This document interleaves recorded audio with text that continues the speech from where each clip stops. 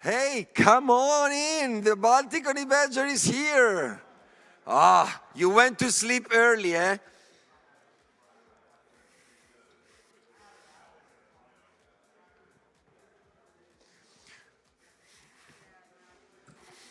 Good morning, madam. Are you excited? Second day of the Baltic Honeybadger. Tell me something about Ow, ow, ow. Come on. Super excited. Thank you very much.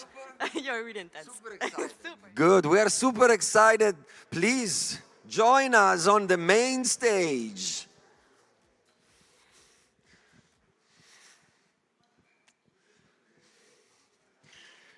Adam Beck, Bitcoin legend. Are you excited for the second day of the Baltic Honeybadger in Riga? Yeah, it's a great conference. Okay, it's about to start, by the way, so you better not miss the first speech. Okay.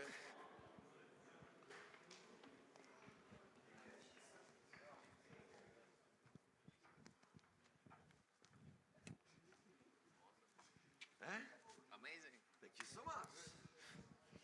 All right, that's my stage. Hi, everyone. Hi. How are you? Hi. We're ready. Thank you. Anna, the mother of dragons. Welcome to the second day of Baltic Honeybadger 2024. Raise your hand if you slept less than 5 hours. For real? It's only us, ladies, apparently. So, super exciting. Thank you so much for having me on this stage. My name is Rikki. I'm an Italian content creator and podcaster, as you can tell from my accent. I'm going to be your MC this morning. I'm super excited to be on this stage. Baltic Honeybadger, it was my favorite conference. I was here for the first time 3 years ago as a guest, and now I'm emceeing. We have a fantastic schedule this morning. The first speaker is my good friend Rigel Walshe, and his speech is super interesting. It's called Bitcoin has performance art. Please, a warm welcome to Rigel. You have your mic? You want to use this? Thank you very much. Cheers for the introduction. All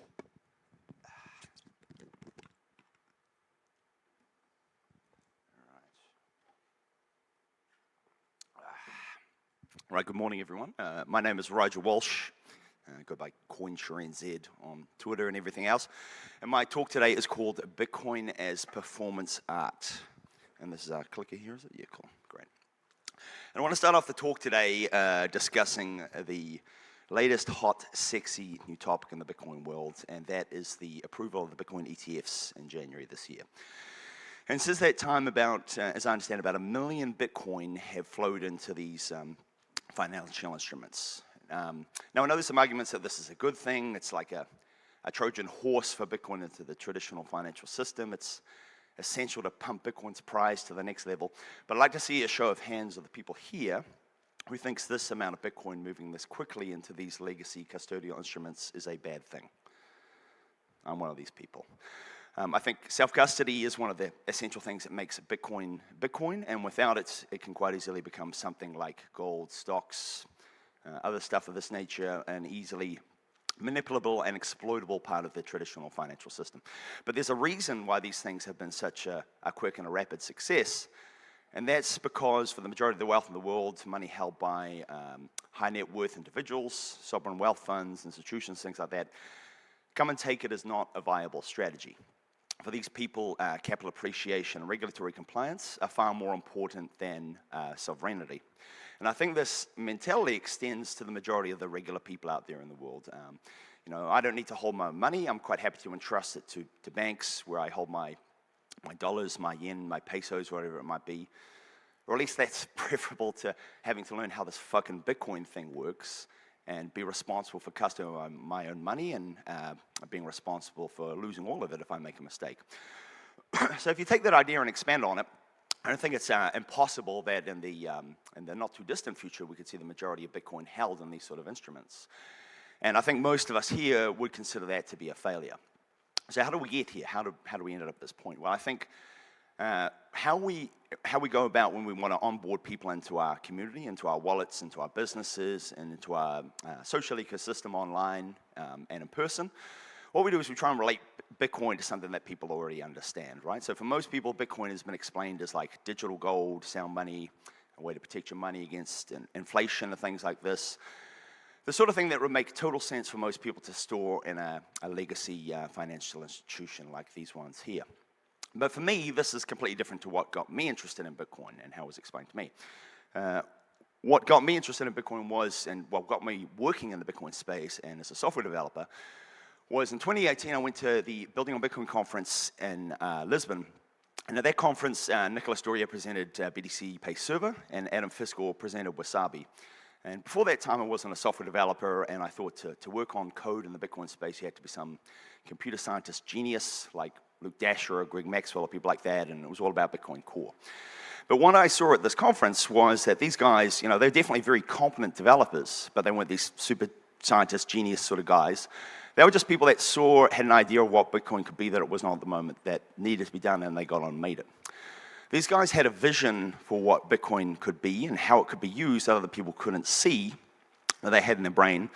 And what they did was they made this thing that was a tool that you could use to do this stuff, but also showed people a picture, a vision of a different idea of what Bitcoin and money itself could be.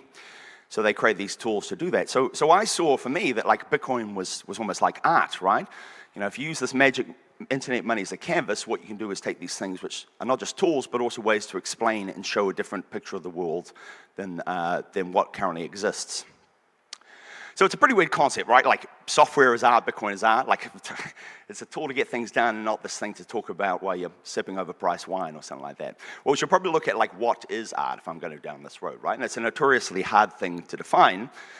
But if you ask me, art is just like a means of communication, like speech or writing, right? It's the way we have an idea in your head, and you use this as a vehicle to get it out there, so to communicate the idea to other people, to maybe influence or change their opinion or the way they see things, and to reflect on it yourself, right?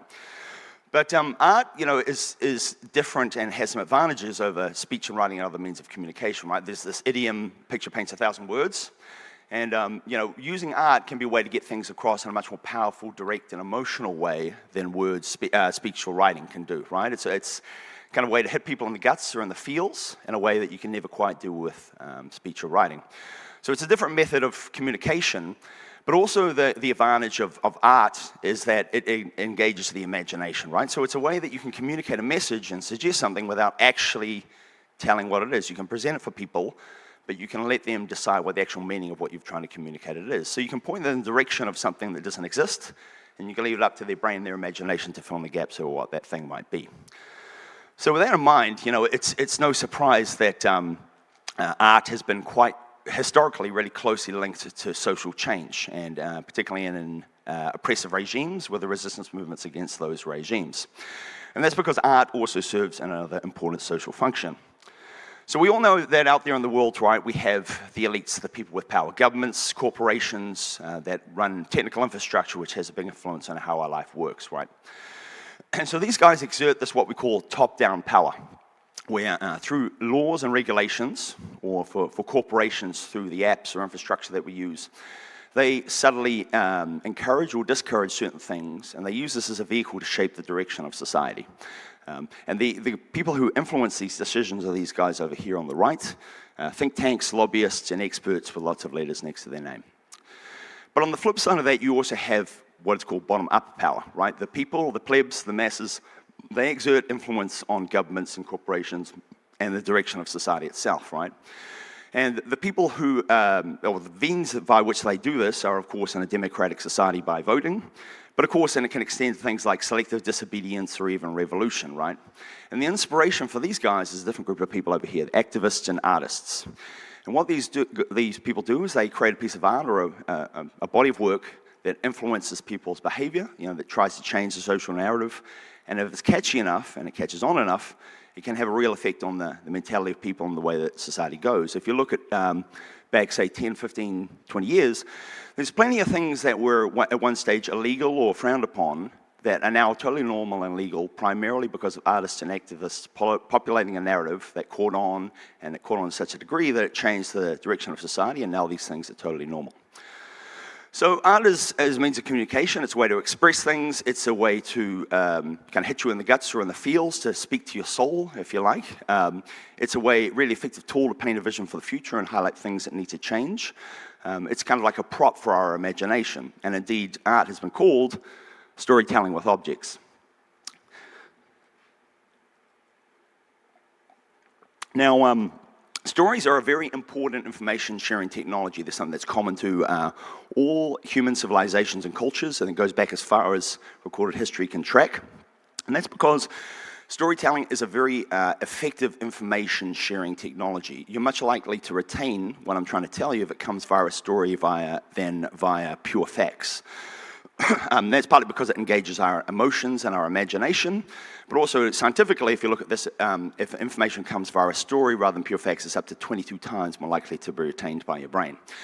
And that's because just like in the visual world, we see patterns or familiar things in a shape or in a familiar face or some characters. Or when it comes to sound, a familiar voice, a bird call, a tune or a song or something like that.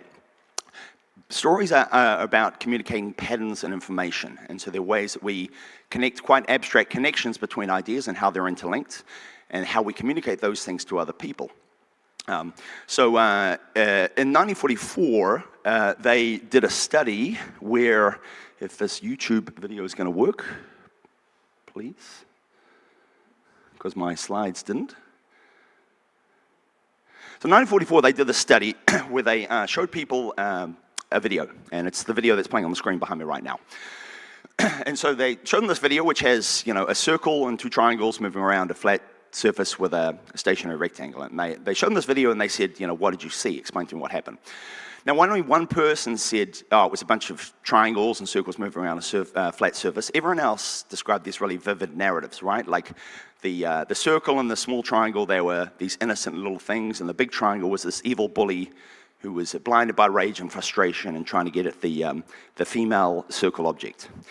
So, the idea is, or the thing is that human beings, we can't help but tell ourselves stories, right? It's how we make meaning out of chaos, how we turn randomness into order, and it's a form of like existential problem solving. So when we have a significant effect in our lives, if I go back to the slides, please. We have a significant effect in our lives. What we do is we ask ourselves what happened, and what we are looking for is a story, right? When something like this happens, we say, why did this happen? And we're looking for something like, this evil man Osama bin Laden and his evil ideology is what prompted this to happen, and he's the reason that this is all, he's the guy that's to blame for this, right? But of course, if you look at an event like this, that the stories that we come up with and the narratives that we paint, they can vary quite wildly from the same set of facts or things that took place. There's many different interpretations. One person might say, well, this happened because we got sloppy and we need to tighten up on immigration and airport security and go militarily invade in Afghanistan. Now, someone else might say, well, these four men succeeding against all odds in the world's most powerful intelligence agencies, well, that's because they were doing the will of Allah, and he blinded the eyes of these intelligence agencies. And that's a sign that if you believe in Allah, you should do the same as these guys. So this is just an example of like the stories that we tell ourselves influence the actions that we take, and they have profound consequences for the world around us, right? Stories have real effect on what the actions that we take and how the world unfolds. And so the power of art is that when we create art, we access the ability to be able to tell stories with objects, stories with this real powerful emotional appeal.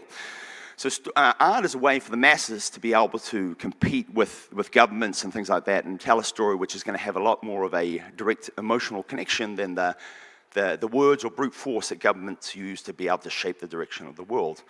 So through art, we're able to influence the narrative, create our own stories, and shape the direction of the world. So this is all very cool and interesting, right? But how does this relate to Bitcoin? How does this relate to software? How can software and Bitcoin be about telling stories? Well, here's two examples about how technology can be about telling a story. The first one is the Liberator pistol. And so this was the first 3D printed firearm, and a guy called Cody Wilson printed this and released it onto the internet in 2013. Now, it was a pretty crude kind of gun. It had a maximum life of 8 shots. And the idea of people making their own firearms is nothing that's super new. People have been doing it for hundreds of years with pipes and bits and pieces and things like that. But the fact that you could do this with machine-like precision and distribute it to anyone over the internet, now that was a new thing. Now, Cody himself, he described this as like it's a toy gun, it's a prop gun. But what he said is that, it doesn't matter if this thing can compete with an AR-15. What matters is the moment of demonstration.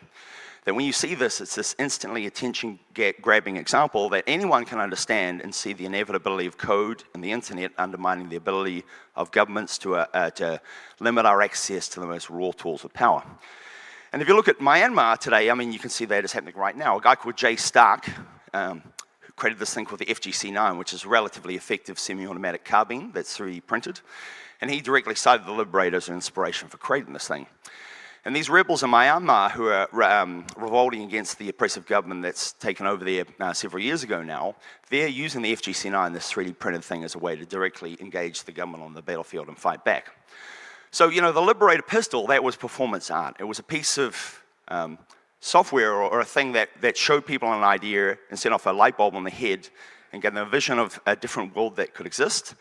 And these guys took that idea and inspired them, and this is what they have, is now they can actually resist these people in ways that really have a meaningful difference.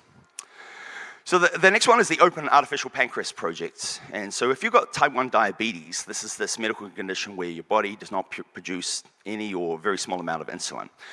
So what that means is you need to supply it artificially, you need to monitor your blood sugar levels, pull yourself out of bed at 3 o'clock in the morning, administer insulin if your alarm goes off. And the average type 1 diabetic, they need to make something like 300 decisions of this nature every day. Now, there's 2 pieces of technology that have evolved to help deal with this, right? There's the insulin pump, which administers insulin on a set algorithm. And there is the glucose monitor, which monitors your blood sugar levels and tells you when it's getting low, right? But these 2 things, they're proprietary devices. They evolve separately. They can't talk to each other. So as a consequence, because of medical bureaucracy and just a lack of interest from medical companies, the quality of life of about 3.5 million people's life is significantly impacted by having to consciously use these devices together. So a bunch of hackers got together in 2014 and they created this thing called the Open Pancreas Project, and they found with a particular brand of insulin pump, there was a technical exploit where you could insert external commands.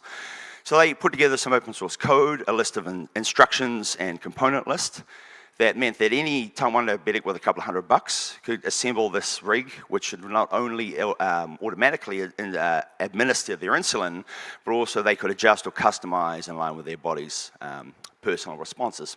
So this is another example of technology being used as an art form, as a way to show something, right? Obviously, it's a tool that does a job, but it's another thing that shows us that if, like, governments and corporations aren't going to give us the tools that we need to change the world in ways that matter to us, using the open source ethos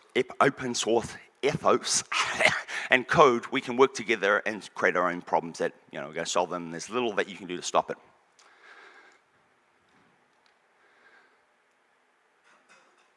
But these 2 technologies, they stand at odds with our common popular view of how we think about technology today. All technology is about moving away from what's natural, and technology is, embrace and use of technology is what separates us from all the other animals. It's what makes us fundamentally human. It's a way that we can consciously shape the context in which we live our lives and we go about things. But a couple 100 years ago, something happened that changed our relationship and our interaction with technology, and that was the Industrial Revolution. That was a revolution in our ability to produce things at scale, but also a revolution in our relationship and our culture with technology. Because before that time, primarily technology would be something that individuals used to solve their own problems or something to solve the problems of the small community around them. And this was a shift to this concept of specialization. Individuals working as parts, modular parts on an assembly line to do one thing, often without knowing the part that came before or after them or even the thing that they were producing. And this is all done in the name of speed, efficiency, cost, and getting things at a much larger scale, being more efficient. But it came at the cost of our interconnectedness and our individual agency. And if you move forward to the world today, this culture, this view of technology has transferred forward and is really infected our lives, right? It's impossible to imagine how we could go about our lives in the way that we know it today without it being mediated by technology, by going through computers and the internet, or the sort of apps that I have up here on the screen, right? And so we have this idea of what we want to use these things for is to be as efficient as possible, to get more things and get more things done. But so what we start looking for and start evaluating good technologies as are things that are convenient and things that remove our ability to make decisions, things that we can automate away our problems and do stuff for us, right? And so more and more technology becomes something that we don't want to make decisions for, we want to make decisions for us. And slowly, more and more, you know, we give away our ability to tell our stories and make our own decisions. So technology stops becoming our servant, starts to become our master. And this is all because what we want and what we desire from our technology is a button that we can press to get a consistent same output every time. We don't want to be able to tell our own stories or design these things. We want someone else to design them for us, or even AI to design them for us.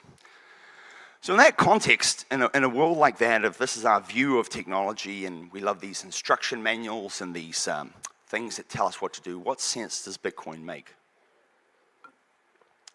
Because really in this view, it's just a tremendously inefficient database, right? If you look at the legacy financial system, credit cards, payment apps, banks, things like that, from this view, they're all far more efficient and better than Bitcoin. You've got stocks, bonds, ETFs, real estate, things like that that you can use to preserve your wealth. Don't require you to secure your own money. You know, these things beat Bitcoin on all the important metrics if what you are looking for is a set of instructions. So in that sense, you know, what hope do we have then of Bitcoin catching on? Of people buying Bitcoin, of using Bitcoin, of securing their own money? You know, what sense does it make? Well, unless we tell people a different story about technology, then it doesn't make sense and it won't catch on. Because Bitcoin is built around a completely different view of technology than what we have been told by society, what we've been brought up with, right? Something where we want a set of instruction manuals or someone to tell us what to do, a system that we follow, right? And the thing is, like, this wasn't the view of technology that we had for the majority of human history. For the majority of human history, we looked at the important technologies that we use to organize our society as tools rather than systems. And these two different views of technology, they're like the 9/11 example I gave before. They're two different ways, or stories we can tell ourselves to interpret the same medium about what is technology.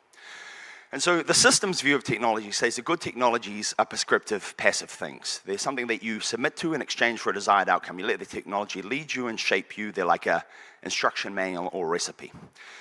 But the tools view of technology is a different one. It says that, you know, good technologies are things that should be descriptive and intentional things that you've got to learn to wield as an extension of yourself, that you've got to be able to put your soul or project yourself through it, if you like an instrument.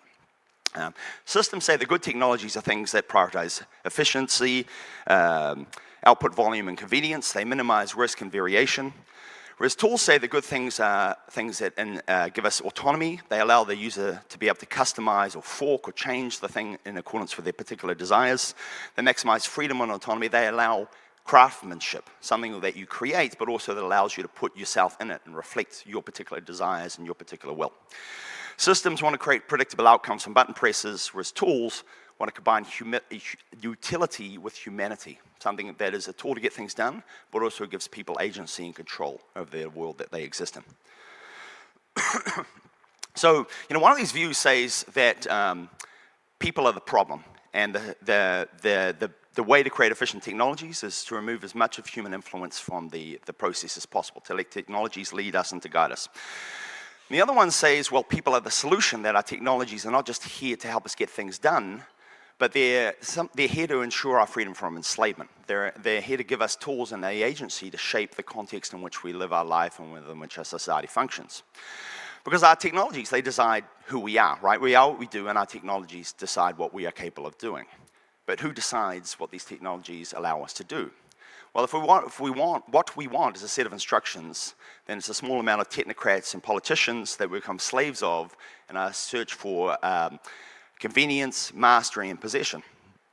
You know, the key technologies that we use in our lives shouldn't be like these things. It's okay to have a robot clean your floor, but what we look for in those technologies shouldn't be the same thing that we look for in the key technologies that allow us to communicate, to cooperate, to speak the language of value and money.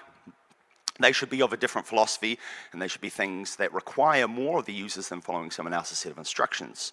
They shouldn't be prioritize convenience. They should require the user to work, to learn, to master these tools, to be able to project themselves through it, rather than giving them a convenient vehicle to escape this whole process. So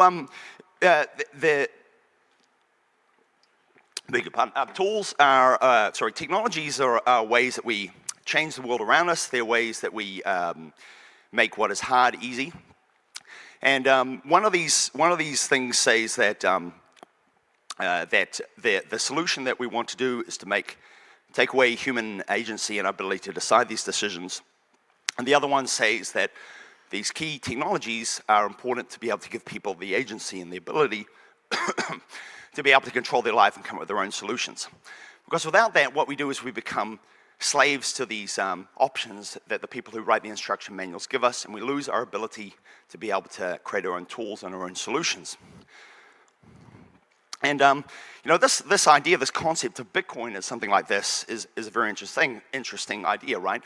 You know, I think Bitcoin is something that doesn't give you convenient solutions. It requires you to think, to act, to learn.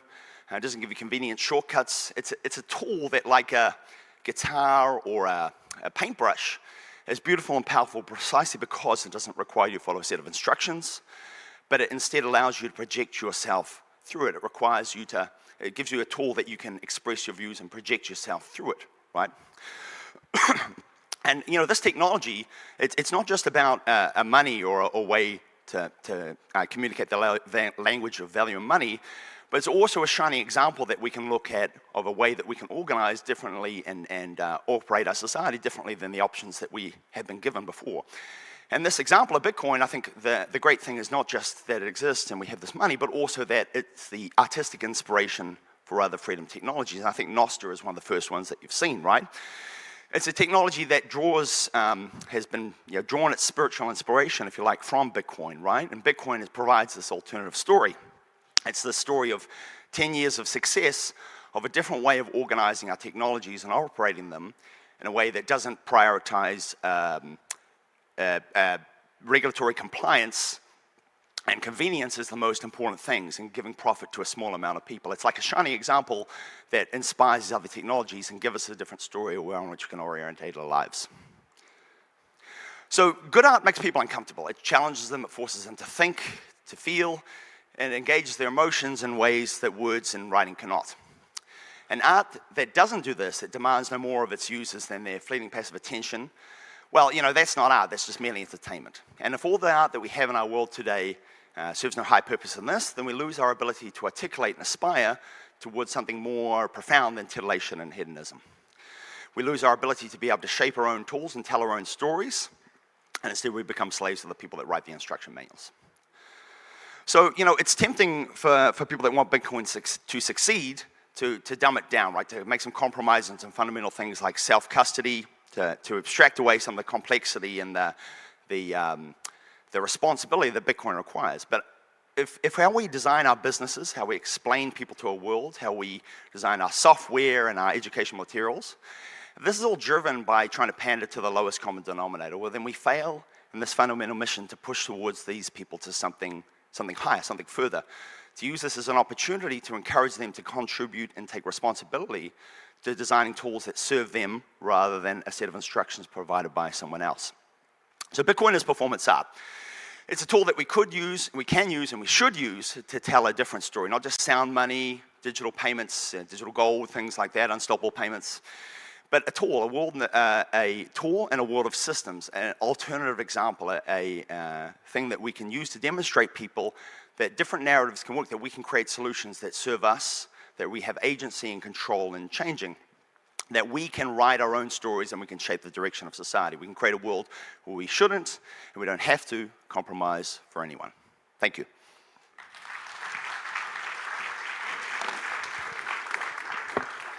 Thank you so much. Okay, that was super fun. Next up, we have a super interesting panel.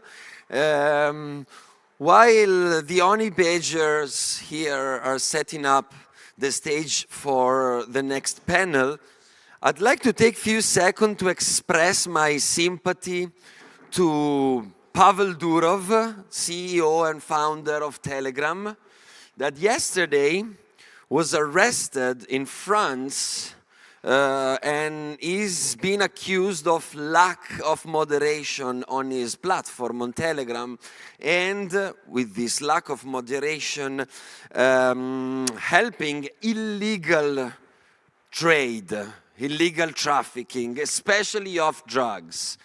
Even if Pavel is a full-on shitcoiner, if he is a full-on shitcoiner, I like to express my sympathy because there should be no illegal trade. Drugs are beautiful. Every drug should be legal. No central entity or state should be able to tell me what I should do, what I should take, what I should buy. Bitcoin is made exactly for this purpose. So I think this is another attack on our privacy and our freedom. And I hope Pavel is going to be free soon.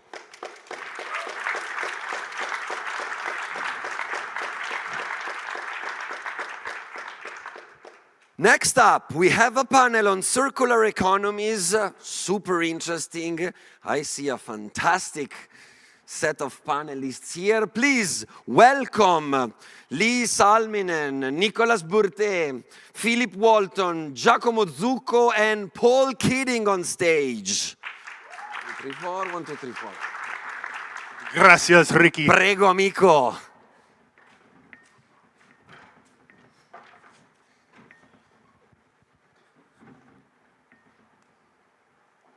All right. So my name's Paul. I live in Bitcoin Jungle, which is a circular economy in Costa Rica. And we have 4 very different, models of what a circular economy can look like, or a developing circular economy. So first we have Nicolas Burtey. He lives in El Salvador. Giacomo Zucco lives in Lugano, Switzerland. We got another Bitcoin Jungle rep, founder, Lee. And Philip is in Kenya. So let's just have some introductions, starting with Nicolas. Where do you live? What's it like? Spending Bitcoin, what's the circular economy like? Hi guys, so Nicolas Burtey, I'm the founder of Galloy and a wallet called Blink, which was formerly known as Bitcoin Beach Wallet.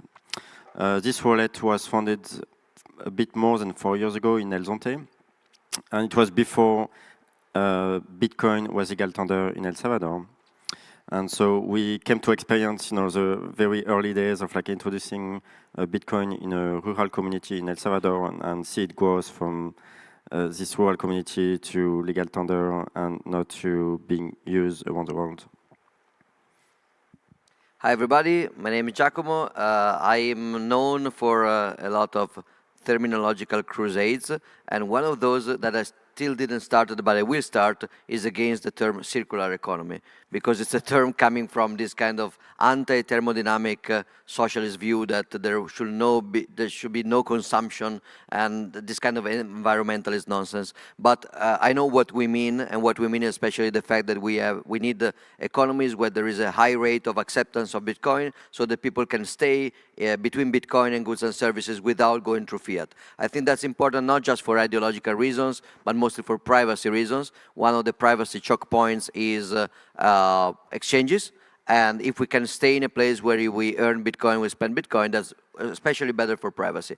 In Lugano, things are a little bit different from El Salvador, and I guess also Costa Rica, mostly because, to be very, very honest, it's not a bottom-up experiment like Bitcoin Beach. It's not a bunch of people meeting in Lugano, using Bitcoin, and then the institution recognizing it. Is the other way around. It's basically the city council having an idea about involving Bitcoin in their cashback operations, and then them meeting with Bitcoin companies like Fulgur Ventures and Tether and other companies, and then this kind of idea penetrating top down. Still, it's very, very cool. It poses some very unique challenges, because the interesting fact is that people in Switzerland do not need Bitcoin in a way. Bitcoin is good for privacy, and in Switzerland, especially if you are a resident, you have still for now, great financial privacy. Bitcoin is used when people cannot use cash because cash is banned, and in Switzerland you can pay everything, including real estate, with cash, even if it's a lot of suitcase. In Switzerland, you can use Bitcoin if you are cut away from electronic payments, like you are in El Zonte on the beach, you want to sell coconuts, but you don't have a POS with a credit card. You can use Bitcoin. In Switzerland, everybody has a credit card. Everybody's banked.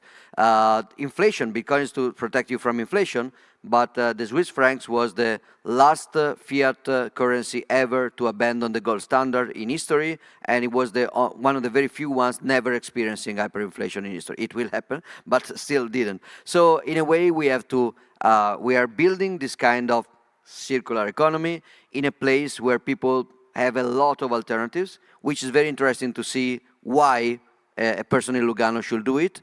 Mostly, one of the reasons is that now we are basically getting a lot of people from all over the world there just because they can spend Bitcoin there to buy a car. Would you classify all alternatives as shitcoins?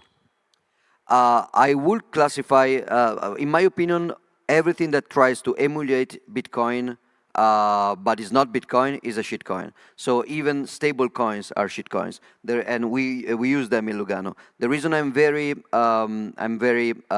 let's say indulgent with stable coins is that usually shitcoins are using a blockchain crypto narrative to scam investors, while stable coins are using the blockchain and crypto narrative to scam regulators. And I like to scam regulators. So nice. They're still shitcoins, but good. Hey there, my name is Lee. I'm one of the co-founders of the Bitcoin Jungle project in Costa Rica. We operate one of the first, I think the first fork of the Galoy stack, which is the stack that powers the Blink wallet today in El Salvador. We are a bottom-up circular economy. We did not ask for any permission. We just got going.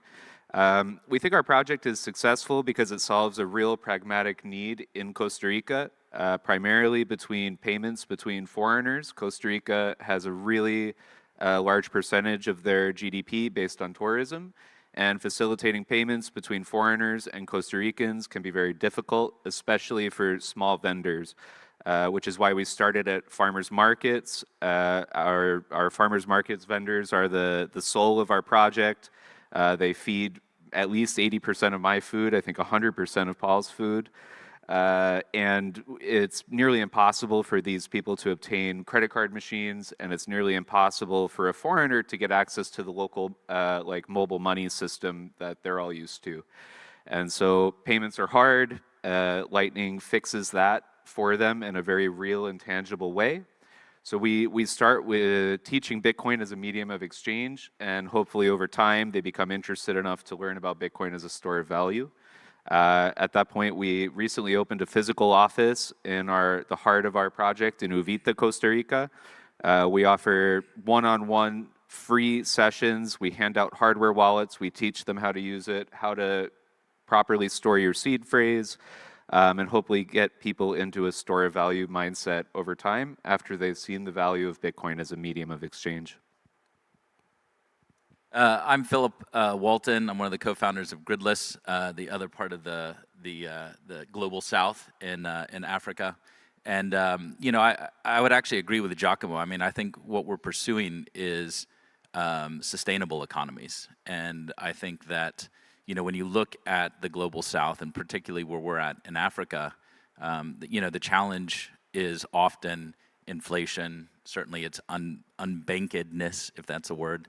But I think, you know, that our role as Bitcoin miners, to quote Brandon Quittem, is to be a pioneer species. And I think that one of the most important things we do in going into a rural African village and deploying Bitcoin miners is we start to inject Bitcoin into that local economy, and that becomes the foundation for driving economic activities that do stay within that economy. So in that sense, they are circular. They're contained within that economy, but it does it without breaking the fragility of the existing economy. And so, yeah. Awesome. So a lot of the debate in the Bitcoin space is Bitcoin a medium of exchange? It's kind of the elephant in the room. Now, these three places have different ways to address the volatility. That's also the thing. Like, how are you supposed to spend Bitcoin if it drops 20% overnight? Like, how are people supposed to actually adopt this and use this? But there's three different approaches that they take. So in El Salvador, in the Blink wallet, there's something called stable sats, and then Tether and Lugano coin or whatever it is. Luga, yeah. Luga in Switzerland, and then in Bitcoin Jungle, there's a great off ramp. So I want to hear, like, maybe some use cases of stable sats. Are people adopting more stable sats? Are they holding Bitcoin? How often are people cashing out to Tether to SynPay, which is the off ramp in Costa Rica? So I just want to hear a little riff on that.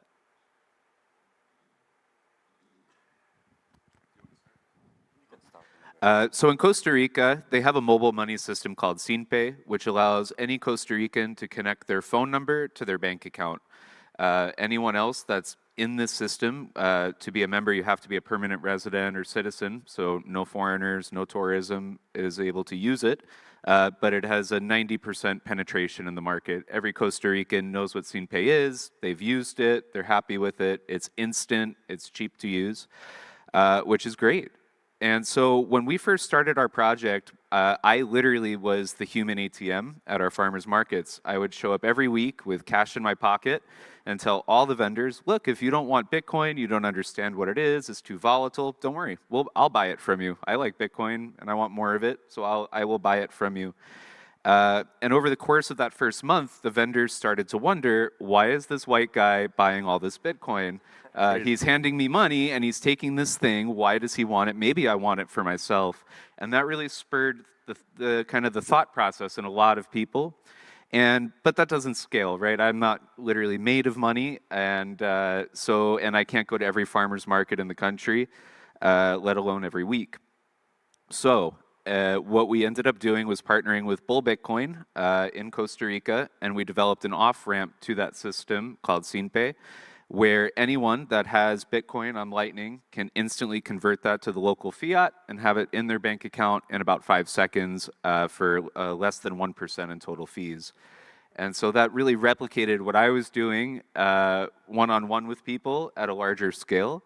Yes, SynPay is a CBDC. All transactions are approved or rejected in real time by the central bank. But I think that's okay. You need bridges in this kind of middle ground place where we currently are in time and space. People are not really willing to accept large volatility right off the bat without knowing anything about Bitcoin and why the volatility is okay and actually isn't really that volatile over the medium and long term. Yeah, so that's how we approach kind of Bitcoin as a medium of exchange, is offering that really simple, easy to use way to convert it back to what people consider as money right now. Yeah, I'll start by just talking about the SynPay integration, and then I'll talk about StableSat. What's very interesting for me is, like, because Bitcoin Jungle is a fork of Blink, you know, it's interesting to see how they evolve separately and what are the similarities but also different. And to some extent, I'm almost jealous about SynPay because I think the experience is awesome. So for anyone who may travel in Costa Rica, you can go to any places. You go to a restaurant, and there is a SynPay phone number. It's 8-digit, and you just like put this. I think it's 8-digit. You put the 8-digit in the Bitcoin Jungle app, and you basically pay your meal in Bitcoin, and you can do that in every restaurant in Costa Rica or every other places that accept SynPay, which is like every places. And so, if you think about it, you know, you can live on Bitcoin in Costa Rica, probably like any other places elsewhere today, I think. You know, and I'm living, you know, just like country nearby in El Salvador, which is where Bitcoin is legal tender. But there is a very different experience there. But the point is, what makes this experience very unique with SynPay is that it's SynPay. You can think of it, for people who doesn't know, as like a national PayPal where everybody has it, and it's a CBDC, right? Which is, it's centralized. Therefore, it's instant. So I can really transfer money from person A to person B in like 100 milliseconds, and the recipient sees the money instantly. Therefore, an experience where, okay, it's possible to send sats over Lightning, and the recipient, you know, there is some exchange in the mix, but the recipient receive Costa Rica colones instantly, is very unique. And that's an awesome experience. But at the same time, when you experience there, you go there, you're like, well, no, I'm simpe, pun intended. And why? Like, I mean, as Bitcoiner, we shouldn't be doing that. But at the same time, the experience is just awesome. So I'm very conflicted about this. I don't know how to, what to say about it. But it's an awesome experience. Okay, now if we think about Blink, so we went on a different route at the beginning. So the first version of the Blink wallet was like Bitcoin only. There was no integration with any fiat or fiat equivalents. And one of the first things that people were asking for is like, if I live in El Salvador and I'm a local, I don't have savings and I don't have the capacity to save money, therefore I can't use Bitcoin, I need dollar. And so how can you bring dollar into Bitcoin? It's basically one of the first questions that come after we launch the wallet. And so we came up with an innovative solution, which is called StableSats. It's a mix between being long Bitcoin and have a short position on a derivative exchange. It's also called a synthetic dollar. Without going too much into the detail, I think what's make StableSats very different from either a Tether or a SimPay is that there is no banking involved in this type of dollar, synthetic dollar. So it's to some extent harder for a government to interfere into this type of product, and I think I would like to see more company going there where it's really building parallel rails that doesn't depend on the banking system. Because today, if the US or tomorrow, the US decide no, we can't have this stablecoin, like tomorrow there will be no stablecoin or different stablecoin, and there is a very brittle element here, and we need to build this parallel routes, and StableSat is, I think, one of the first productized example of a synthetic dollar. Yeah, when I went to El Salvador, a lot of people were accepting or would use the StableSats instead of Bitcoin. Is that something you would see? I mean, StableSat is growing definitively. More people are using StableSat as default. There is still, I think, a majority of people using Bitcoin. Because there is also I think Blink is a wallet of many Bitcoiners that want to have an easy wallet to use, and it's custodial. Yes, it's custodial, but it works, right? It works all the time. And so, if we look at our statistics, more people use Bitcoin, but StableSat is growing. Cool. Lugano, if you look at the metrics, they may seem depressing for Bitcoiners because by volume, the most exchanged coin is this local shitcoin, the Luga. So it's basically Swiss francs, but not even Swiss franc, but Swiss franc, which is only redeemable within the Lugano system. It's a local restricted fiat money that you can only spend there because it was originated as a cashback mechanism to incentivize local commerce. So the people in Lugano are mostly trading that, and they're spending that. And there is a reason for that, because there is this cashback, so they actually make more money. So somebody is printing money for them. So that always works, right? The second for volume is dollar on Tether. So a fiat positive, in my view, shitcoin. And the third is Bitcoin. So the Bitcoin is a very, very small minority. But the effect and the reason that this operation is good, in my opinion, is that the first one and the second has been used as a Trojan horse for the third. So now many merchants in Lugano, they got this blue box to accept the Luga as a cashback mechanism, which they do understand is a way to get customers back. Then they have people spending this strange dollar credit with them, and they understand that. And then they are also enabled to accept Bitcoin. They will be shocked the first time you try to actually pay with Bitcoin. They don't really get it. But slowly, with one meetup every week, going in different places to spend Bitcoin, doing the Satoshi Spritz and other experience, they are starting to get it. So it's the opposite. Bitcoiners there spend Bitcoin because they can, and they may move to Lugano explicitly just for spending Bitcoin. While local people mostly don't care for Bitcoin yet, and they are just being scammed into accepting Bitcoin without knowing it. But I would like to, if you don't mind, I would like to ask something to Nick. You say that you are jealous about SimPay. Is not Chivo, dollars on Chivo, something like a local CBDC that is similar to what they have in Costa Rica. Dollars on Chivo is not that? You cannot integrate with that? No, it's different because so the banking system is very different in Costa Rica versus El Salvador. Believe it or not, the banking system in El Salvador is very capitalist. The banking system in Costa Rica is not. and Costa Rica actually, the government owns the largest bank and can basically dictate what payment system to be used. And the reason why SimPay succeed in Costa Rica, and Lee, tell me if I'm wrong, but it is my understanding that at some point the Costa Rica government decided, okay, we're going to create this payment system, and because the government have really the banking system, a large ownership in the banking system, they were able to do this, to roll this out. Therefore, everybody in Costa Rica have a SimPay account. Chivo, no one uses Chivo today, right? And so maybe if Chivo were to be successful, yes, it may have been, but today you cannot, there is few places where, there is Chivo, and I think the usage of Chivo is going, I guess, down over time, it's not going up. So I think it's a very different experience. And I think the banks are very powerful in El Salvador, therefore they also push back against Chivo. Because they don't, the same way they are, to some extent, pushing back against Bitcoin, because it's like, for them, they prefer to not have, an alternative way, like typically for remittance, right? So for them, Bitcoin succeeded will result in them losing probably revenue potential with specifically with remittance. So I think it's quite different. Yeah, I would agree with that. It's almost like Chivo is an opt-in system and SimPay is an opt-out system. Like in Costa Rica, if you have a bank account and you have a cell phone number, you now have SimPay, just automatically. And so for that reason, the adoption rate is much, much higher, I would say.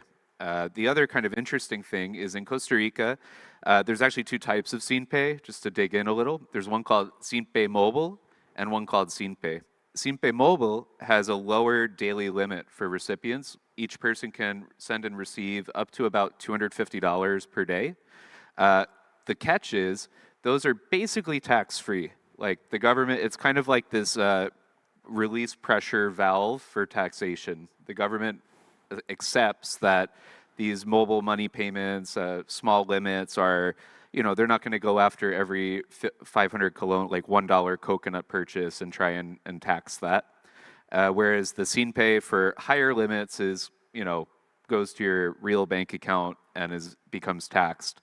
And so for that reason, like locals very much like receiving the SimPay mobile payments, because if they're a small fruit vendor on the side of the road, they're probably not super interested in paying income tax on that. So it's, again, like an opt-out system, and people don't really want to opt out. There's also quite a few vendors on the side of the road that accept actual Bitcoin as well, so that's pretty Many. bad. It's not all yes, just SimPay. many. Bitcoin and money in general, you could call it a story, and I know that there's some pretty cool stories going on in Costa Rica I've seen on the ground, but the story of Bitcoin as a pioneer species in Kenya, I want to hear a little bit more about that, Philip. And then just boots on the ground, are you guys educating locals as well? What are you guys doing with the Bitcoin that you find? No, it's actually fascinating to listen, to the other part of the global south and how you guys are adopting, and as you're talking about SimPay, and in Kenya we have a phenomenal mobile money system. Everything operates on mobile money. And it's not tied to a bank account, it's purely your phone. So if you have a phone number, you can get an M-Pesa account, and everything is paid for in M-Pesa. So there's a culture of spending digitally. But as soon as you move outside of Kenya, it's never migrated. And it's never migrated because the bank stopped it. So Kenya, we succeeded in M-Pesa because the banks didn't see it coming.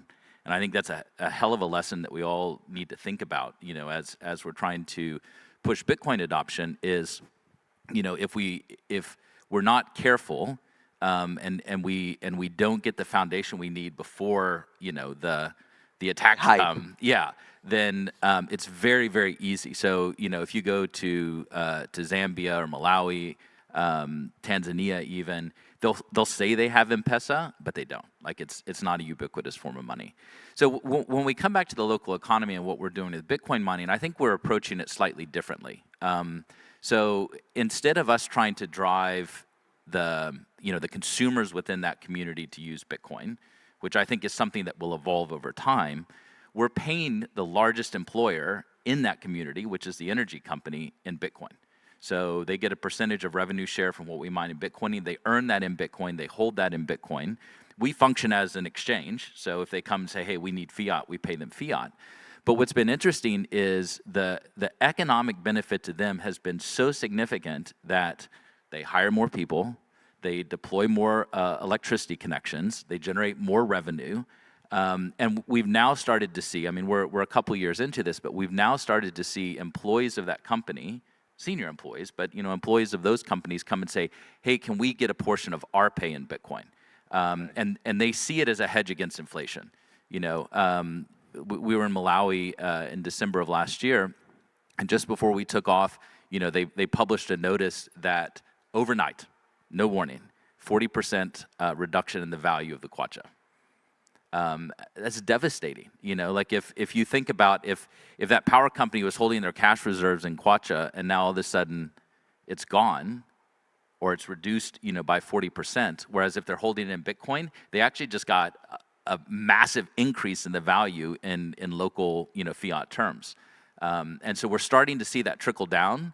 And, I think what we hope over time is the more that they see economic benefit coming out of the introduction of Bitcoin mining into that community, right? It's an economic uplift into that community, and the more they see the economic benefit that power company is getting out of holding Bitcoin, that we can gradually start to drive local adoption.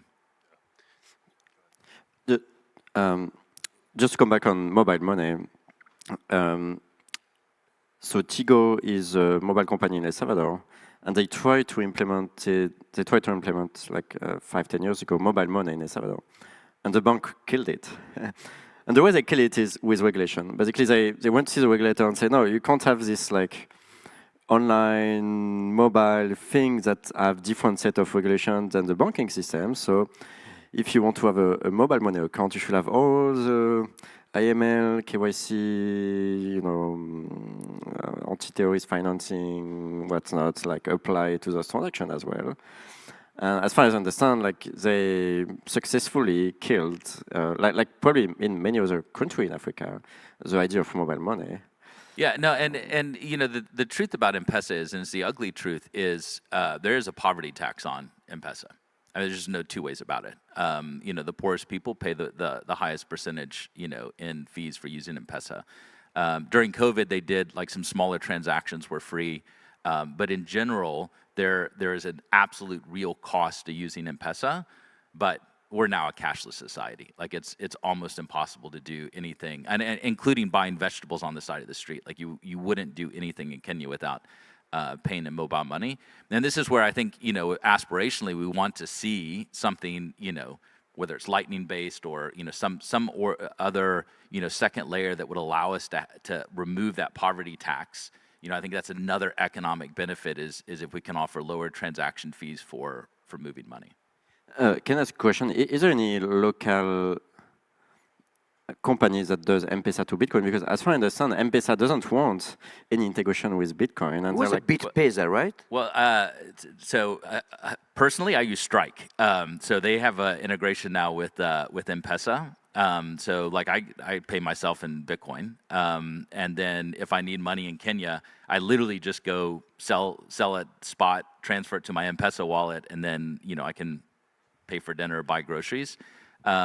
We do need more on-ramps and off-ramps. I mean, there's just no two ways about it. Like it's much harder to spend Kenya shillings to buy Bitcoin than it is to have Bitcoin and be able to convert it. So if you think about it, it's more of the remittance model, right? It's about people injecting Bitcoin into that economy, and then the local consumers can convert that into the local fiat to spend. I think what we're missing is how do people now buy Bitcoin, or how do people get access to Bitcoin?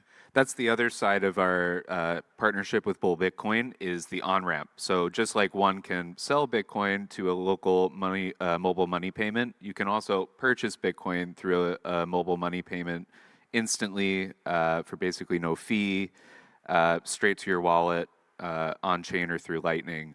And that's really powerful. We see people that are buying $1 a day of Bitcoin, maybe $10 a week of Bitcoin.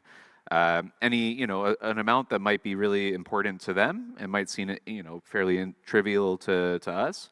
But to see someone buying $10 a week of Bitcoin every week for 2 years, we recently had this guy drive 3 hours in the rain to come to our local office just to come take a selfie with me. I wasn't even there. And so one of the guys at the office called me. He's like, Lee, can you just come over here? Like, this guy really wants to meet you.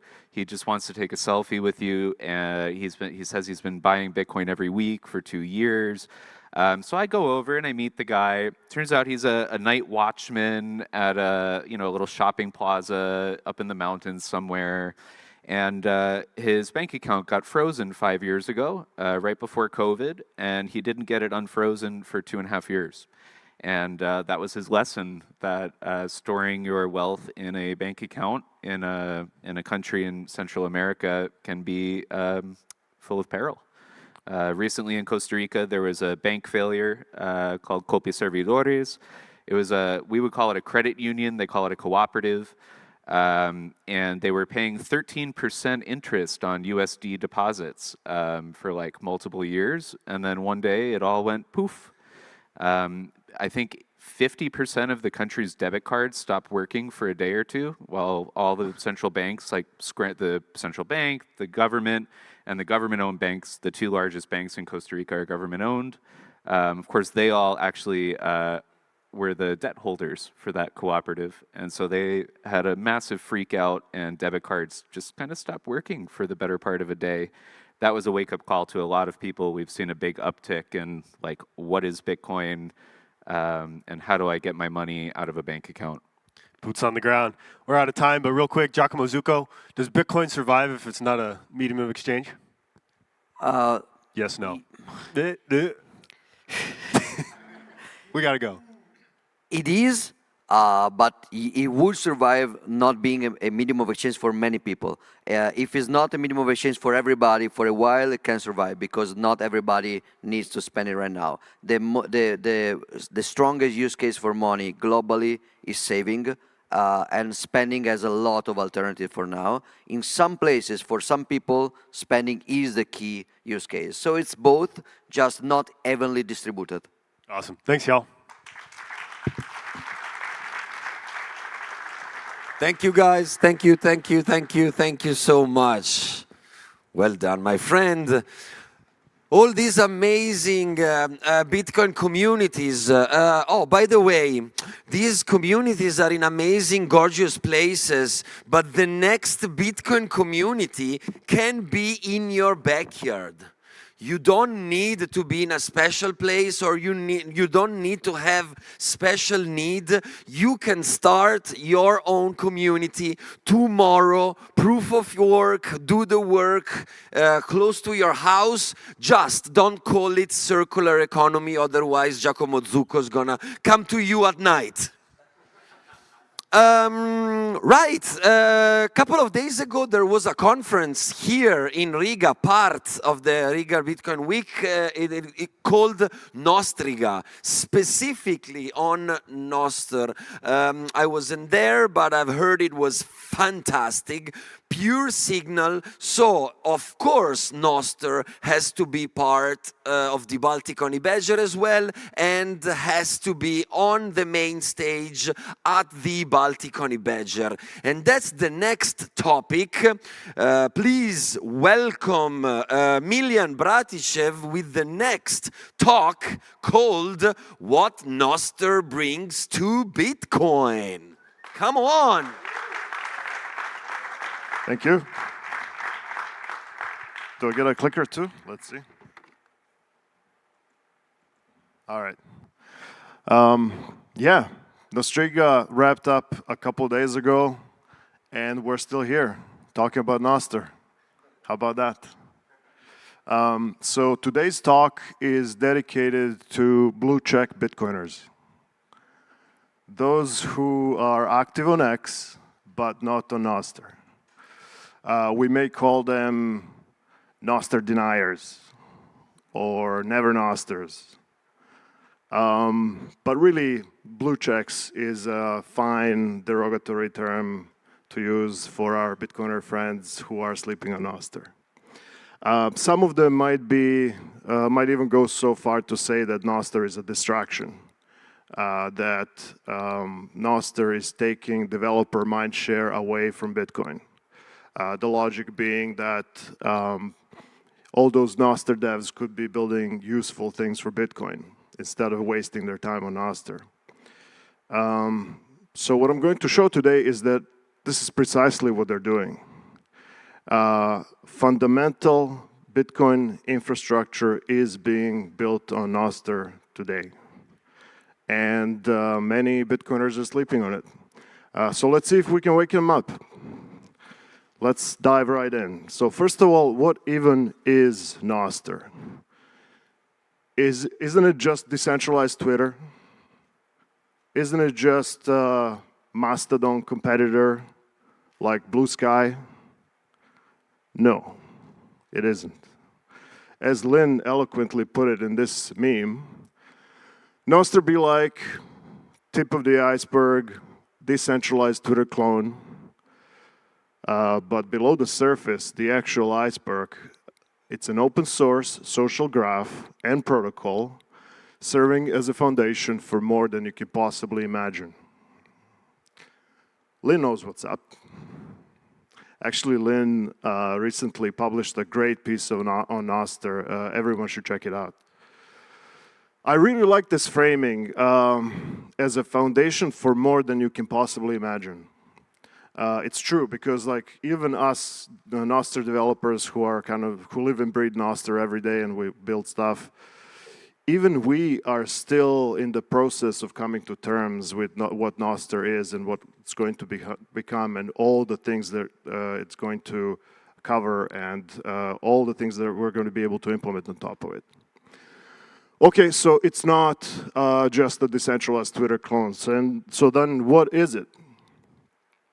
Well, Nostr gives us the building blocks for the new web.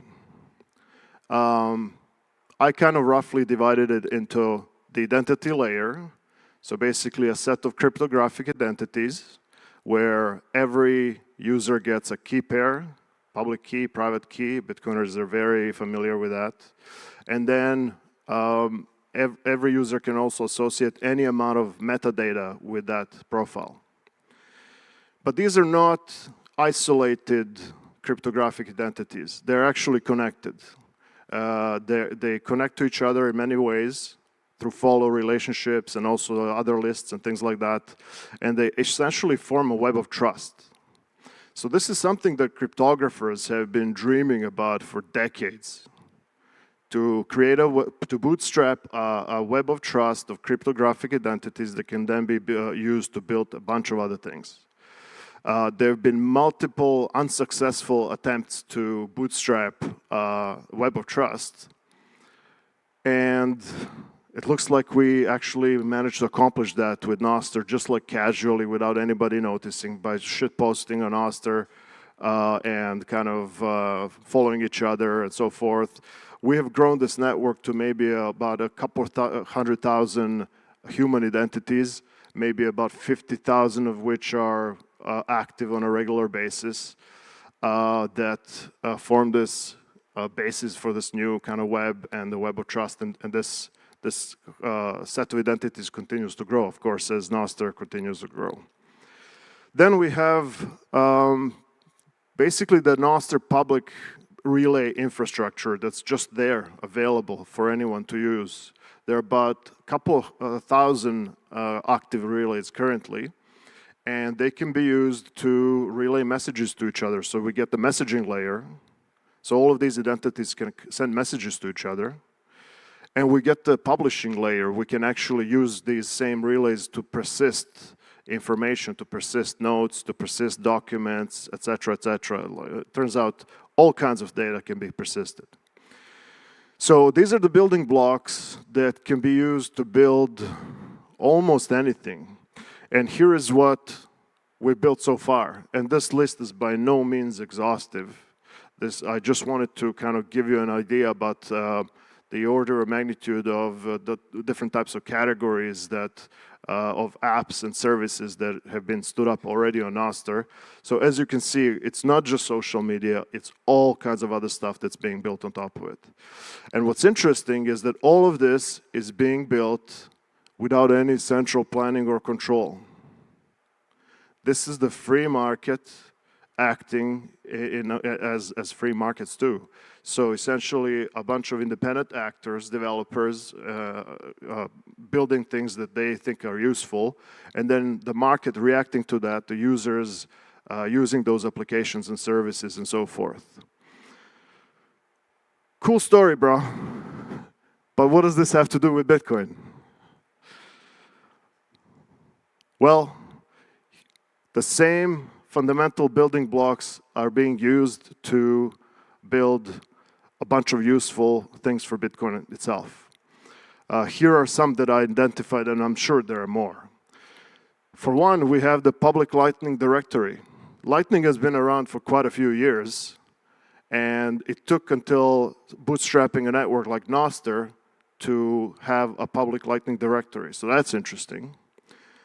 eCash mint discovery is being made possible using the Nostr Web of Trust. And then micropayments deployed at scale, finally, because we have Nostr. We have Wallet Connect infrastructure, basically, so those public relays that I mentioned a minute ago are being used to connect Bitcoin wallets and integrate them into any wallet application. We have peer-to-peer trading enabled by Nostr Web of Trust again, and DLC Oracle discovery as well. So let's take a closer look at each one of these. Public Lightning directory. So Venmo has this cool feature where you can look someone up and send them money. And Cash App has the same feature as does PayPal. But they can't easily send money between these two networks. These networks are closed silos that are kind of jealously guarded by these companies. Since we have this set of cryptographic identities with a bunch of metadata that these users have selected to add to their profiles, the majority of the users have selected to add a Lightning address in there. So we have an open network with an open social graph and this metadata available to anyone to see that enables any Bitcoin wallet to plug into it and be able to make payments to each other. And this is kind of a vast improvement in the user experience over the Lightning wallets that don't have this capability. Think about the scenario, for example, where you are trying to split a dinner bill. The person who paid a bill without this capability needs to issue a Lightning invoice to everyone individually in order to get paid. So that person paid for the dinner and they have to do all the work to get paid back. So usually what happens is they just they say, forget about it, it's fine, let's move on. But with Nostr, all of the other participants at the dinner table are able to just look them up and send them money. It's a vast improvement over the UX-wise over what we had before. What's interesting is that this open network doesn't impose anything on the Bitcoin wallet implementations in order to tap into this. We have all different kinds of Bitcoin wallets are already implementing this. So for example, Primal has a custodial Bitcoin wallet built into the app. It's designed to be very easy to use, but obviously there are trade-offs with custody and so forth. We have Mutiny, which is on the other side of the spectrum, where it's a cypherpunk wallet with self-custodial Lightning. And then in this example, I used eCash wallet, eNuts, which is using the Cashew protocol. And all of these three wallet types are plugging into the same network and are able to offer the same level of UX to their users. Complete interoperability between Bitcoin wallets. So I think we're just at the beginning of this, and I think as time goes by, it will be more and more obvious to developers wallet developers that they need to implement this, and those wallets that don't have this capability will look kind of outdated or even broken. And just as a side note, Lightning is winning here. This whole narrative that Lightning has failed or whatever is such garbage narrative, obviously. Lightning has failed in the sense that yes, everyone's using it all the time. So let's not buy that crap at all.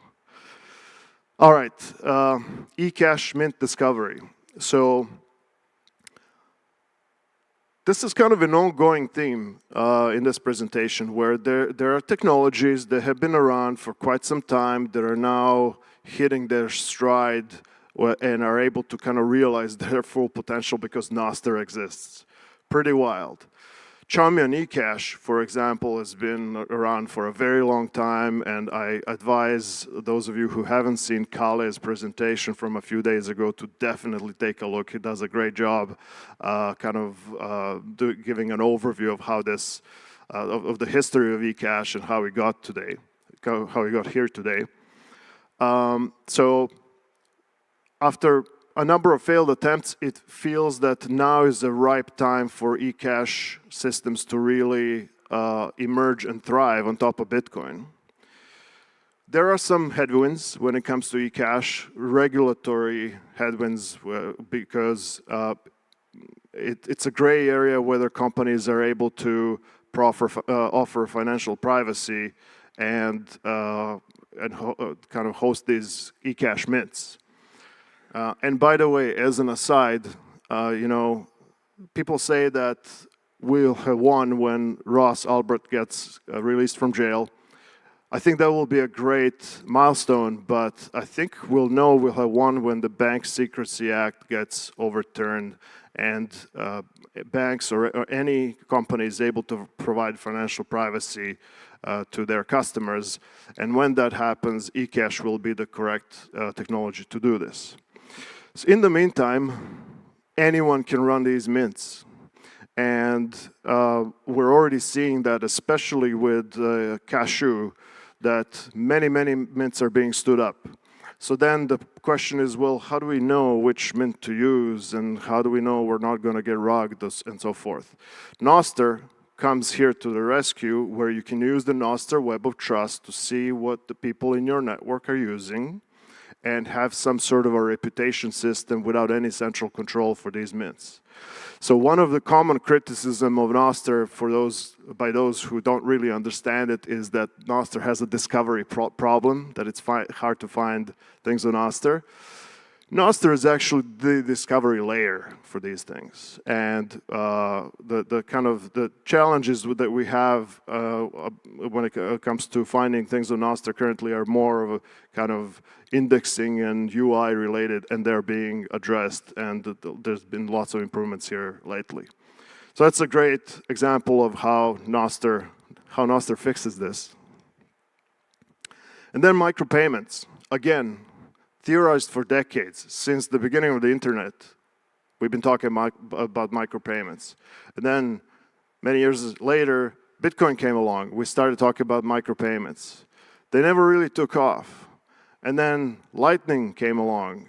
It finally became possible to actually do micropayments at scale, but they never took off at scale. Until Nostr, until we introduced zaps in Nostr, so sending tiny fragments tiny like fragments of Bitcoin and small payments to each other by zapping notes. All of a sudden, there are thousands and maybe hundreds of thousands of very small transactions being sent every day. So we finally, the internet has micropayments deployed at scale, finally, because we have the combination of these technologies.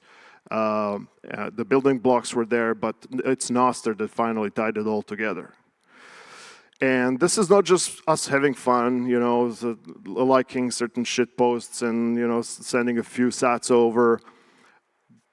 Having Bitcoin as a built-in monetary network into Nostr has the potential to reshape the incentive structure of the web, where we no longer need to rely on advertising necessarily and harvesting user data and all of the dark patterns there. We can actually have a real economy going on Nostr. Peer-to-peer trading, again, this is the application that I just discovered at Nostriga a couple of days ago. There was a great presentation on it. You may want to take a look. But essentially, it's trading over Lightning and Nostr. It's using the Nostr social graph and communication over Nostr DMs. And then buy, sell, and list orders are Nostr events, which means that any Nostr developer is able to plug into them and build these types of clients. Wallet Connect infrastructure is another whole segment where essentially Bitcoin wallets can extend their functionality to any app. So Nostr Wallet Connect infrastructure is using Nostr Wallet Connect technology is using the public Lightning infrastructure to share kind of secret keys and enable Bitcoin wallets to extend their functionality to pretty much any app.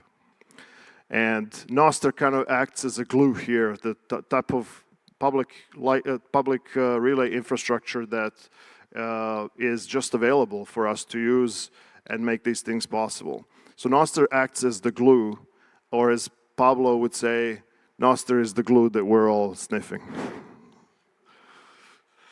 All right, so these were all a number of very practical things that Nostr brings to Bitcoin.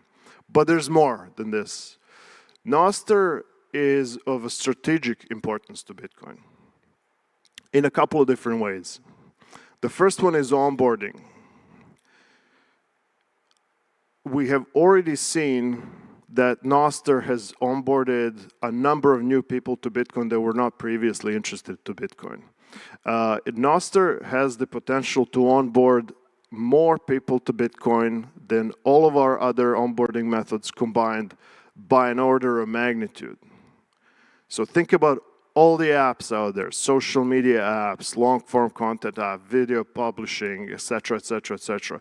Every app will be Nostr enabled and by extension Bitcoin enabled. It will just make sense. And people will demand these type of capabilities once they see how they work in real life. A couple of days ago, I was on a panel with Jack Dorsey, and he shared an incredible story, actually blew me away, where his best friend's girlfriend got onboarded onto Bitcoin through Nostr, even though she was completely unreceptive to Bitcoin for years. So Jack was trying to orange pill her for years, and she was just not interested. She didn't care about getting protected from inflation. She didn't care about any of the use cases that he was shilling. And I mean, that's quite an immune human if she was able to withstand shilling by Jack Dorsey for a few years and still not get onboarded. And then when we introduced Zaps onto Nostr, she downloaded Primal and she posted something, apparently some very personal story, and she got paid a bunch of sats. She got a bunch of Zaps from people on Nostr, and it just clicked for her. So I think there are many people like her. And this, I think, will end up being a massive strategic kind of benefit to Bitcoin to have something like Nostr and Bitcoin integration in it. And then there's the free speech part. Let's not forget about that. Free speech protects Bitcoin. The fiat system is based on theft.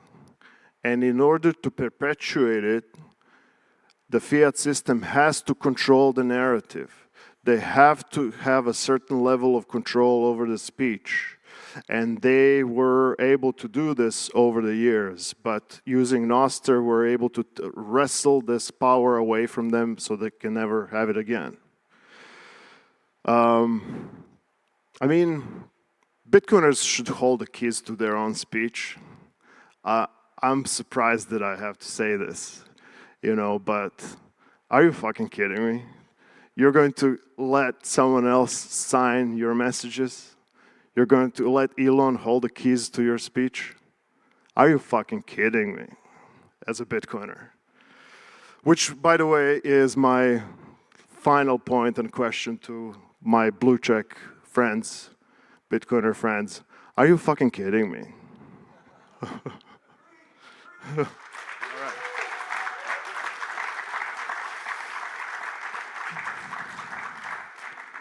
So come join us. Help us build this network. We have the opportunity to be a part of something very special at such an early stage. Imagine being a part of Bitcoin in 2009, 2010. It's like we're there now. Like, these are the good old days. Come join us. Help onboard your friends, other Bitcoiners and so forth. What we're building here is going to be epic, and no one is bullish enough. Thank you.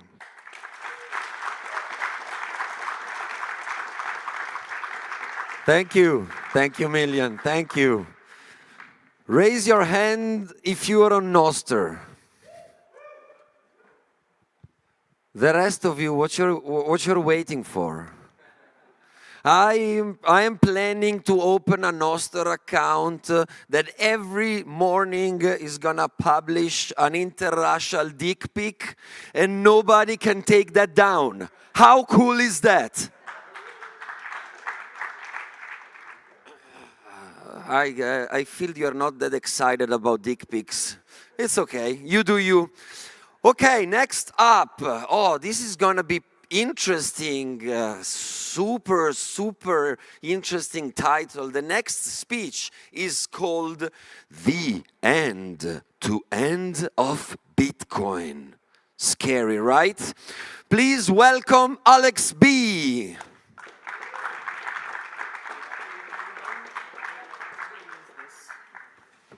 Right, let me help you. Maybe we take some bottles out. I have to clean up. Please, the stage is yours. You want to use this? No, use this. Yeah, there you go. Switch it on. Go. Test. Okay. Awesome. All right. Cool. Well, bear with me, guys, a little bit. I write a lot. I shitpost a lot on Twitter. I am not as proficient as at doing any of these things. And yeah, the title wasn't meant to be scary. It's more of an exploration of how the technology, Bitcoin technology, might evolve, and some of the parallels that we've seen and I've been observing as far as how it compares to the evolution of the internet. And so quickly, just a little bit about me. Alex B. I've been around Bitcoin for almost a decade now, actually over a decade now. I sort of like earned my stripes in the community, in the technology and whatnot, fighting sort of like in the trenches of the block size war. And eventually I was lucky enough to sort of like find my way in the industry with Blockstream, thanks to Adam, who sort of like was willing to give an opportunity to sort of like an eager young troll on the internet who had quite a big appetite for learning. And I was focusing there at Blockstream on open source content and community relations, did a lot of work with SegWit, and was fortunate enough to sort of like participate in sort of bringing that to fruition. After that, I basically took a couple of years as a beach bum somewhere in Southeast Asia. And eventually mostly earlier this year, I had a call with one of my good friend, Mark Goodwin, who was the editor-in-chief at Bitcoin Mag, and we had a bit of a conversation, and he kind of like managed to rope me in taking this reporter position at Bitcoin Magazine, which I have right now, which sort of leads me to cover, again, Bitcoin tech, specifically focusing on layers, scaling, and some of the associated technologies. Now, obviously, given that I've been doing that, I was exposed to things like this, and I've had like front row seats to the emergence of like new trends, questionable initiatives that, you know, perhaps some of you have heard fall under the umbrella of like Bitcoin Season 2. There is really not much to discuss here. The majority of this stuff is, I mean, Giacomo did a good job of pointing that out yesterday, but it's part of the hype cycle. It's all going to go away, but I do believe, though, that we are kind of like at an inflection point in Bitcoin's history. Like sort of like call it crossing the chasm or like eternal September, but like it seems undeniable to me that the group of stakeholders is growing. Cultures are diverging, and you know we have a fantastic group of, I would call, hardcore Bitcoiners here. I was in Nashville, and some of y'all might not call them Bitcoiners, but you know, I got to see different cultures there, certainly different groups of people, and that's fine. That's part of like Bitcoin evolving, right? And I think like whatever culture and tribe you claim, like I think we're facing some sort of like important decisions right now about some of the technological direction that we might take, which so like brings me to today's talk. And today's talk is basically that researching and sort of like documenting a lot of the state of the technology and the evolution of Bitcoin technology over the last year, I just kept coming back to this idea that like this was all sort of like played out before, right? Time is a flat circle, and I think it all played out before with the internet, and I think we can and we should learn from it. Like one of the things that I did quite a bit when I was at Blockstream early on, sort of like, you know, picking the brains of the Adam Backs and the Greg Maxwell and the you know, the veterans of internet, even beyond Bitcoin, veterans of the internet, was sort of draw parallels, right, between the political tensions back then during the block size wars and some of the similar contention over the design of the internet that were playing out, you know, during the protocol wars. I think Rabble during Nostr, for those who were there, touched a little bit on that. So like the protocol wars between TCP/IP and OSI.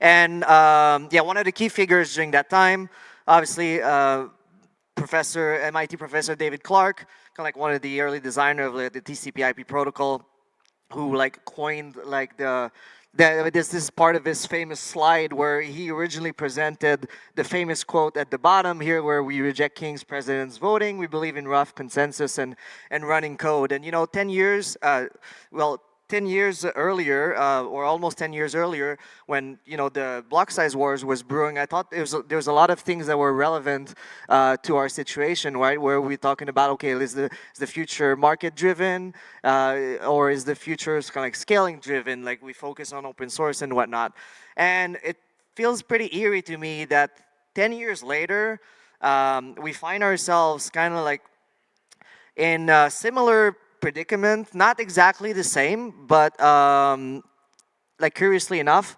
I mean, if you know anything about David and his sort of career as a steward of the internet, 10 years following his the slide that I showed before, he put out a paper on the state of the internet in that was in 2001, I believe, and he basically yes, co-authored this paper explaining like internet found itself at a crossroad, and the paper's name here, obviously rethinking the design, the end-to-end arguments versus the brave new world. And in short, well, the paper makes the case that obviously there's new sets, there were back then new sets of requirements for the internet, given that it was rapidly taking off. There was need for, you know, bigger infrastructure supporting more users. And you know, one of his concerns was basically that those new requirements were introducing sort of like tensions between some of the end-to-end principles of the internet, which we'll get into, and what corporations, governments were getting themselves involved with. To give you just a little bit of context and to show you how very relevant to our conversation with Bitcoin it is today, this is sort of like a short excerpt of the abstract of the paper, and he mentions, rise of new stakeholders in the internet, particular internet service providers, new government interests, changing motivations of a growing user base, and a tension between demand for trustworthy overall operation and the inability to trust the behavior of individual users. So as I said, the end-to-end argument is what I want to focus on today, because like Mr. Clark did back in 2001, I really believe that this is an approach that is crucial to Bitcoin development going forward. For the veterans among you of the internet who maybe have lived through those days, you might be familiar with some of this stuff. But I'm really convinced that this is something that needs to be sort of like, this is kind of like a framework that needs to be emphasized, that needs to be perhaps refreshed in the consciousness of this new generation of builders that is amongst us in the room today. So let's just dive into it. Well, what is the end-to-end argument? It's very simple, right? It was kind of like early internet design principles by internet researchers, and the idea is we'll keep complexity as far away from the core protocol as possible and add functions to the edges of the network, applications to the edges of the network, rather than at the core. And it was really a rule of thumb, Obviously, we'll see and we'll talk that there's some functions that are inevitably can only be implemented at the core, but the idea really was to try and force the direction of the technology in this direction as much as possible, because anything else could create sort of like overhead cost, right? So like implementing the core protocol could become more expensive. An easy parallel that we can make there is just simply like, the block size in Bitcoin, like, so like implementing the complexity or the resource requirements of the protocol leads to costlier implementation, therefore more than likely lesser decentralization. It also introduces risk, right, in terms of reliability. If you introduce features that might fail at the core of the protocol, then you risk creating systemic risk basically for the system, and it will also sort of affect the design of further things that can be built on the network, right? If you put further constraints into the core, then necessarily that's going to dictate what can be built, and it's going to perhaps even lessen the design space for new applications and whatnot. And so why is this relevant to us? And why do I feel like this should? I thought I'd bring this up today. Is like we're at the same place that the internet was in 2001 in a way. We need more scaling. We need more privacy. And perhaps we want some more programmability or more powerful application. And so how do we go about doing this? And so we've seen plenty of proposals over the last couple of years, more proposals this year. It never ends, right? And so we have protocol changes, right, that are closer to what you would call the main layer, Bitcoin Core and whatnot. All of that can go from block size. People have been discussing drive chains. You want privacy? Well, maybe you want confidential transactions baked into the protocol. Maybe you want to have some kind of like Monero, Zcash magic implemented there as well. One of the biggest trend is like zero knowledge proofs, and it almost sounds like magic. And obviously covenants. And using part of those solutions as well, potential solutions, is just different layers, right? With different layers and with different sort of like scope of trust, some more trustless than others, Lightning, sidechains, Arc, rollups, and eCash. And I'm not commenting on whether or not they're good ideas or bad. I'm just stating like these are the things that are being proposed by different groups of people in the ecosystem. Now, interestingly, a common thread between all of these, like a lot of these proposals, at least a lot of those layers, is that we're seeing the emergence of service providers in Bitcoin. Third parties that allow us to sort of like collaborate, to coordinate. Some again more trusted than others. Talking about like custodians, federations, eCash mints.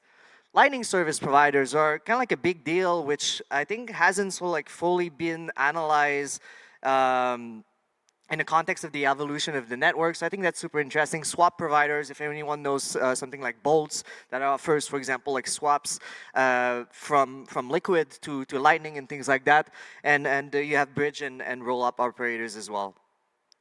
And so I thought it'd be interesting to kind of like focus on a couple of these just to get a sense of where they fit in the context of this conversation on end-to-end design principles. And so the first one is Lightning. We all sort of like know, love, probably hate as well, Lightning. And it's been with us for like almost 10 years. It hasn't been as easy. I just remember back in 2015 when we would kind of like delusion ourselves into thinking that every single user would run a Lightning node. We'd be sending like zapping money around the network. It would be free. It would be instant. It would be magic.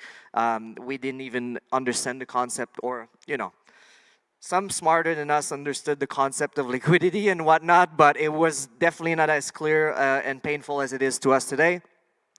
And what I find fascinating is that the internet followed a very similar path.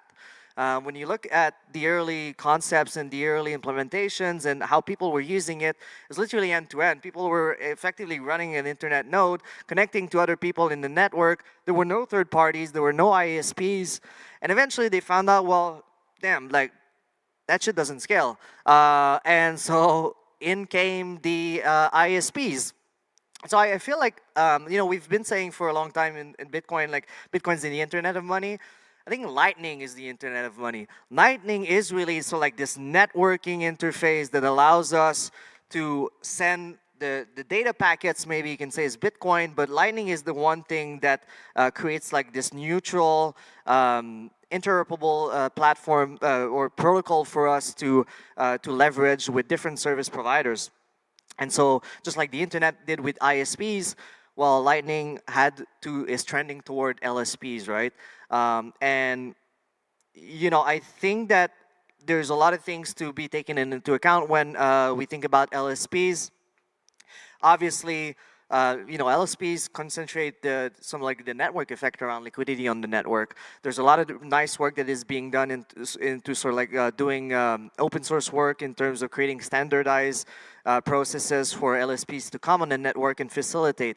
The cool thing about that is, unlike the internet, it doesn't require much physical infrastructure at all, right? Anyone can sort of like come on the network, provide liquidity, provide infrastructure and whatnot. It requires expertise. It requires specialization. But I think the trend has been towards seeing like an increasing amount of service providers competing for those services. So that's like it's a positive sign. And I think it's a necessary sign. Like we live in a market where like we tend to want to do as Bitcoiners everything on our own, but it kind of like there's a tension there where like it kind of flies in the face of basic notions of like Adam Smith specialization and whatnot. And we're lucky, but because with Lightning we can sort of like we can delegate things like channel management to third parties without having to rely on them necessarily with our own keys, right? But obviously, again, with Lightning, obviously that introduced regulatory concerns. We've seen that to a certain extent, especially in the last year. But I think I'm pretty positive that, again, because it doesn't rely on physical infrastructure and whatnot, or to a lesser extent certainly than internet service providers, there's a good chance that the playing field will be a lot more leveled for those types of service, for Lightning service providers than they are for internet service providers. What in the next proposal? Probably not as popular. I'm not a big fan on my end as well, but I think it deserves to be mentioned to kind of like actually give a nice contrast with how Lightning is built and how it operates, and their rollups. Just quickly, who's familiar with rollups here in this place? Okay, really not a whole lot of people. Okay, well, quickly, so rollups basically get an operator that is able to aggregate transactions off-chain. And then what they do is they post a state update to the Bitcoin blockchain for users to have some sense of trust. Or actually, the proposition is that it's trustless. They're far away from being able to implement something like that. I'm skeptical they'll ever be able to achieve it. But it's a system that has gotten very popular on Ethereum. It's kind of it's a little neat, but it has some flaws, unfortunately, that I think are obvious. Rollups, by the way, they use bridges to move Bitcoin from the main chain to the rollup. They're trying to optimize for more trust minimize bridges, but it remains questionable whether they're going to get there. Let's just assume that they do. For the sake of this conversation, let's assume that they achieve everything perfectly and there's no trust element there. You can do unilateral exit and all of that. So from that perspective, maybe it's at least unilateral exit. It's just like Lightning. Well, the problem is, well, at least first, maybe like why do people like rollup? Because it allows you to stick like a virtual machine on there. I don't know what you're gonna do with that. It's questionable whether like there's any value to doing that or whether it's sustainable in the long term. But people like the idea. But the problem with rollups and the problem I'm seeing with the design of rollups is they're kind of like the AOL of the internet, or kind of like maybe like they're a platform, not a protocol. When what we've seen in Ethereum land and whatnot, where they're getting very popular, is like you have the consolidation of like 3-4 massive rollups where there's no interoperability between one another. So like moving from one rollup to another is very difficult. What happens is this fragment the network effect, and this creates kind of like these conditions where people in the Ethereum ecosystem are not even aligned with one another anymore. They're kind of like competing with one another. So I think like in a scenario where we start relying on them alone, and the infrastructure and the technology makes it so that it's very likely it's only going to be like an oligopoly, maybe 3-4 rollups max. So what happens, and rollups are permissioned, by the way, most times it's a single operator. So what if this operator or all 4 operators, they don't like you? Well, you can still use like the chain, but like everyone else is in these like big commercial networks and whatever, and you kind of like shit out of luck, and you got to figure out something else for yourself. And so those are rollups, just to give you an idea. And finally, there's eCash. eCash, well, I'm a big fan. Honestly, I think they're kind of like a great manifestation of the idea of the end-to-end argument, where you completely abstract, it doesn't require any protocol change and whatnot. Yes, it's custodial, but it comes with a nice set of trade-offs that allows, I think, the emergence of more of a bottom-up phenomenon and more like a market-driven innovation into Bitcoin. They're permissionless, they're interoperable via Lightning, which allows them to, it's a service provision that is very cost-effective to implement, and more importantly, is kind of like focuses on this local context. And I think the local context is what, I'll show you guys in my conclusion, but I think the local context is what we'll have to focus on furthermore going forward. And so quickly, well, did the internet stay true to its principles? How like comparing the paper, which by the way I strongly recommend everyone reads, like how did the internet fare in terms of like sticking to end-to-end principles? Well, there's good, bad, and ugly, right? In terms of access, like internet access is pretty good. Like you can like, I mean, depending on where you are in the world, sometimes ISPs are kind of like, some ISPs are dominant, but at the end of the day, you have things like Silent Link, which allows you to basically buy internet access from any like ISP anywhere in the world, being completely anonymous. So in terms of access, it's pretty good. The bad, well, it's what I was saying. The physical infrastructure and regulations have made it so that it's very hard to stand up new internet service providers. It's extremely expensive, and it leads to centralization, consolidation, and perhaps censorship. And the ugly is internet has devolved into like just platforms, really, right? This is the Nostr conversation. This is why like the fact that Miljan was just before me, I think it was a nice context there, because yeah, internet, when you think of, I think the email is one case where the internet completely failed at kind of like sticking to end-to-end principles, because they started implementing into the email protocol a lot of features to try and defeat the spam and whatnot. And what happens is it led to the consolidation of huge, Gmail and whatnot, that were the kind of like the only ones that were able to implement at scale all of those services. And then, yeah, if you're trying to run your email server nowadays, probably no one's going to receive your emails. And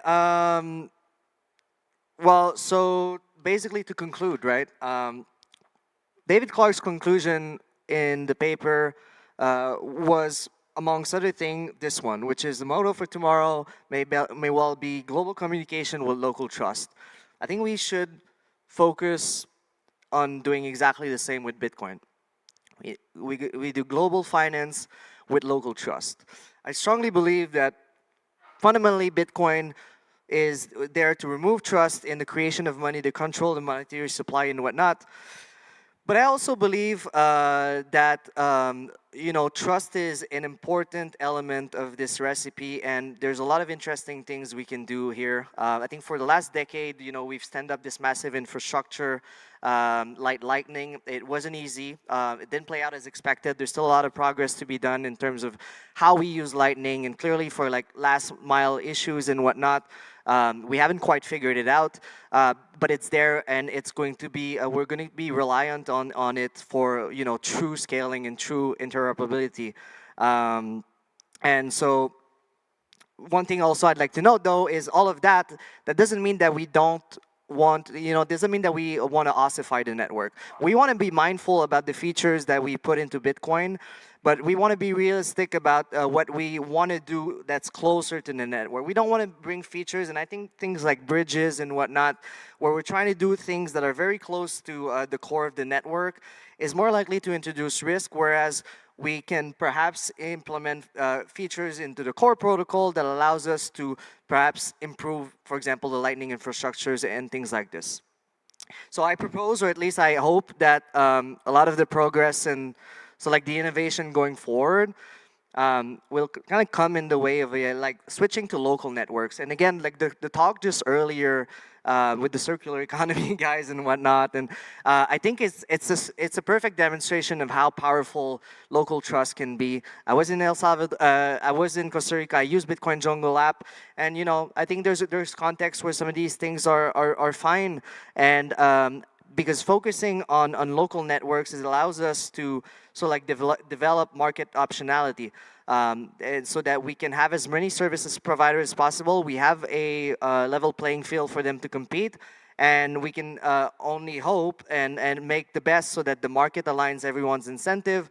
And I think in that way, even if we have to introduce trust in certain scenarios, it will be a much better trust arrangement than we have available today in the fiat paradigm.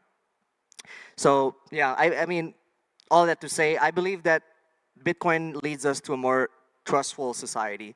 I completely reject the notion that Bitcoin is this story that no one trusts each other and that we all operate through with one another through software in a completely trustless way. I feel like this is completely inefficient, and I think the market will find ways to provide us with, it'll depend on use case. You don't want to trust people with your life savings, but for payments and things like that, I think it'll be interesting. I think there's a lot of nice trade-offs we can achieve without conceding trust 100%.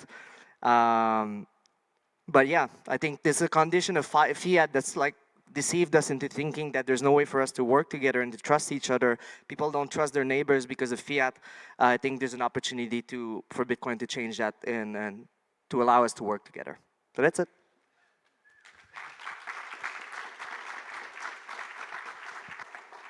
Thank you, Alex. Awesome talk. Thank you so much. So next up, yes, we have a panel.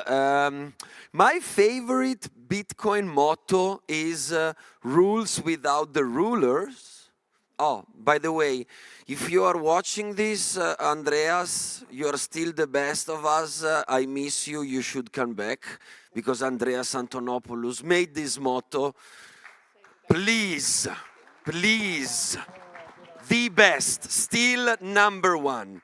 Rules without the rulers, that's the ideal world, but that world has yet to come, and we have to deal with the regulations, unfortunately, still. And that's the topic of the next panel, that it's called Regulation of the Privacy of Communication and Payment Tools in the EU. I swear it's going to be fun. Please welcome on stage Ljudmila Kozlovska, Sjors Provoost, Jorge Jraissati, and Dorien Rookmaker. Big round of applause.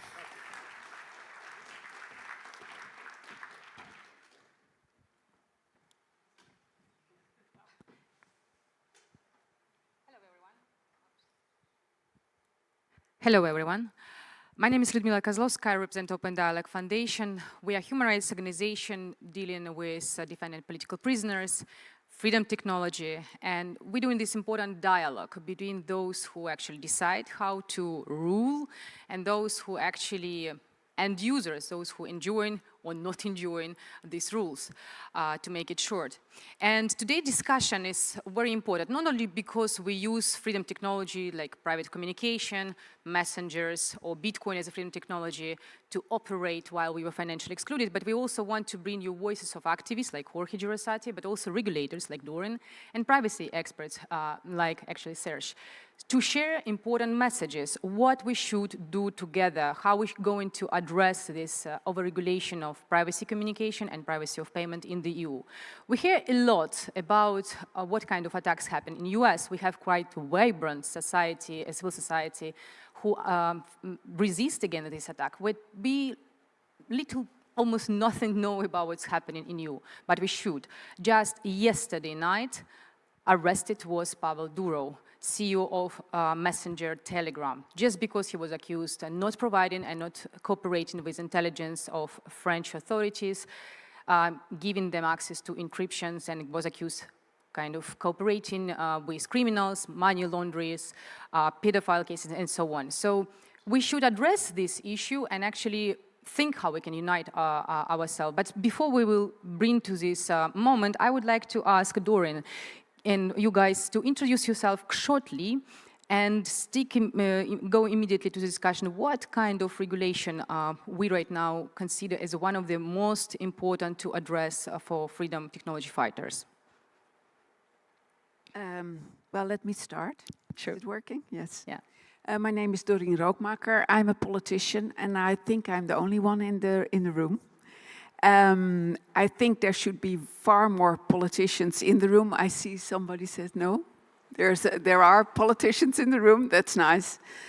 I've been working in the European Parliament as a member of the European Parliament in the last 4 years. After the Brexit, I was invited to join, and I was a senator before that. Now I'm not re-elected, but I'm working on my new platform for politicians on a local, national, and European level. You should be able, I think, to be a representative for your people, your back office, to represent them in the European Parliament or the National Parliament or a local municipality without having to be disciplined by your party. I think it's important for politicians to speak up and to think and to vote according to their conscience. So my platform is More Direct Democracy, Meer Directe Democratie, and you can find me on the internet. Thank you. Oh, shall I ask the just shortly introduction also for guys, and then we will immediately go to yeah. Yeah. So I'm Sjors Provoost. I work on Bitcoin Core mostly as a software developer, but I also keep an eye on what some of the local rulers are up to. And a couple of years ago, in my area, they arrested Alexei Pertsev, who was one of the Tornado Cash developers, and he's spent most of the last 2 years in prison. And hopefully he'll get out of there. But yeah, it's interesting to keep an eye on that. My name is Jorge Jraissati. I am from Venezuela, and I'm here for 2 reasons. First of all, I saw how in my country, because of bad laws, because of authoritarian regime, because of that, because of hyperinflation, people lost everything. 8 million people out of 30 million people in my country have to left. Right now we have thousands of political prisoners. Right now people lost their entire life savings because of bad government, bad regulations. So that's why I'm here, because we need to protect our freedoms before it's too late, because we need to protect our privacy and our financial access. And the second reason that I'm here in this panel specifically is because in the European Union, there are specific laws and regulations that are a threat to the way we live, that are a threat to the market economy. And in particular, since Ljudmila asked, anti-money laundering laws. This is the biggest threat we have for our society. People...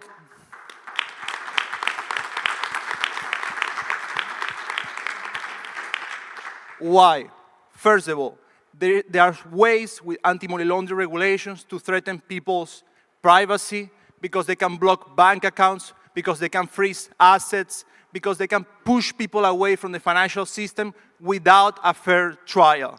This is something that all of us have to work, because this is the biggest threat we have.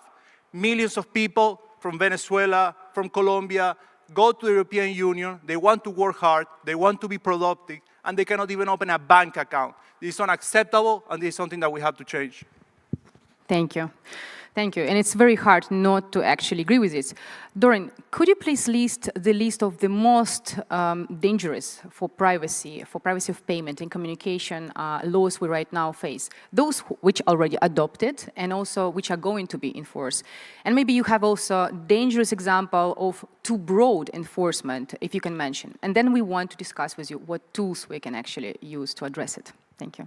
Okay, because we don't have all the time in the world, there are a lot of rules and regulations. There's far too many rules and regulations in the European Union, coming from the European Union. It's like a cookie factory. It goes on and on and on. So, but because we have little time, I want to mention three. Of course, AML is already mentioned. One thing I will specifically mention is that because of AML 4, 5, and 6, the biggest threat is that the European Commission is now entitled to make whatever technical regulation they want, which they see fit. And of course, this means more de-risking of banks, and this will mean less rights for people who want to have a bank account, have financial independency, etc. And of course, if you are not allowed to enter the financial system, you're not existing anymore. Yeah, so this is very, very threatening. I think AML is the biggest threat. Then, of course, the second one I want to mention is chat control. It's really important that we understand that chat control is a very, very big threat to privacy and to be able to work together without being controlled by a government. And this is why I like so much to be on the same podium as you, because what I understand in the European Union is that legislators, my colleagues, they think that when they try to control bad things, risk, by rules and regulations, they have in their minds a good government with good intentions. And this is, of course, where it all goes wrong, because most governments in the world, unfortunately, have no good intentions. And some are really, really bad. So this is important to realize, and this is important why we have to wake up and make it known to the legislators that they're betting on the wrong horse. And this means we should have a very huge paradigm shift. A couple of, 20, 30 years ago, we were not focusing on the financial transactions behind an action. But at one point in time, we started to focus as legislators, but also as enforcers, police, etc., on the financial transactions behind actions. And this makes the whole system very control-minded, control-focused, and unfree. And this, of course, people with bad intentions will always get away with rules and regulations. but the good have to suffer on this. So what's also important is, of course, MiCA. Yes. And for MiCA, of course, you all know, probably because you're here on the with Bitcoin and crypto assets, you're the sector, you know about MiCA. And I know that a lot of people in the sector were very enthusiastic when MiCA was adopted. And it has a sort of pros, of course, because people from the sector were telling, yeah, now we exist, we are legitimate, we can act. But there's also the problem that, as we have seen, for instance, with a report from Denmark, that independent governments and member states are taking the scope far too wide. So there's room for interpretation. And I would like to stress out for all of you here that if there is a member state that takes too much room for interpretation and starts to extend the scope or start to play with definitions, you have to be very alert, because once a government has going into that path, it's very difficult to get them back, because a government acknowledging that they are wrong is very difficult, you know. So at the operational level, you have to be able to have contacts in place, so to get up as soon as you see that something goes wrong. Yeah, thank you. So maybe, Sjors, we will continue this discussion and you will actually give your expertise as a privacy expert. What does it mean that actually Danish Financial Supervisory Authority, they want to regulate any kind of mobile application, website, which provides, they say, interface to blockchain? What does it mean for every of us? And of course, if you can comment situation with Durov. Yeah, so obviously I'm not a legal scholar or an EU law expert, so I read this thing, and I think what MiCA was trying to do is saying, well, there are completely centralized certain coins. Can we say shit coins here? Yes, of course we can. And those centralized things should be regulated pretty much similar to existing legacy finance. But the EU also acknowledged that there are completely decentralized things, and those should not be falling under this regulation.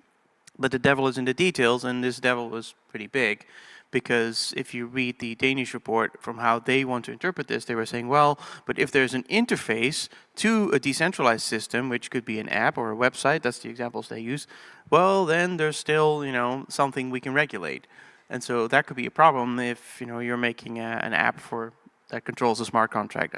I found it a bit hard to find an example where that would apply to Bitcoin, but you can definitely see this trend going further, where any a non-custodial wallet or something might suddenly find itself under this regulation. And what you pointed out is, once a government goes too far in this, we've seen this in the Netherlands with the AMLD5 regulation, where the European Union just said, like, hey, every crypto company, if you're a custodial wallet or an exchange, you need to register. That was pretty much all that was asked. And then the Dutch government was like, nah, we're going to make this a full-on permit system, and it'll cost you millions in euros to comply with it, and you have to pay for the companies have to pay for their own supervision. So they were just almost going bankrupt or leaving the country. And then, you know, eventually they sued the central bank, and they won, but that takes years, and no VC is going to fund that for you.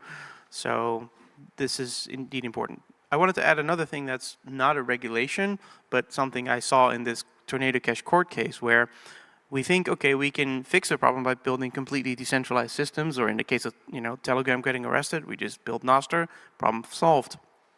But the judge in this case made it very clear that she said, like, the fact that you made it decentralized in the first place makes it worse than, you know, than just not censoring as a centralized platform.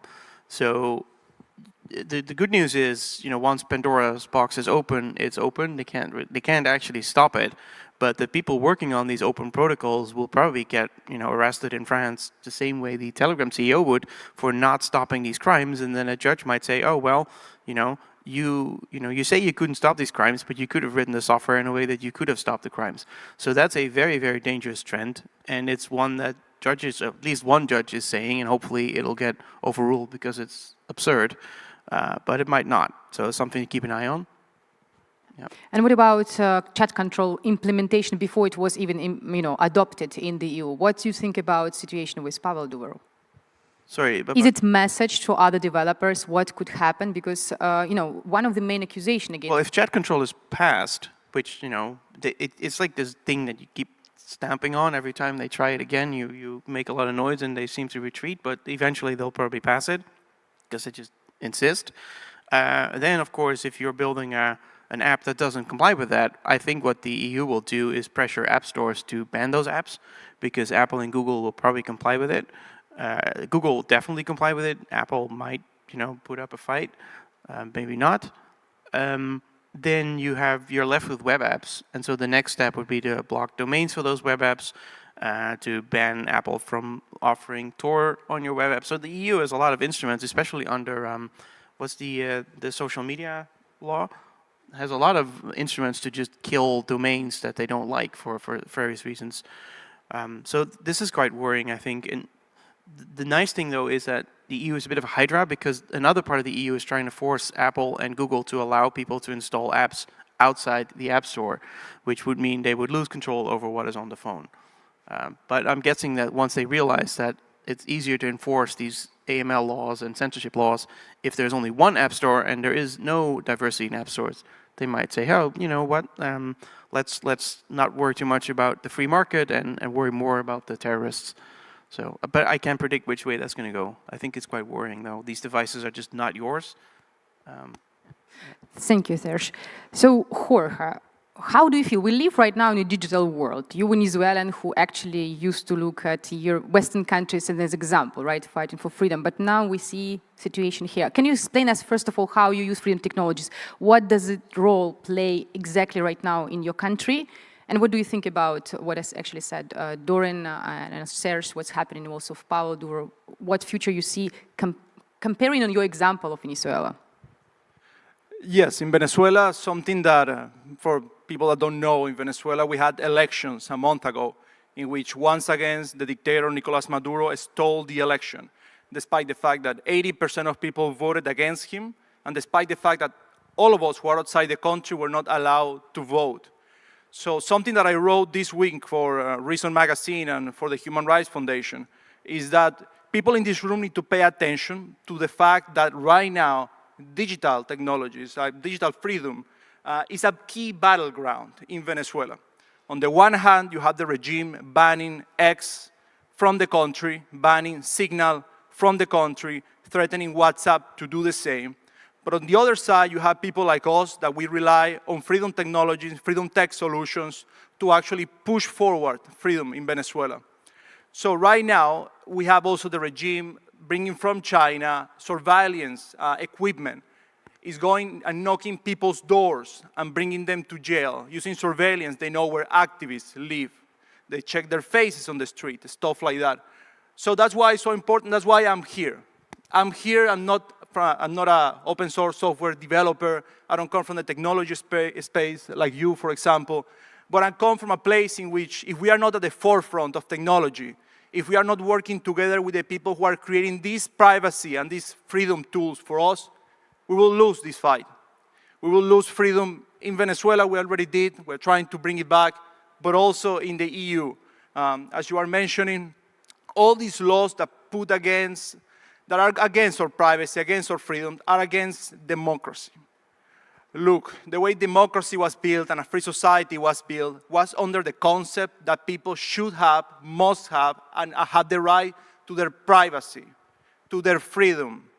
Like in the US was founded, for example, on the idea that nobody can knock on your door and enter to your house without a warrant. You are innocent until you go to a court. And all these basic concepts that are the concepts in which our societies are built are right now being taken down by some politicians, by some people who, on the name of safety, want to take away our freedom. All of us in this room woke up of this fact, but there are many people out there that do not know this reality. They may think that, yes, why not? We need to ban encryption because we need to protect people. On why not? We need to have AML laws, which, by the way, they never caught corrupt. The crooks from Venezuela who stole In Venezuela, $1 trillion was lost in 15 years. You know how much money was AML regulations cut from that? Nothing. So those are the things that we need to fight. And again, my call to action is let's work together. Developers, activists, policymakers, journalists, all of us from on our corner, from our own expertise.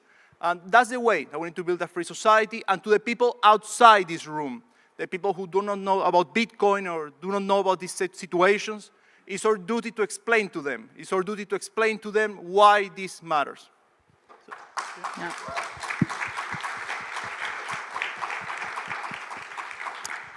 Can I add one thing to that? Sure.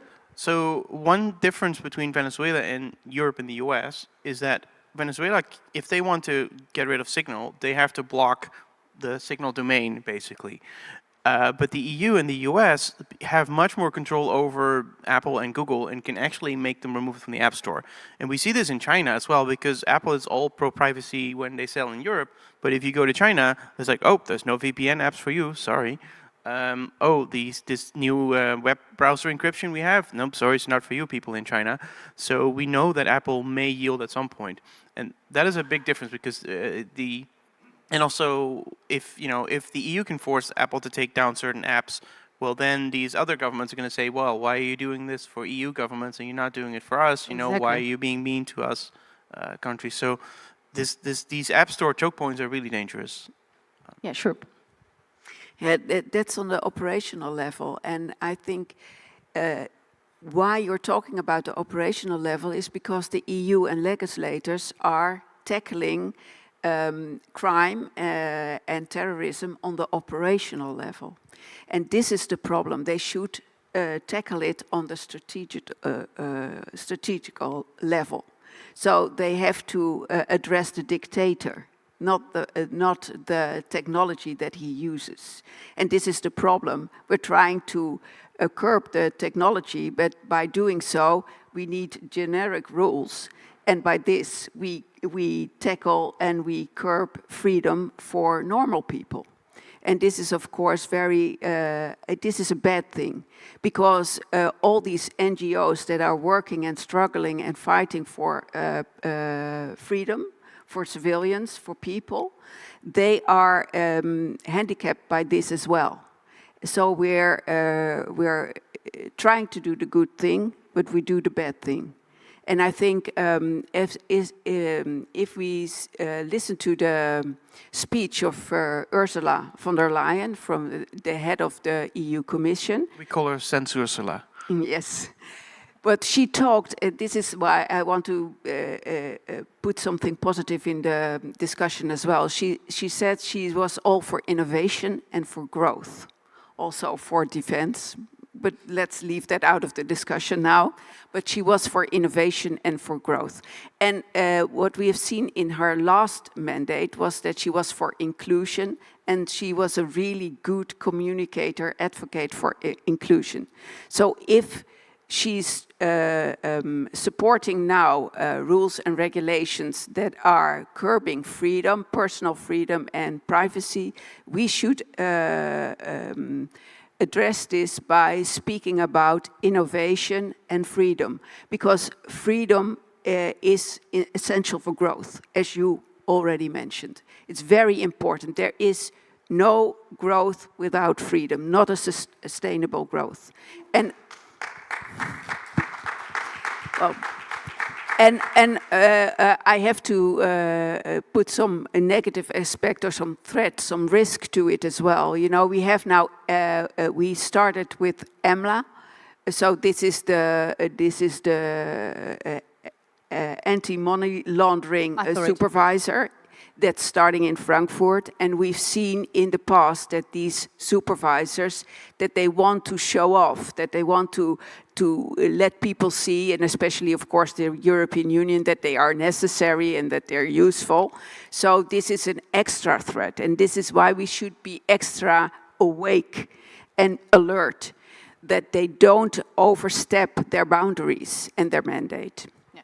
Exactly, and because right now established in Frankfurt anti-money laundering authority, which is going to actually be the biggest body controlling both crypto assets, but also specifically crowdfunding activities, we civil society feel a duty to invite you, every one of you, to help us establish Freedom Technology Embassy, which will unite all important talks like this, but not only, meetings and education for regulators, exchange of ideas how we have to defend our freedom technology between VPN providers, crypto assets, specifically Bitcoin, Bitcoin miners, because this is also we're going to have shortly a panel about all of you. Welcome.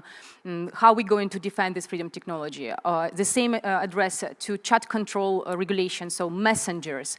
All of these instruments, they don't have a place, hub, where we can discuss and defend this freedom. Create your Freedom Technology Embassy virtually in your city. Involve people, educate your regulator. This is something what we have to do if we want to live in free societies. And actually, Dorien, Serge, and Jorge, and all of us, we invite you to be part of this project.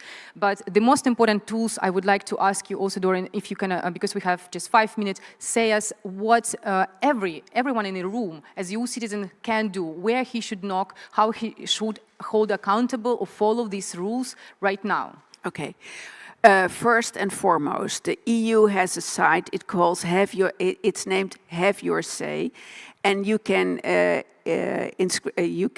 register there, and then you can get alerts from all the topics that you want to give feedback on, and you should, because all this feedback is public. Everybody can see it, and the European Commission has to do something with it. So most of the times people do not react, and then the European Commission is making all these rules and regulations, and because nobody reacts, only a couple of people who are very pro-legislation and pro-ruling have reacted positively. Then they say in their new ruling and regulation that 80% or 90% is agreeing with their proposal. So it's very important that you be alert and that you do this. Second, write letters to members of parliament of your own country, get to know them, get involved. You can find their email addresses on the website. They are very, a lot of them are very, they want to engage with their voters, of course. How many actually representatives of Bitcoiners or privacy developers you met during your actually mandate in European Parliament? This is, I think, a very important issue, if you can mention. Well, if it was up to them, it would be zero. You see, guys, you have to meet. So I was a banker before I was a politician, and I was a risk manager, and I was very frustrated with legislation of governments. That's why I went to politics. So when there was this Bitcoin regulation in preparation, I actively stepped out and looked out for expertise, because, you know, people don't know iota, to say it nicely. In the European Parliament, nobody knows, or almost nobody knows, about what Bitcoin is, what ledger technology is. They simply don't know. They don't know what banking is either. And banking has there been for a long, long time. They have never seen a bank in their lives inside. So they don't know. They're making rules and regulations for things that they don't know. It's like you ask some guy on the moon to make rules and regulations for soccer, football, and then everybody would say, oh, that's not possible, you cannot do this. But in the European Union, it's the case that people in Parliament who are making the rules and regulations, who are members of the Econ Committee, who are members of the Envy Committee, who are members of the Jury Commission, don't know anything of the content of the subject that they're making rules and regulations about. So if you are not educating them, then you will be confronted with all these rules and regulations that are terrible for a free society. So please wake up and do your thing. Thank you.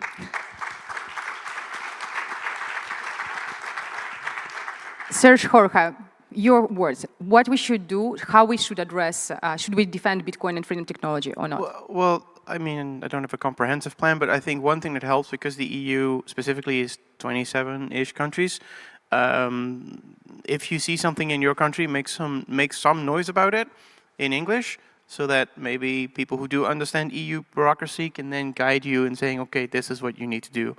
Because, because like I said, once these bad laws take into effect, you have a problem. And it's hard to keep an eye on what all of the EU is doing. There's not that many people keeping an eye on this. Thank you, Jorge. I mean, I will use these last seconds to support your idea of creating a Freedom Tech embassy in Brussels. Look, the same way that the US has its representation, countries have its representation, other industries have its representation. In Brussels, in Europe, what I have found is that there is no place where we can meet, where we can discuss, where we can invite policymakers, journalists, former presidents, thought leaders, students. We don't have this place in Brussels. In Washington, there are a couple of places to do so. But when I go to Brussels and I want to discuss these issues, we don't have it. We don't have it. So if I can distinguish 10 seconds, is all of us, let's support this idea. Let's create our own embassy in Brussels. Let's have a place where we can call home, and we can go there, and we can meet people. And it's not only about policy. It's also about finding investors. It's also about connecting with fellow developers. And it's finding a place where we can defend and represent our ideas. So that's my call to action. Thank you so much. Woo! Thank you so much. I like it. Let's party in Brussels. Okay, next up we have a short break now. It's going to be less than 10 minutes actually. The next panel is going to be about money, money, money. Be quick or be dead. 12:35.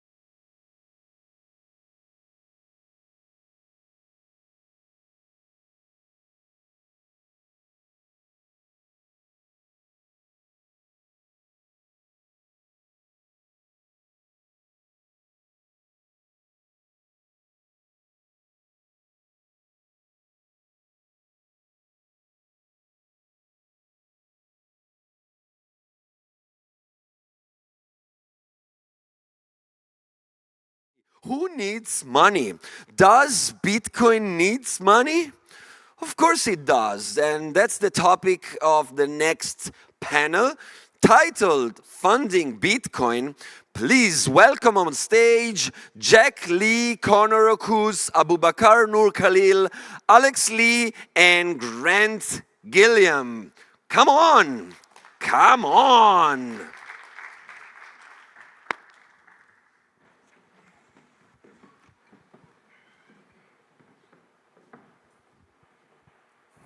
All right, hello everyone. I'm Grant Gilliam. I'm a founder and managing partner of 1031, a Bitcoin-focused investment platform. We're here to talk about funding Bitcoin. We can take this a bunch of different ways, but first let's start with some brief intros. We have a pretty diverse group here. My name's Conor. I'm a product manager at Spiral. Just for anyone who doesn't know, Spiral is an initiative at Block that's focused on helping to grow the open source Bitcoin ecosystem. So we have a team of engineers working on the LDK, which is an open source Lightning implementation. And we also have a grant program, a worldwide grant program, where we fund developers, designers, and some PMs to work on various open source Bitcoin projects. I'm Abubakar Nur Khalil. I'm a Nigerian Bitcoin Core contributor. I also run a Bitcoin VC called Cursive Capital, where we essentially give out early stage capital to early stage companies specifically focused in Africa. I'm also the interim CEO and board member of BTrust, where we give out grants to the Global South, specifically in Africa, as well as do developer training through BTrust Builders, and also write for Forbes covering aspects on Bitcoin and specifically development in Africa, essentially. I'm Alex Lee. I'm the Bitcoin development lead at the Human Rights Foundation. We're a nonprofit that promotes human rights in authoritarian countries. And part of that is also supporting freedom technology. So human rights activists and nonprofits have all the tools they need to promote freedom around the world. Hi, I'm Jack Lee. I'm managing partner of HCM Capital. I'm based in Shanghai, China, and also Taiwan. We have been doing the Bitcoin focused investment, early stage investment, education, and even incubate some project in Asia. Okay, so we have representation from the investment side, from the not-for-profit funds deployment side. I think in some sense, if we look at where we are just from a funding perspective in this space, I think the industry's never been as flush with funding as we are today. I mean, I don't even think I can rattle off all the different organizations that are out there contributing towards open source grants. Of course, we have Spiral, BTrust, HRF, OpenSats, Brink. A lot of the ETFs are now providing grants to the space. Strike is, lots of companies are doing it. Arthur Hayes just announced he's doing it. And so with that context, I just open question to see who wants to jump in here.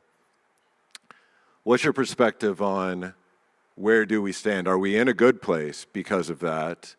Are we in a bad place? What needs to change? What needs to improve? There's lots of cash floating around, but who wants to take a stab at that? Where do you think we are?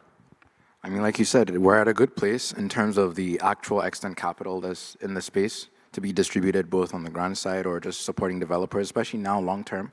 Because previously, long-term support for developers only came out of a handful of companies, which raised a lot of concerns for a lot of people in the sense that these organizations could technically inadvertently influence development for Bitcoin, which is not something that's healthy for the whole space. But now we have a wide enough range of funding sources.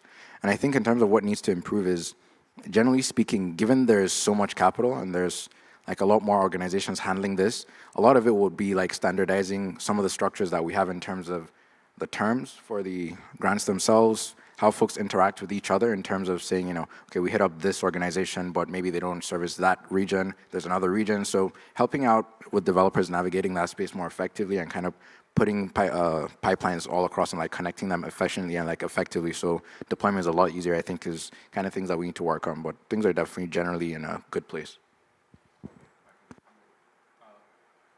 I can comment some on from Asia Pacific side.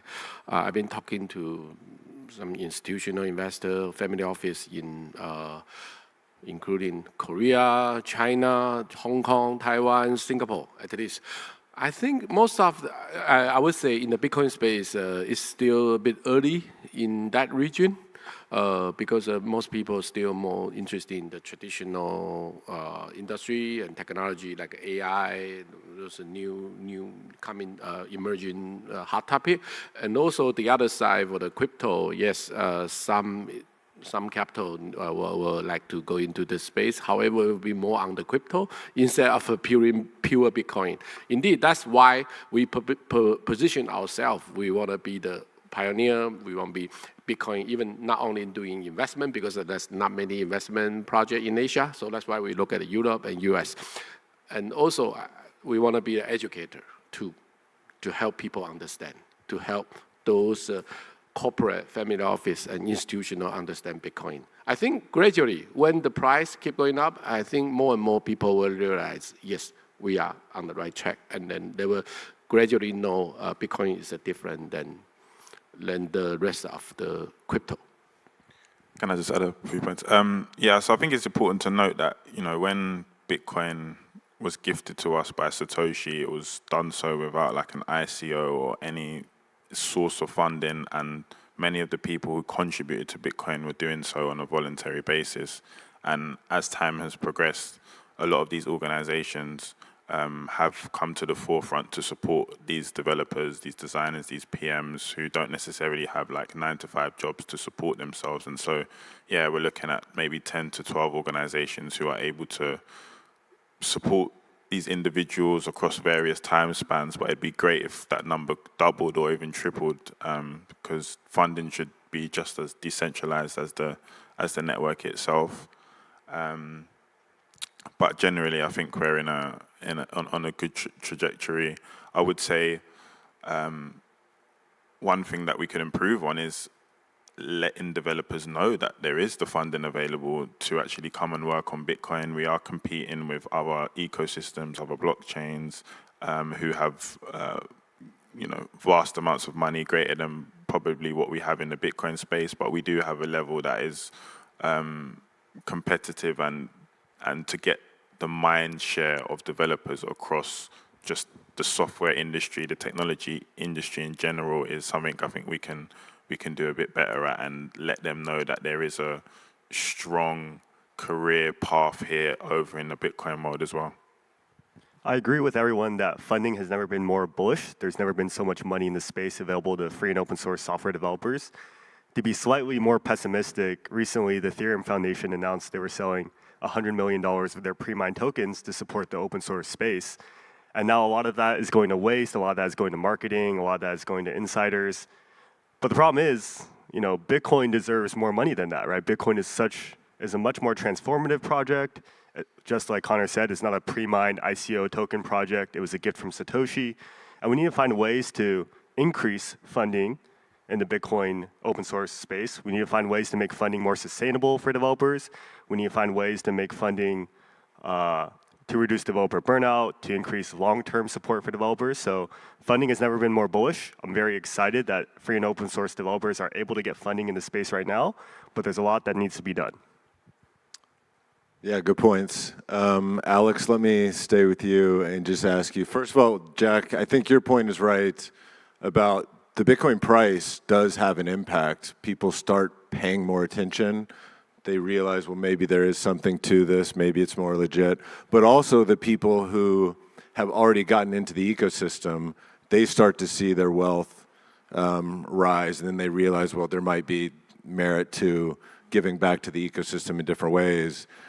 So Alex, just asking you, what have you seen in terms of the evolution of where the capital is coming from on the HRF side? Have you noticed any trends of new people coming into the space, new categories of groups that have gotten interested? Is there anything that stands out to you from a funding perspective? 100%. There's definitely much more institutional interest and corporate interest, where we have a lot of OGs or original players in the space who have been around for a long time, who are very generous and donate to HRF, donate to OpenSats, donate to other players and grantees in the space.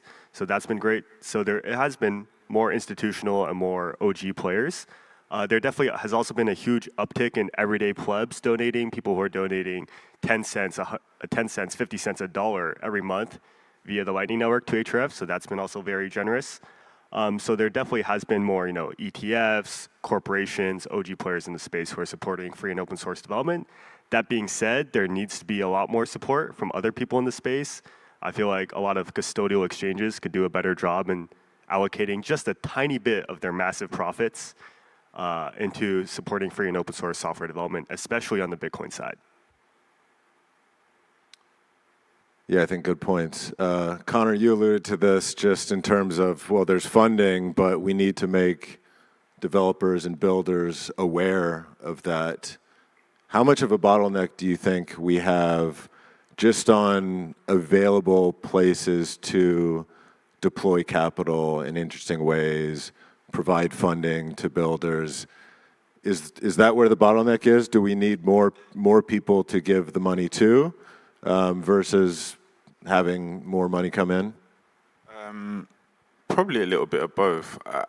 Just from my perspective, I don't see hundreds of applications coming in every month with grant proposals of things to work on in Bitcoin. I don't think many developers understand the wide range of projects you can actually work on in Bitcoin now. It's not just Bitcoin Core. I think Bitcoin Core is very well supported at this point. But you can work on everything from software development kits that help improve the developer user experience. You can work on stuff like Fedimint, which is a more community banking type of solution. There are like more security focused things. There are privacy preserving protocols that you can work on. So I think there's the eCash, there's side chains, there's zero knowledge proof roll up, stuff like this. At this point, the ecosystem is very large, and helping developers understand that there is a range of things you can work on. It doesn't just have to be Bitcoin Core. You don't just have to know C++. Is a message I think we could do a bit better at. But no, we don't have like unfortunately a pipeline and a queue of people going around the block to come and work on Bitcoin. But I think we need to do a bit better job at that. Maybe we need to start going to conferences that are not just Bitcoin focused, more technology general, software general type of conferences as well, and making ourselves known to the wider software and technology ecosystem. That might help. But yeah, more money is of course always welcome, because it gives the more people the opportunity to work on Bitcoin. There are some programs like the Summer of Bitcoin. I don't know if many people have heard of that, but that's an initiative that happens every summer for students who are in their like penultimate year of university to spend the summer, and they get a stipend to work on open source projects. They're given a mentor, and get introduced into Bitcoin development that way as well. So yeah, it's a kind of a slow burner, but you know, sometimes quality is better than quantity as well, you know. So. Abubakar, you see funding from both lenses of not-for-profit as well as your venture involvement. How do you see the opportunities for deployment across both of those? Do you think it's more obvious that there's lots more of opportunities on one versus the other? That's an interesting question. I think it's, over time, it's kind of evolved. I think starting out back when we launched Recursive in 2020, honestly, the larger case was more on the non-for-profit side, more on the dev side, because there were barely any companies to fund. It was just way too early. And then over time, we saw, not only because of the increased capital that was coming in from kind of the successes of the early venture capital deals we had back in those days, like 2021 and so. And I think that had a lot to do with the increase in devs that were actually funded through that period up until the last, I say, maybe 18 to 36 months, where we saw a huge uptake in actual early stage venture capital, like deals on the company side. And I think for me, it's an interesting interplay between the two, because to sustain the entire ecosystem, you kind of need a perpetual duality from both sides in terms of how you fund it. making sure that there are just enough devs, or in fact, a lot of devs, to both support the network, but also work on projects that need to be supported on the venture side, which is ones that actually have a business case to actually create products and services on the ground. So I think overall, what I would say is, right now on the venture side, the one thing I've noticed is it always proceeds after a huge wave of development has happened. That's when you start to see an uptake in at least a different variety of companies that come on. So with each wave of developers that we fund, either through B-Trust or just that get funded in general, we tend to see new use cases being developed. A lot of the hackathons that come in between also explore some of the more edge cases that maybe didn't necessarily have a venture angle, that then get flooded into a place where you match them with entrepreneurs that have that foresight to kind of look at it and say, okay, this is where the business case is. And also, interestingly, that's where we draw the line in terms of looking at what constitutes a venture funding opportunity versus something that's not for profit. But I think the main focus should remain, and I think one that undergirds the entirety of the ecosystem, which is the dev side. I think without that, there'll never be any sort of uptake on the venture side. And on the venture side, we just have to be cautious to allocate capital effectively and efficiently to things that need to get done and actually built that would also help with the general development that's happening on the open source side. So I think there definitely needs to be a symbiosis between the two, but in general, that's kind of how I see navigating the space, and at least what we've seen over time. Yeah, absolutely. I mean, we, at 1031, we have used, since inception, a portion of our management fees to provide grants to the space. We've done that in different ways. We've given some money to HRF. We've given a grant this year to Khalil for his work on Cashew. We gave a grant to the Fediment open source project before Fedi even existed as a business. And then we were also one of the founding contributors to OpenSats before that really had taken off. And so there's certainly, I agree with you, I think there's merit for just continued fund deployment into not-for-profit supporting devs. On the for-profit side, as it relates to venture and other capital investments, I sort of think of it as the market speaks to whether or not they think investing in this space is interesting based on how much funding are they providing to capital allocators. So they're providing a view on do they think it's interesting, and then we will find out if it was interesting based on how those investments do. That takes some time, but ultimately that will be, the market will prove that out. As it relates to not-for-profit deployment of funds, I'm interested just to hear, I mean, there's three of you who could talk about this, but how do you evaluate whether funds being deployed, it's something that you're happy about, it's successful, not necessarily that the projects that you fund or the developers that you fund do something that's successful, but how do you evaluate whether you're happy about the way that you deployed the funds? Because I think it's very obvious to evaluate, was an investment successful, you delivered a return, your investors are happy, and that will ultimately create this flywheel where as profits are being made, more money comes in because lots of people want to make profits. But I think on the not-for-profit side, it's an interesting question. So who wants to react to that? Yeah, I can talk very quickly. I think first and foremost is adoption. So depending on what it is, if it's a software development kit, do we see a lot of developers using it to build various types of Bitcoin experiences? If it's a new privacy preserving protocol, is it being implemented across wallets? If it's a security thing, is it being adopted by the wider ecosystem? So adoption is a key one. And then we have like a framework where we like to see projects go through 4 phases. The first one is a project just starts out, a developer has a really cool idea, we provide some funding to help them get up and running. Then they go into like this phase 2 where they try and make it a community-focused effort. They try and build a real community around their project. They have multiple contributors. They start to have good documentation. Other people feel comfortable getting involved. And then the third phase is they're able to get funding from multiple entities, not just a Spiral or an OpenSats or a B-Trust. There's no single source of funding. The project becomes multi-entity funded.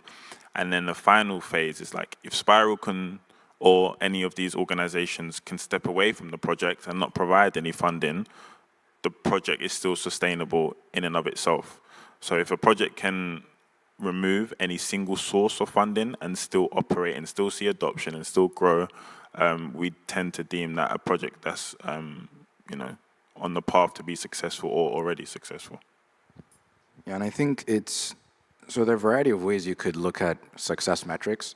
I think for us at B-Trust, the primary one has been, because we give it out to individual developers, one thing we realized early on, because starting out, we also had a company called Gala initially, which got folded into B-Trust as B-Trust Builders for developers. The first thing we noticed is that developers really, the best way to track kind of their progress, because it's very easy as a developer to get funding, work on open source, but then you're stuck in the same cycle of kind of complacency and not growth necessarily, not as a result of, because you're not competent or anything, but it's very easy to stop yourself from getting to the next stage because you don't know what that is without any sort of guidance. So mentorship was a huge thing for us.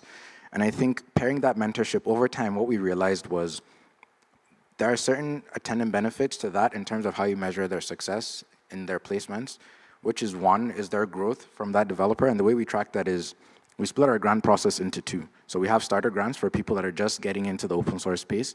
And then we have our long-term grants that we support, which we call the B-Trust open source cohort.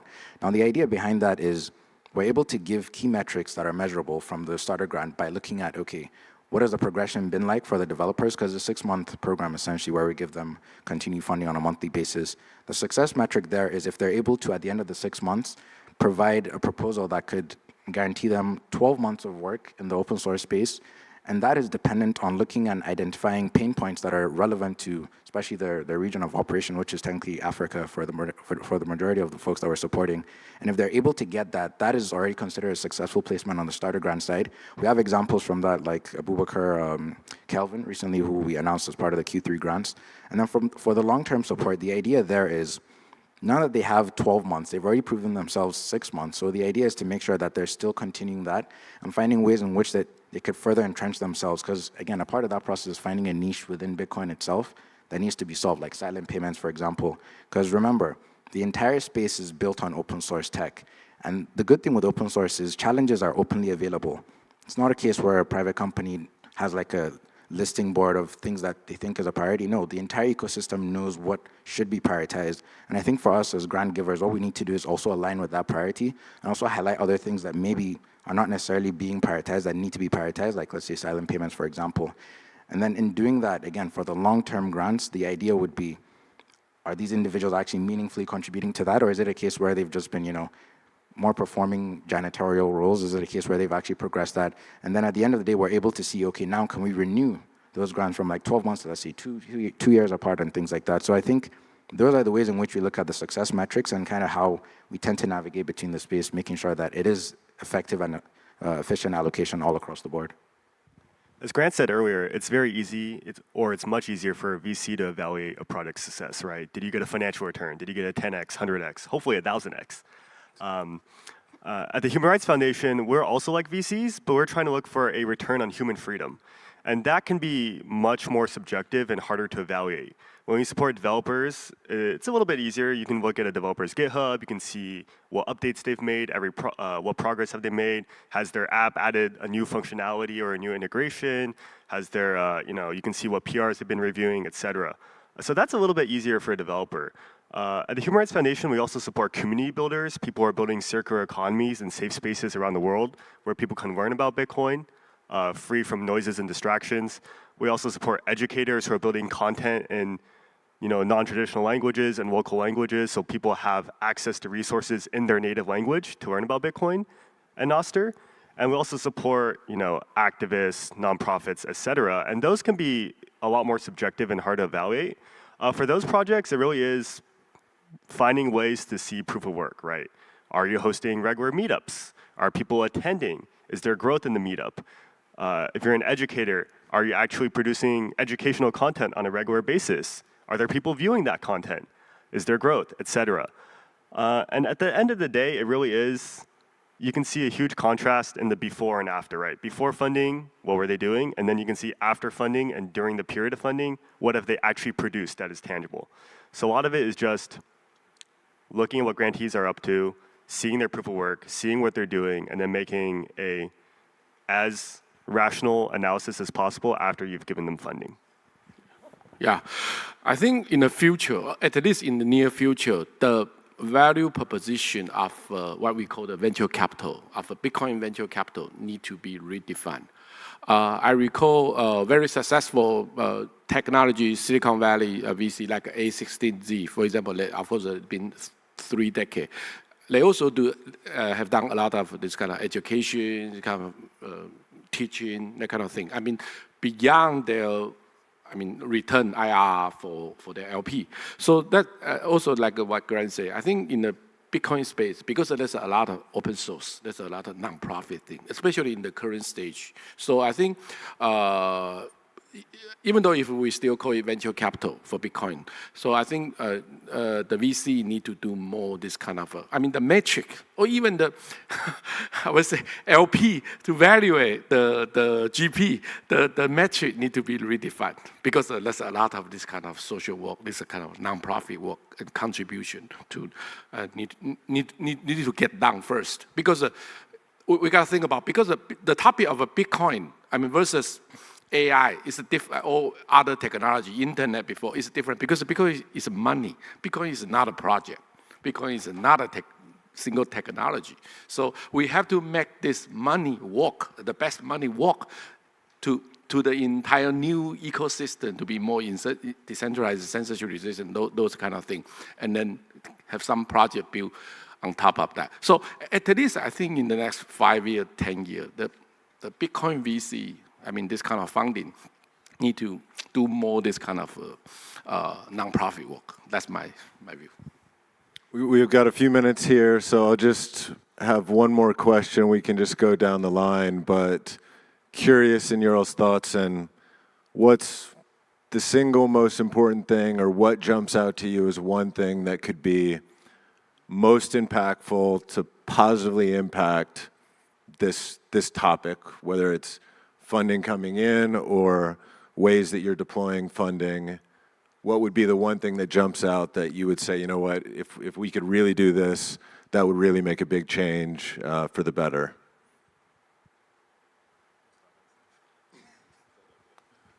In general, what I would say is, so I'll break it down into 2 aspects in terms of things that are kind of looking good on the horizon, and then things that we need to continue to start on. I think on the horizon, one thing that's very important for us is, again, because Bitcoin is a global project, it's really fascinating for me to see parts in the global south that are building with, 1, resilience in mind, which Bitcoin needs, and 2, with solutions that kind of prioritize innovation at a level that not only increases kind of what Bitcoin is supposed to do in terms of addressing those use cases, but actually increasing the general usability of Bitcoin for the globe in general. And I think if we're able to continue down that road, it's going to provide a lot more benefits that we're thinking of in terms of just normally just funding developers versus not funding developers or venture capital.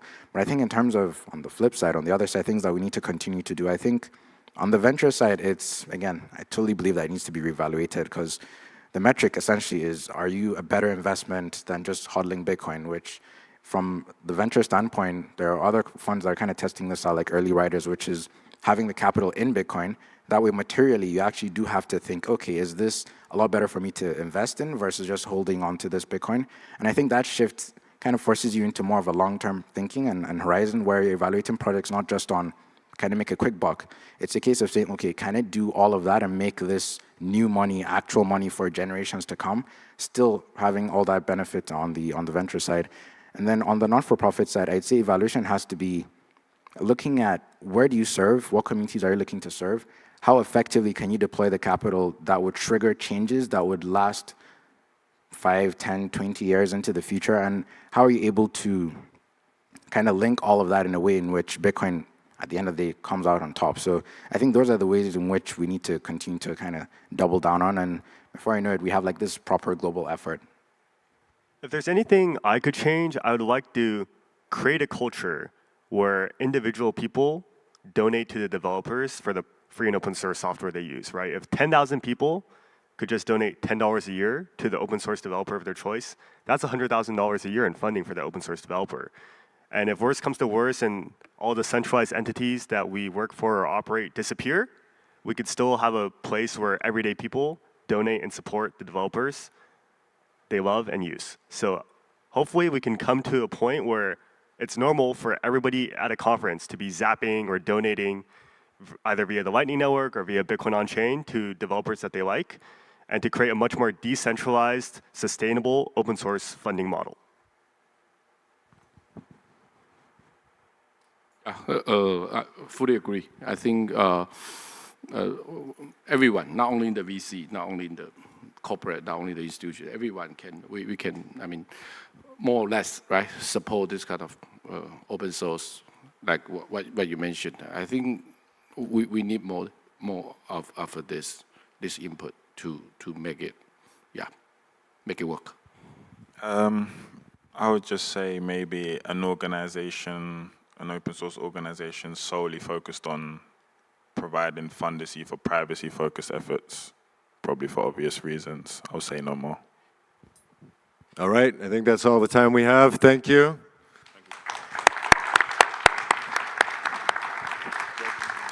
Thank you, guys. Why I'm not seeing everyone in this room wearing the fantastic Baltic Honeybadger 2024 hat? I think there is one there. What's wrong with you guys? This is beyond cool. Spend some sats, you stingy fiat coiners. Come on. Let's buy the official merchandising of Baltic Honeybadger. Don't you know that Hodl, spend and replace is the new mantra? Lightning Network fucking works. Use it to buy the Baltic Honeybadger official merchandising. Actually, I'm gonna steal this. Thank you, Max. Thank you, Anna. So next up, we're gonna discuss Bitcoin and real estate. They are both considered store of value, and the next topic is gonna be about a peculiar way they might interact. So, please welcome on stage with his speech, Bitcoin's role as collateral in real estate development. He's actually already on stage. Leon, welcome, please. You good? Nice. This is your paper. Perfect. Can you hear me? Yep, we can. Great. Thank you, Rikki, for the introduction, and thank you for the invite and to give me the opportunity to speak today. I'll talk on Bitcoin's role as collateral in real estate development, and the purpose is, I believe, next to its use as money, which includes being a medium of exchange, a store of value, and a unit of account, Bitcoin's role as collateral in the transition phase onto a Bitcoin standard, as long as fiat interest rates rise slower than Bitcoin's purchasing power, is very interesting, and this is something that Max and his team at Hodl and Debify have obviously understood so well. So when I first heard about Bitcoin, I was studying philosophy and ethics at university, and I remember this day, actually until today, I was standing behind a friend of mine, and he was sending money across the globe, and I didn't really understand what was going on, but I did understand that I just witnessed something that might change the course of humanity. And shortly after, I wrote my master thesis about Bitcoin, studying financial economics and its potential as money. After I joined the real estate industry, and working in the real estate industry really allowed me to understand the problems of our monetary system and the potential of Bitcoin. So what you see here is the relevance of housing, the search for affordable housing in Google Trends in the US. And this is something that you can observe worldwide. People are in desperate need of affordable housing. One of the biggest issues of the fiat system is that people use real estate as a scarce and speculative investment vehicle to hedge against inflation. This drives up the cost of housing, and it drives up the cost of living significantly. And Bitcoin, as a deflationary force, has the potential to provide affordable housing for 3 reasons. I will mention 2 reasons now and then the 3rd reason later on in my presentation. So obviously for those who hold Bitcoin, everything becomes cheaper over time because Bitcoin is a disinflationary currency, absolutely scarce. It's engineered to increase in value over time forever, while fiat is designed to be debased. And secondly, since Bitcoin is a superior store of value to real estate, people can save in Bitcoin by default. They don't need to invest in real estate to outperform inflation. And we can assume there will be less drastic price increases in real estate, and the price of real estate will be recalibrated closer to its utility value. And what you see here is that since 1971, 15th of August, when US President Richard Nixon announced that the US would abandon the convertibility of fiat currency into gold at a fixed rate, and he ended the quasi-gold standard was existent since 1944, since the Bretton Woods Agreement. Housing has grown exponentially in value, and you can pretty much see that the nominal rise in real estate reflects the debasement of fiat currency. And the yellow line that you see here is the M2 monetary supply that has grown at a CAGR, at a compound annual growth rate of around 6.8%, very closely followed by housing, residential real estate at 5.7%, which is followed by the commercial real estate price index, which has increased year over year of 4.4% since 1971. So what happened is, real estate has accrued a substantial monetary premium, which is representative of its use as money, especially of its use as a store of value, a form of function of money that is no longer possible because of inflation, monetary inflation that has decimated people's purchasing power. So real estate has turned into the #1 store of value in the world. There are different estimates. McKinsey estimated in 2019 that around 67% of the world's wealth is stored in real estate. And we Bitcoiners, there's a graph by Jesse Myers that is being used by Bitcoiners quite frequently and that I really like. And he suggests that around 330 trillion are stored in real estate. So that is a substantial amount. And I believe that Bitcoin presents a solution to the housing crisis. The superiority of Bitcoin becomes obvious when you look at the price, the average price of a home in the US. In 2016, it was around 1,000 BTC, and today it's around around 10 Bitcoin.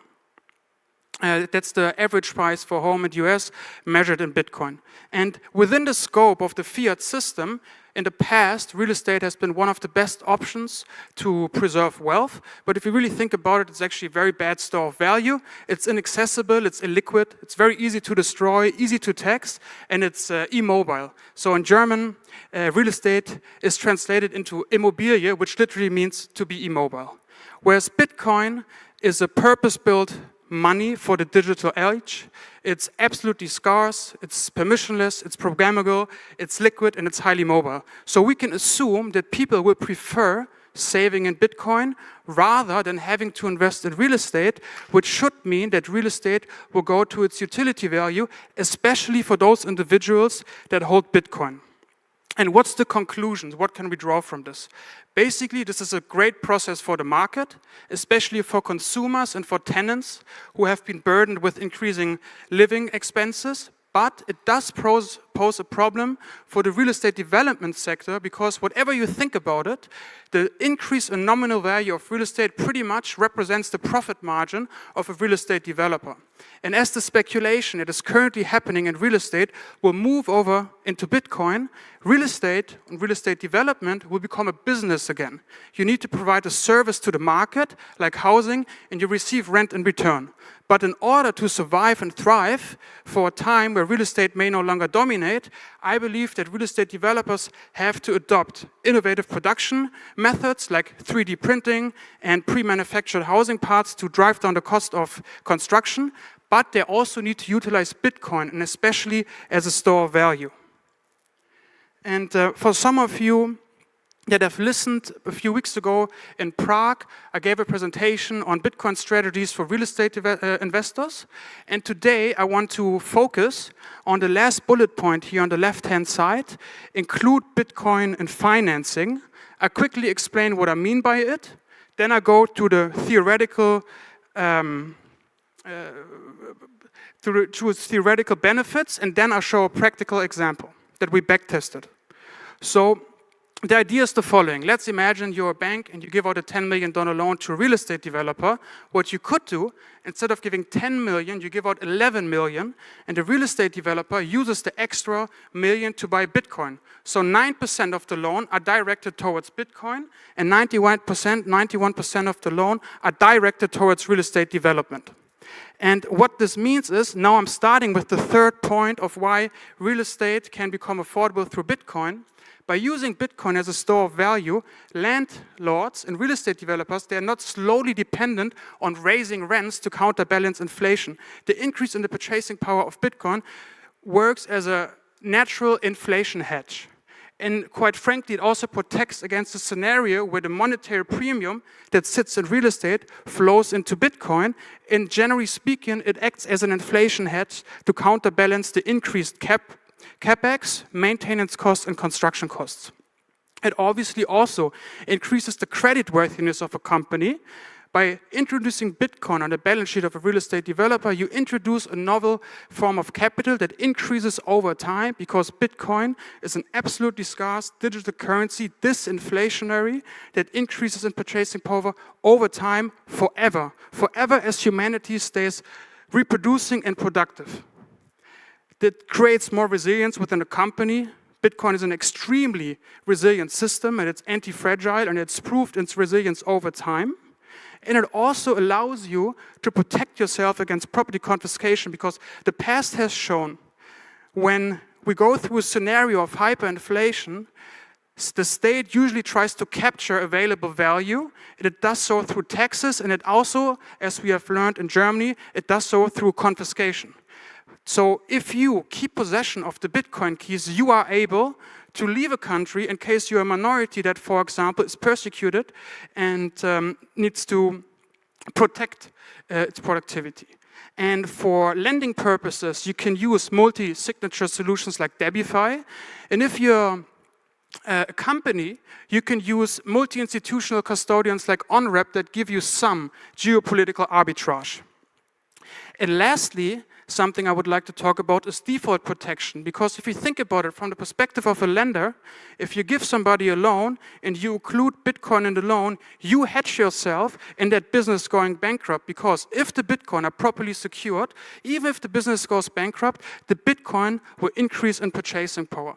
And this allows a lender to hedge themselves against the borrower defaulting, and Bitcoin is also much easier to liquidate. It trades 24/7, 365 days of the year.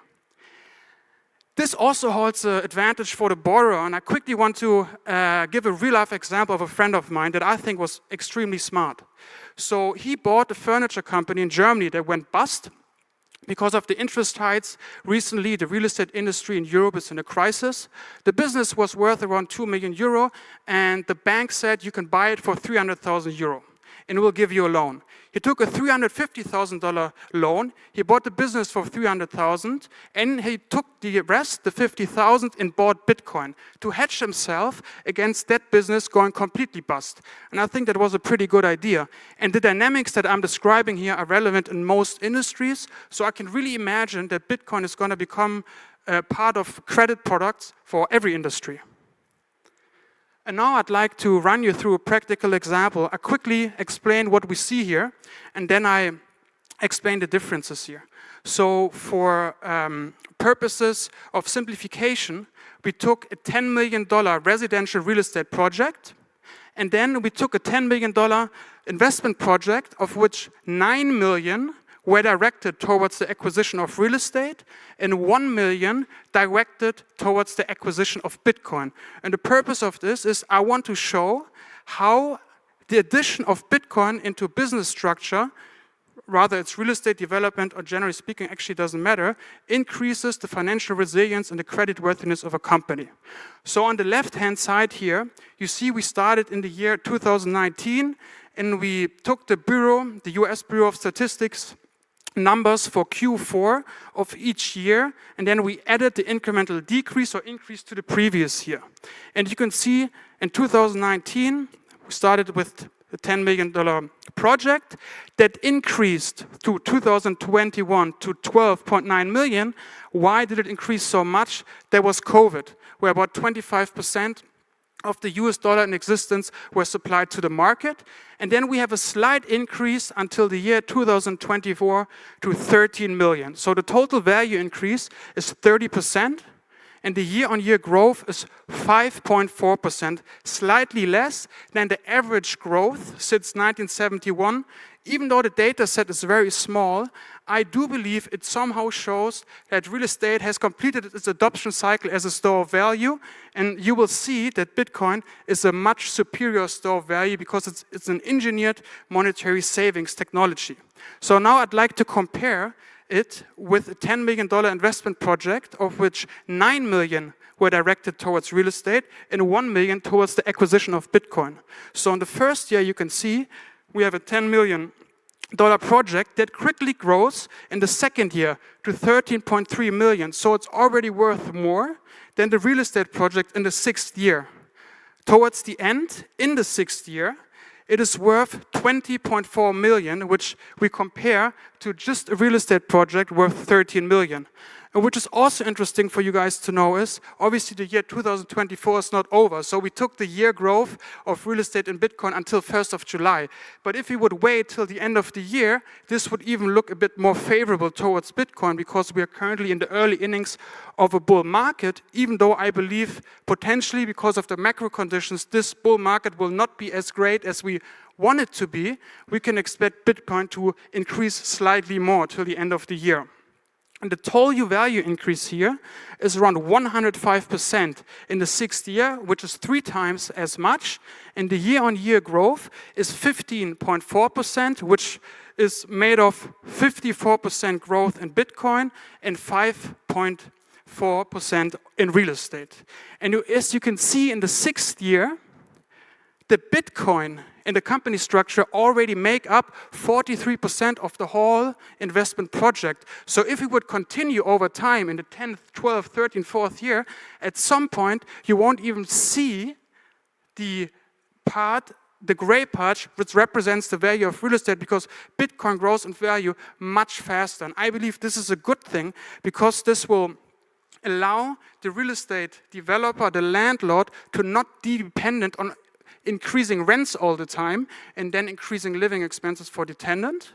And also as you go along and as the gap between the existing debt and the nominal value of the real estate increases, as a real estate developer, you can do a little Michael Saylor move where you refi the untapped equity within the real estate structure to buy Bitcoin with it. Because if you think about it, MicroStrategy is a company that produces cash flow, has a similar dynamic to a real estate project that produces cash flow. You can borrow against it, keep the Bitcoin long term, pay back the debt with the cash flow. And I want to give a shout out to G Sovereignty and his Nostr rocket project.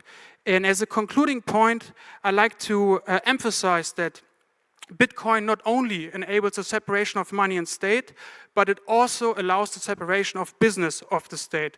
And by embracing Bitcoin-based credit products, we can help businesses to become more independent of the inflationary fiat system, and by doing that, we can help them to be more resilient and provide better and more affordable products to the market.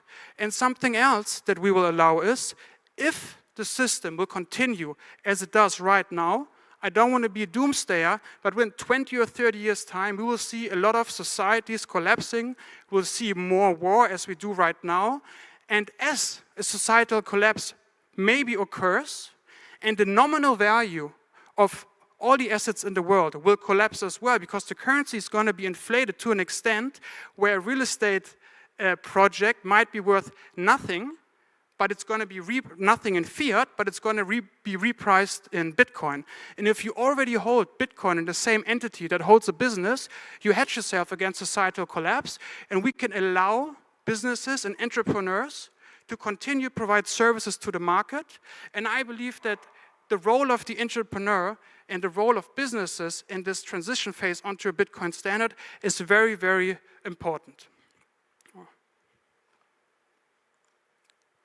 Okay, So just lastly, if you'd like to keep up with my writing, I provided a QR code down there that you can scan.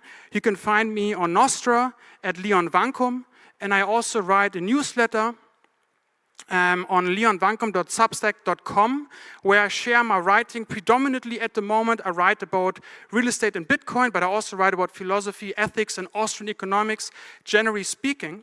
And I'm in the process of writing a book by the name of Digital Real Estate, which will explain why Bitcoin is a superior store of value, superior collateral, what this means for the real estate industry, how do real estate developers deal with it, and what are the effects on interest rates, the investment landscape, the housing market, and society as a whole. If we have some time left, I actually like to do a Q&A and take some questions or constructive criticism. If anyone here has a question. I'll help you with that. Yes, there is a hand right there. Great speech, thank you. Do you see banks being able to use excess leverage? So, the value of the property is 100. Will the bank loan 110, or will you need to have an equity component in that transaction? Yeah, you probably need to, for sure. I mean, I think the first banks are starting to realize the potential of this strategy, I guess. But they need to, I don't know if I understand your question correctly, but they need to over-collateralize and include an equity component, because from their perspective, Bitcoin still carries risk. Where from my perspective, Bitcoin does not carry risk, or at least not as much risk as a regular asset that's tied to the fiat system. But from the perspective of a bank that's regulated, it obviously does.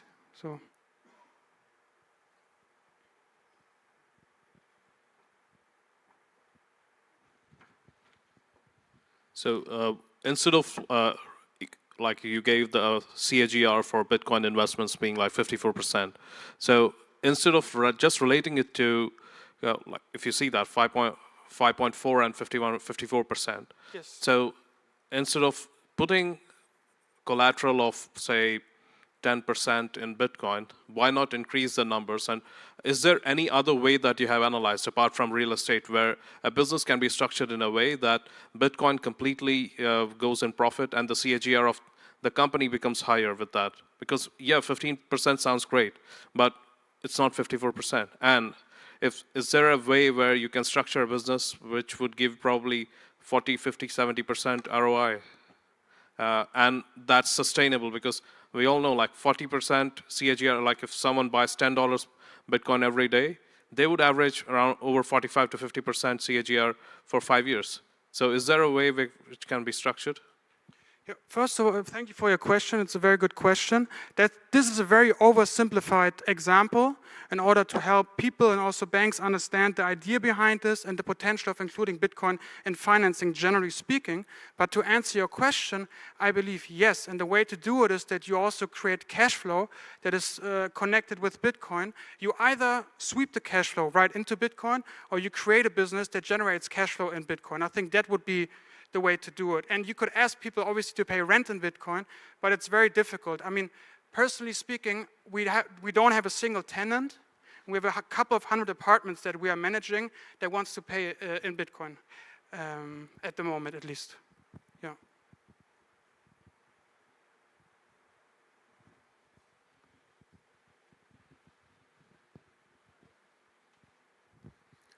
Don't be shy.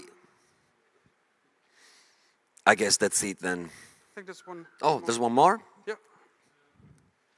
Do you think that in 5 years we can trade real estate on the blockchain? Say it again, sorry? Do you think that in 5 years from now we can create real estate on the blockchain in Argentina, El Salvador, anywhere? To write real estate on the blockchain? Trade, sell my house on the blockchain as a token.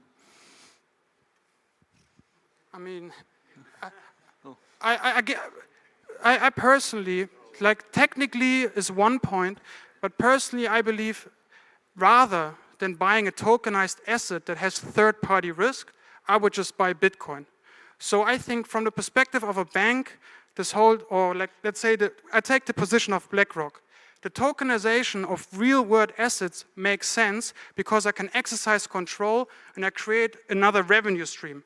But from the perspective of an investor, I just buy Bitcoin. And if you want to sell your property, I would just sell the property and buy Bitcoin with it rather than selling it as a tokenized asset because it always involves third-party risk. And I think the purpose of Bitcoin is to clear out the third-party risk. So therefore, I'm not really a fan of tokenizing real-world assets. Thank you so much. Thank you so much. Leon, welcome, ladies and gentlemen. Thank you, Leon. Thank you. All right. The next speech has a mysterious title. It's called Satzflow Z16A Killer. I don't know what it is, but we are about to find out. A big round of applause to Grant Gilliam. Thank you. Okay, he was asking me what is Z16A. Does anyone have a guess what Z16A is? Okay, yep, so you may be thinking I'm talking about Andreessen Horowitz and A16Z. Is that what I'm talking about? Well, yes, I am. But it's not just A16Z. It is, I'm using this as broader fiat venture capital, which I think has been corrupted by this easy money world that we live in, and in a way has been operating almost in the reverse of how I think we should be building businesses and investing in businesses. And so I'm just reversing A16Z to Z16A because I think it's this ass backwards venture capital. And I'm running with this Michael Jackson Thriller theme because I think there's lots of zombies and zombie companies lurking around the world as a result of this easy money world. But conveniently, Z16A is not just this backwards venture capital. It is code for something, just like A16Z is. And that is zero rates phenomena. I did the counting here so you don't have to trust me. So Z16A is this backwards venture capital and what I call just the symptoms of an easy money world. So let's look at some zero rates phenomena in the wild. First, let's start with venture capital. So this chart's a good one. It just shows interest rates relative to VC funding. And I think what you see here is once rates are manipulated downwards, VC funds just start getting drunk at the punch bowl. And I think, as many will be aware, over the last few years, the broader tech world is suffering a massive hangover as a result. Next, this one's a really good one too. U.S. Fed funds rate. So if anyone had to guess, when on this chart do you think A16Z was founded? And if you guessed in July of 2009, right here at the bottom, you would be correct. So could we argue that A16Z is a zero rates phenomenon? Maybe. I don't think they would admit it. But I do know at least someone who would admit it, and that's Sam Altman, self-confessed zero interest rates phenomena. This is a pretty wild tweet. I think a lot of us know what he means there. It's pretty self-aware also. Also related to my next point, which is just unlimited money. In an easy money world, the numbers just get bigger and bigger and crazier. And it just starts to boggle the mind. It doesn't really make sense. I think all of this can be summarized in what I call the traditional venture capital holy trinity, which is this combination of the money printer or infinite liquidity with a growth at all cost mindset. Sorry, I'm just moving out of the way for some people. And burning cash, and you mix that all together, and that's what I call fiat venture capital, or this backwards venture capital. And the perception, of course, is that this is easy, is basically risk-free, but we all know that that is not the case. And we all have a sense that as the world moves more towards Bitcoin, this will be changing. And so this is what I think the similar Venn diagram looks like under Bitcoin standard, which is instead of infinite money, we have scarce money in Bitcoin. Instead of a growth at all cost mindset, we have producing value at minimum cost. And then rather than burning cash, it's generating what I like to call sats flows. Sats flows is a term I coined a few years ago, just related to cash flows, but I'll give definitions here. My definition, since I coined it,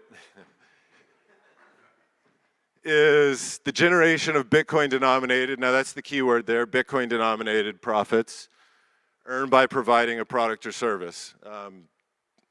This is the holy grail right here. The tongue-in-cheek definition is sats flows of flow of sats, and at least temporarily, as we move into a Bitcoin world, just generating fiat cash flows that are swept into Bitcoin, that's also sats flows in my mind. So now let's go into some core principles of sats flows, and this slide is going to blow your mind. First, provide value to others and get paid for it. That's a key part of it. After you get paid for it, spend less than you earn. And then after that, use your profits to accumulate Bitcoin and build equity value. I told you I was going to blow your mind on that. But these are just what we call at 1031 sustainable business models. It's not rocket science. We got Michael Jackson's back. Don't be in the middle of the curve, pursuing hypergrowth, burning cash, deferring profits, always needing VC funding. It's really this simple. Get paid, make profits, accumulate Bitcoin, focus on sats flows. So now I want to go into some business fundamentals as it relates to sats flows. There's only two ways a business can accumulate Bitcoin. First one is just capital transactions. You can think of this as what MicroStrategy has been doing. Raise debt, raise equity, convertible notes, sell your organs. These are all external. The only other way is through internally generated funds or sats flows. A couple observations here are capital transactions generally are one-time in nature. Often they're arbitrages. Whereas I would argue that sats flows are much more important to the underlying value of your business and the ability of your business to survive over time. And so on that point, business fundamental number 2, all businesses which cannot produce sats flows will eventually fail. And my reasoning behind this is that without sats flows, you have to pay for it somehow. You either tap into your balance sheet, drain your cash, drain your liquid assets, or you have to tap into your equity, sell equity, dilute your equity. Eventually, those will both run out. You can't rely on them forever. And so therefore, as a business, the only evidence that you're creating value in a sustainable way is by the generation of sats flows. And point number 3, Bitcoin is going up forever. This is a first in terms of zombie eyes, Michael Saylor zombie eyes, but this is not just a joke. If Bitcoin is going up forever, let's just say this is a representation of the price over time. This will have fundamental impact on the way that businesses think. And the implications, if you look at this chart, it is generally harder to earn Bitcoin over time, or if you say it another way, for the same amount of work, you generally will be earning less Bitcoin over time. And so if you wanted to put that on a graph, it's effectively the inverse of the Bitcoin price chart, which shows for every unit of capital or time or energy, over time you'll be earning less Bitcoin. And this really will emphasize the opportunity cost of Bitcoin, the sats flow opportunity cost, which the main point here is every business, every financial decision a business makes will have to be weighed against the alternative of just having the incremental Bitcoin today, with the understanding that it will be harder to earn in the future. So you can think of that as investments a business might make, putting their capital at risk. You can think of it as cost that they might incur, which are foregone sats flows. And my argument is, from a business sense, it only makes sense to defer this Bitcoin if you think you're going to more than make up for it, make more than you're deferring, and we already established it's harder to earn it in the future. So there will be a much higher bar. So now just to visualize it a bit. So here's just a hypothetical fiat backwards venture capital growth profile, revenues in light, profits and lack of profits in orange. Most important point first here is that, of course, we all know we have an inflating currency. So first you have to, growth has to keep pace with inflation, otherwise you're falling behind. This often leads to this growth at all costs mindset where you're deferring profits. You can see here, you're losing money quite significantly for years. And often it is also the case that the more you grow, actually, the more you lose. And so therefore, you're reliant on external funding to survive. Compare that to the sats flow model. Most important point on this side of the chart is that this is a fixed currency in Bitcoin, as we all know. And so all you need is positive sats flow, net positive sats flow. You have more Bitcoin today than you did yesterday. You have a greater percentage of the total supply. And so you're actually better off. So all you need is to generate positive sats flow. And since we know it's harder to earn Bitcoin over time, that really pulls forward the focus on generating profits sooner than we've been used to under this easy money world. And although this sort of looks less appealing because it doesn't seem like it's growing as fast as the left side, my argument is you're generating a greater cumulative amount of Bitcoin and sats flow over the time period. A few more observations I want to go through. We already established it's harder to earn Bitcoin over time. So here's my graph or chart of what I think a mature sats flowing business might look like. Implications are the Bitcoin profits that you're earning are gradually going down in time, but since you hold a greater percentage of the total supply, you're having more Bitcoin today than you did yesterday. This is a great situation. Actually, this looks bad because it's declining. That's what we're used to. But this is a great business, and I think there'll be lots of businesses that look like this. These would be great businesses to build, great businesses to own. Observation number 2. So if this is what a profile of a sats flowing, mature sats flowing business looks like, what does this also look like? To me, it looks a lot like a Bitcoin miner, except without the capital intensity, but perhaps without the capital intensity of a Bitcoin miner, and perhaps with better competitive dynamics than what we see. And so my argument is that building or investing in a business that looks like this is incredibly attractive. It already is the scarce real estate of the future, and most people just haven't realized that yet. Continuing on, if a mature sats flowing business is producing less Bitcoin over time, then I think it also follows that the value, the equity value of the business, when denominated in Bitcoin terms, will also decline, as I think I already established. This is not necessarily bad because if you're generating net positive sats flows, this is a good situation. And so my comment here is that this is just the nature of Bitcoin. Everything does get cheaper in Bitcoin terms over time. And the same will be true for mature sats flowing businesses. And I underline and emphasize mature here for a reason.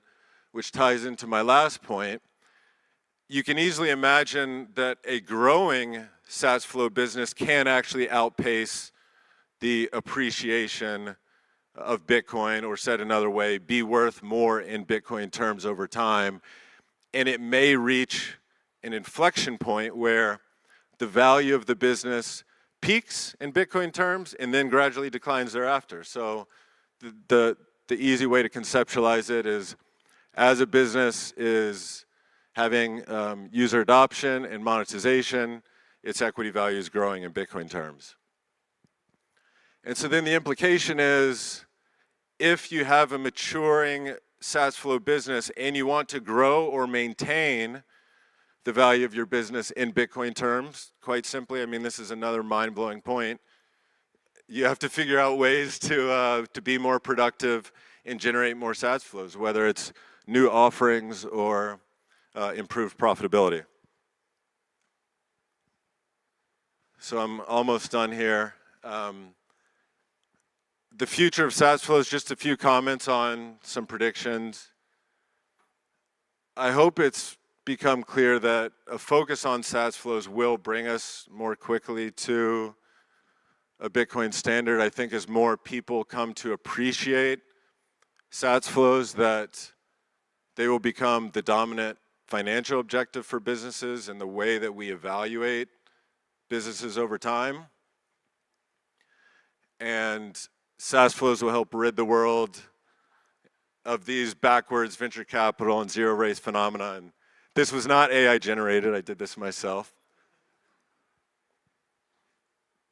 So just wrapping up, we might have some time for questions, but I truly believe that SaaS flows are the future. That's all I talk about on Nostr. It really is core to our strategy at 1031, and proud to say a lot of the investments and companies that we're backing are really embracing this idea. And I think that as we carve the path in this SaaS flow philosophy, more will do that over time. And I mean, you see the Spider-Man pictures, I'm setting up a meme too.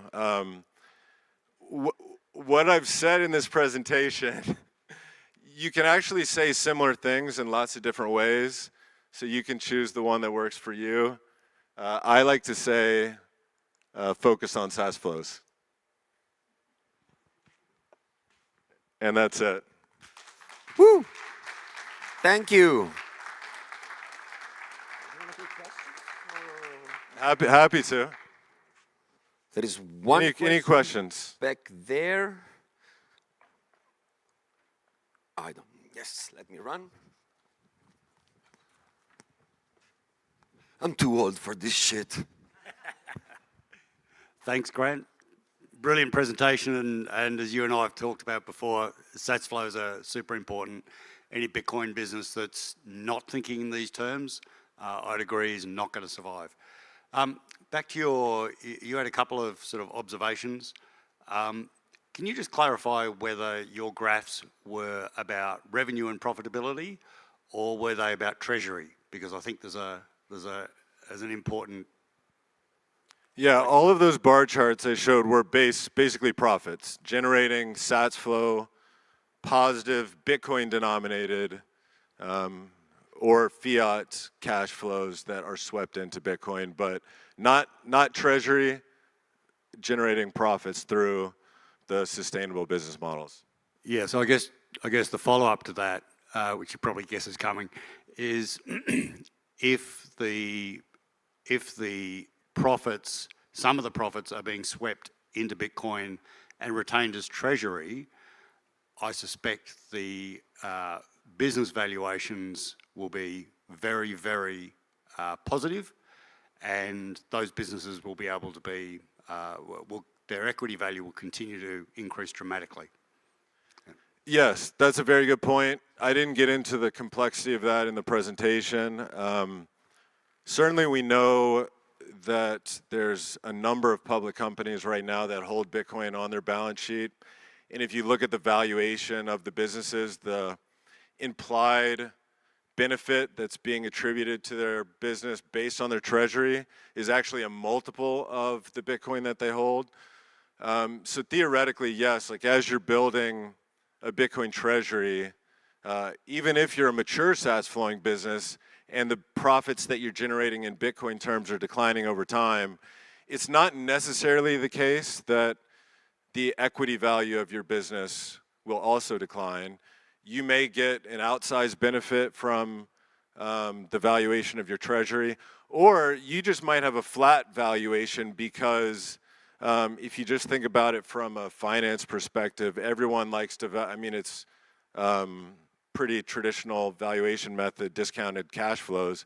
You'll do the same thing, discounted SATS flows, and every year that you go on, the valuation of the future SATS flows may be worth less because you're generating less Bitcoin over time.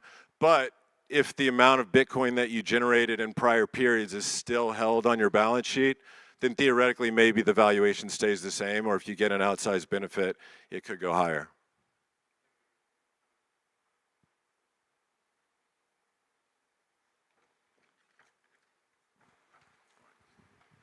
So what kind of businesses would be chosen by you as a VC to invest in, which actually produces positive SATS flow? And as a person running a business, how would you recommend me to pivot? Like I have a business in marketing, so how do I pivot to getting into a business which, or how do I pivot my business to have more SATS flow than actually accumulating trash? Well, I mean, it's a tough question to answer, but I mean, the idea is provide value. If I mean, for the companies that we're looking to invest in, it's generally companies that are providing a product or service to holders of Bitcoin, and providing a product or service that we think those holders are willing to pay for. If you have a business that is outside of the Bitcoin ecosystem, it's just a matter of providing value and spending less than you earn, generating profits, and using that to sweep into cash flows. It doesn't necessarily into Bitcoin. It doesn't necessarily have to be a Bitcoin-based business. Most of what we do is in the Bitcoin space. We've started dabbling in Nostr. Another big theme that we expect, especially over the coming years, are technology companies that are not historically Bitcoin businesses that are looking to come into Bitcoin in some way, whether that's just putting Bitcoin on their balance sheet, maybe it's building a product or service that's relevant for Bitcoiners, maybe it's plugging into the network very directly. We have one company in our portfolio that was more of a traditional tech company that is starting to move into it, so we think that will be a growing theme. I just want to ask, like, is this a right assumption that the high debt rate of a startup or a 1:10 success rate of a startup is a symptom of fiat venture capital, as one of your slides mentioned that only one survive and the other become zombie? Wait, could you repeat the last part there? Yeah, so one of your slides mentioned that like one of the startups survives and the other becomes zombie. So my question is it the correct assumption that like 1:10 success rate of a startup or the high debt rate of a startup is a symptom of fiat VC, venture capital? Yeah. I think it definitely plays a part. When the price of money is manipulated, people don't value the cost of the capital. And I think over time we're going to realize that the real cost of capital or the real opportunity cost is Bitcoin. And so when people don't value the money, they're encouraged to pursue this growth at all cost mindset, which I think is directly a symptom of that. Thank you.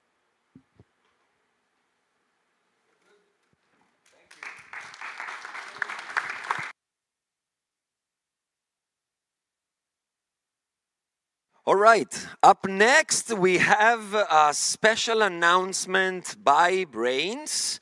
So I invite on stage the Braiins team. Yes. Come on. Hello, ciao. Does it work? Can you hear me? So ciao, I'm Christian. I'm a chief of propaganda at Braiins. I don't have a clicker. Where's the clicker? Yeah. So if you don't know Braiins, we love Bitcoin mining. That's all we do 24/7. So the next one is, so if you're interested in mining, then how do I work with this? Can anybody help me? Yeah. Okay, that's too much. Yeah, so if you're interested in mining, please come to our booth, Let's Talk Mining. But I'm here not today to show Braiins about the core business, because we also are very passionate about education. So you might know us because of these books. So we publish, we care deeply about education. So we publish these books. If you're interested, you can get the middle one, the Bitcoin mining glossary, for free on our booth. Of course, I'm not a communist, nothing is for free. You'll follow us on Twitter, I'll give you the book for that. So I think it's a fair deal. All of those books are for free download on our website, so braiins.com/books if you prefer PDF. But so today we wanted to launch a new book, which is a Bitcoin, building Bitcoin in Rust, and I would like to invite Lukáš, the author, and he'll tell you a little bit about it. Hi, can you hear me? Can you hear me? Okay, good. So nice to talk to you. So the idea is that there is programming languages that are better for making secure and robust software, and I believe that Rust is the best choice that we have right now. And so in this book, we will take the white paper apart and we'll make a toy implementation of it. And it's a really fun book. You know, I have a quirky sense of humor, as an article says about me online. And we'll do a christening here. Unfortunately, we don't have Daniela, who wrote the foreword. Unfortunately, as is Honeybadger tradition, she's so hangover that she can't move. And I guess that's it from me. Yeah, so the point is, we always do a christening, which is we invite a special guest and we pour beer over the book just for the laws of it. So I would like to invite Max, and I always promised him that one day I will have a red carpet for him, so I think today is the day. So we bought you a red carpet, and I would like to welcome you on stage. Here's your red carpet, and we would love to, and I have a beer for you. And we want to do a christening of the book with a beer. That's our tradition. So give me a second. So the point is, you know, I need it for propaganda. So you're holding the book, you're pouring the beer, and you're taking pictures, and I'll post it online.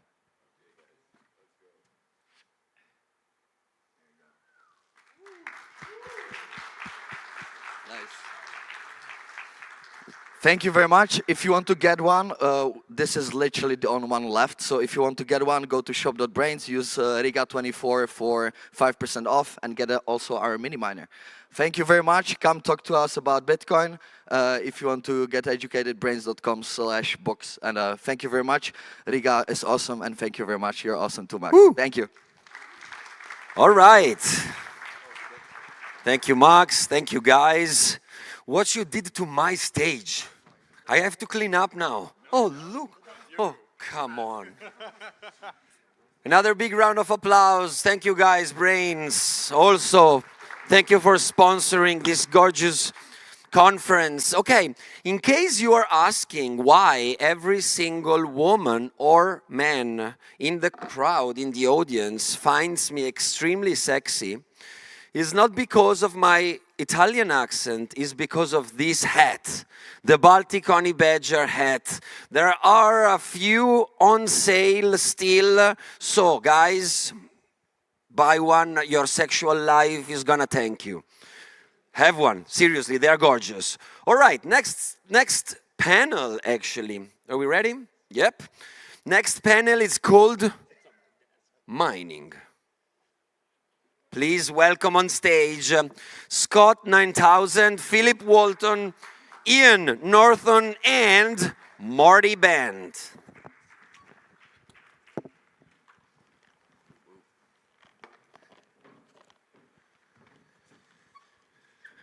How are we doing today? Day 2, mid-afternoon. Here to talk about a very important topic, mining. We've got 3 incredible guests for this conversation. Scott, Philip, Ian, why don't we start with some introductions, what you're doing, what you're working on right now. Scott, we'll start with you. My name is Scott. I'm working on the BitAxe project, which is an open source small home miner that very recently can solve blocks. Yay! I'm hopeful mine does too. I'm Philip, one of the co-founders of Gridless, doing mining and energy development in Africa. Hey everybody, my name's Ian. I'm a lawyer by trade, which is a little embarrassing for me. There's all these OG guys, all these great talented people, so I just wanted to say thanks for the opportunity, and special thanks to Max and Anna for putting together a great show. But my name's Ian, I'm a co-founder at Ocean, and we run a Bitcoin-only mining pool. Yeah, so I think what we have here on stage is a great representation of three individuals who are working to decentralize the mining stack at different layers. Scott at the ASIC level, Philip at the geographic level, and Ian at the pool level. So why don't we dive into each individual layer of the stack I just described and how it's centralized and what you're doing to help decentralize that. So Scott, you at the ASIC level. Yeah, that's actually a really good point, right? There's kind of a lot of stages to mining. So one of the things that I'm trying to go after with the BitAxe is, like you said, decentralizing it at the hardware level. Right now, there's basically just one manufacturer. I guess there's a few other, but Bitmain owns a majority of the hardware that's out there, and it's sort of antithetical to Bitcoin itself. It's a totally closed source ecosystem. We just have to trust that they're doing it right. We can't really verify that the miners are working, how we would hope, and how the firmware is working how we hope. We can't do that at all. So, currently the BitAxe project actually uses the chips from Bitmain because they're the best and most available. But what we've built on top of that is a stack that's totally open source firmware. It's totally open source hardware. Like you can see how it works. You can check how you interface with the chip and make sure it's doing what you want. And the idea here is to spawn a whole sort of revolution of open source hardware, bringing open source back to Bitcoin mining, and people can make bigger and better miners. People can spread it all around, build it how they want, with the goal of decentralizing mining, kind of starting at the hardware level. Yeah, and then Philip, with Gridless, there's been a big trend post-China mining ban in 2021 of hash rate moving to the United States predominantly in areas like Texas, the Tennessee Valley Authority. But what you guys are doing at Gridless is trying to get mining into rural areas. And it's not, I think the beauty of what you guys are doing is that it's not an altruistic endeavor and that you're just doing it to do it, but there's like an economic component. No, I think that's a critical point. Obviously we want to help people in our community, but ultimately we're trying to make money. And as any Bitcoin miner knows, the only thing that matters is the cost of your energy. And the truth is, to make the cheapest energy in the world, I have to go to the most remote places. And the challenge is that, industrial Bitcoin miners want to have 100 megawatt, 200 megawatt, 400 megawatt facilities. We're building to be able to, at scale, do, 1 to 10 megawatts in very remote locations. And so it gives us geographic decentralization, which also gives us political de-risking, because we're in multiple jurisdictions. With environmental change, sometimes rivers in one area flow more, they flow less in other areas. And so, really our strategy is to grow the footprint of not just mining, but new energy development in remote Africa. And we think that gives us an incredible defense against the centralization of mining. And then Ian, at the pool layer, that's big topic recently, particularly the last 4 or 5 months, with the realization that Ant Pool is acting as this mother pool for many other FPPS pools that are proxying into it. In Ocean, you guys exist to fight back against this centralization at the mining pool layer. Yeah, it probably is worth mentioning or pointing out how hard it is for Bitcoin miners. It's a really tough business. We just saw another major miner declare bankruptcy this week. It is a hard business. Energy's hard, hardware is hard. And so that was too big of a project for us to try and take on.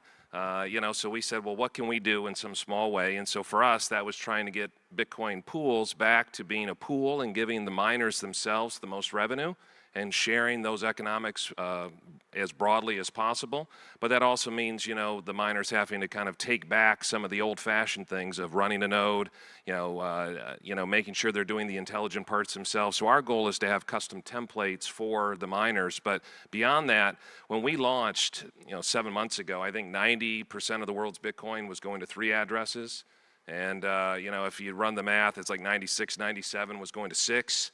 And it was 12 pools, but it was really just 6 addresses because Antpool was acting as a monopolistic kind of mother of all pools, and that's dangerous, right? Like the U.S. government or the Chinese government, even if they collude together, can't take out 15,000 nodes, but they can arrest a single developer, France, this week, can roll up one guy and coerce him into doing things. They can coerce 3 addresses. And so, to me, getting the Bitcoin from the network to the miners and getting that newly minted Bitcoin into as many hands as possible is important now.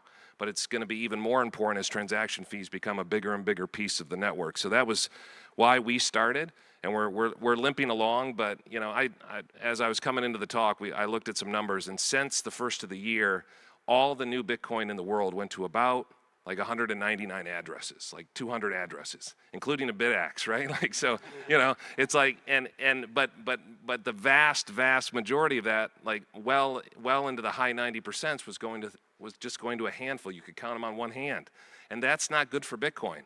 So as you step back and say, what's good for Bitcoin, it's things like the people on the stage here. It's Braiins. I see a lot of Braiins people. They're coming out with a new machine. That's hard, right? And that's good. They've got firmware. It's good firmware. It's hard to do.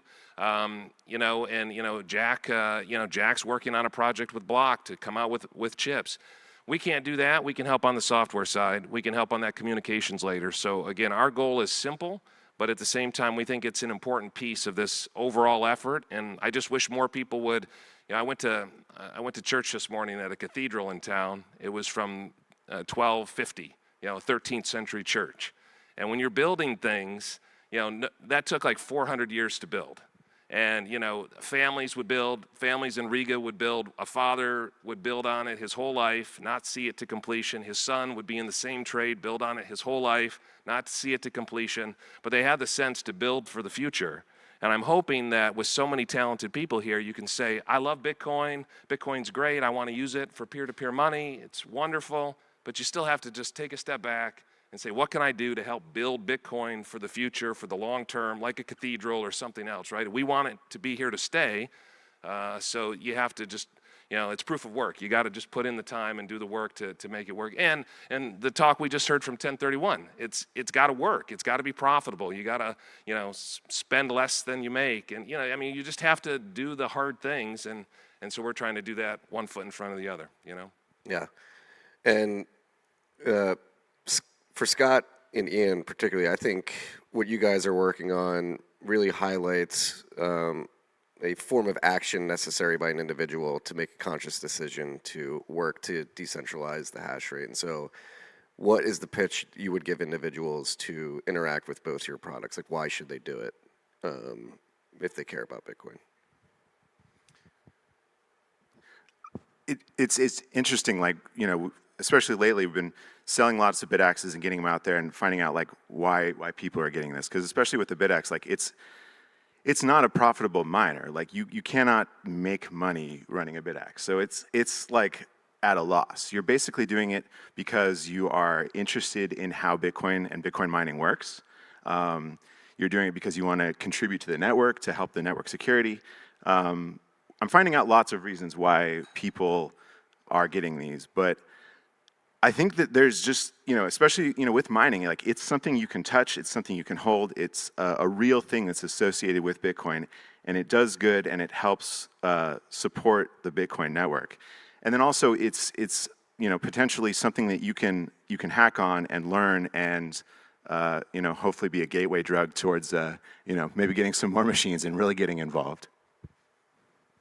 I think you're being too hard on yourself. I mean, I've been mining in my house, much to my wife and kids' chagrin, for a long time, right? And with these loud machines and different things, and you know, from a fiat standard, you're losing a little bit of money each month, right? I'm spending fiat for my energy bill, but I'm getting sats, right? Not a lot of them, but I'm getting them. I'm stacking them up. So, you know, it might not be profitable today when Bitcoin's at 30 or 60, but if you're thinking long term, it might actually do okay. It might break even or come out ahead later on, right? So now, for the larger miners, the ones that do have to run a profitable business, you know, I think there is this trap that, oh, I'll smash by a bunch of machines and try to mine a bunch of Bitcoin, and it's just moving fiat money around, and that's why you see bankruptcies, whether they're unintentional or strategic, and it's a mess, right? But if you get back to basics and you say, all right, how can I do this? You have to be experimenting, you have to be learning, but you're also making really expensive bets, right? You know, the amount of money it takes to deploy to do something at scale, whether it's 5 megawatts or 50 or 500,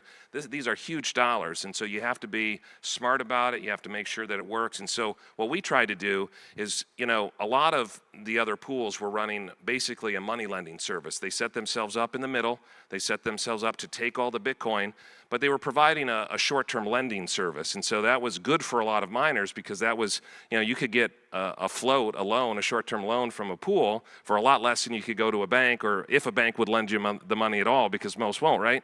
So what we try to do is we said, that will be a good service, that will be a good product for some. They may need that. We hope in the future the 1031s say, all right, if we can't do it profitably, we won't do it, right? So the folks that can commit to it and do it well, the right way from the start for the long term, we pay more revenue. Why do we pay more revenue? Because we're not providing a short-term loan. We have very little overhead, right? So we make sure the miners get all those sats, right?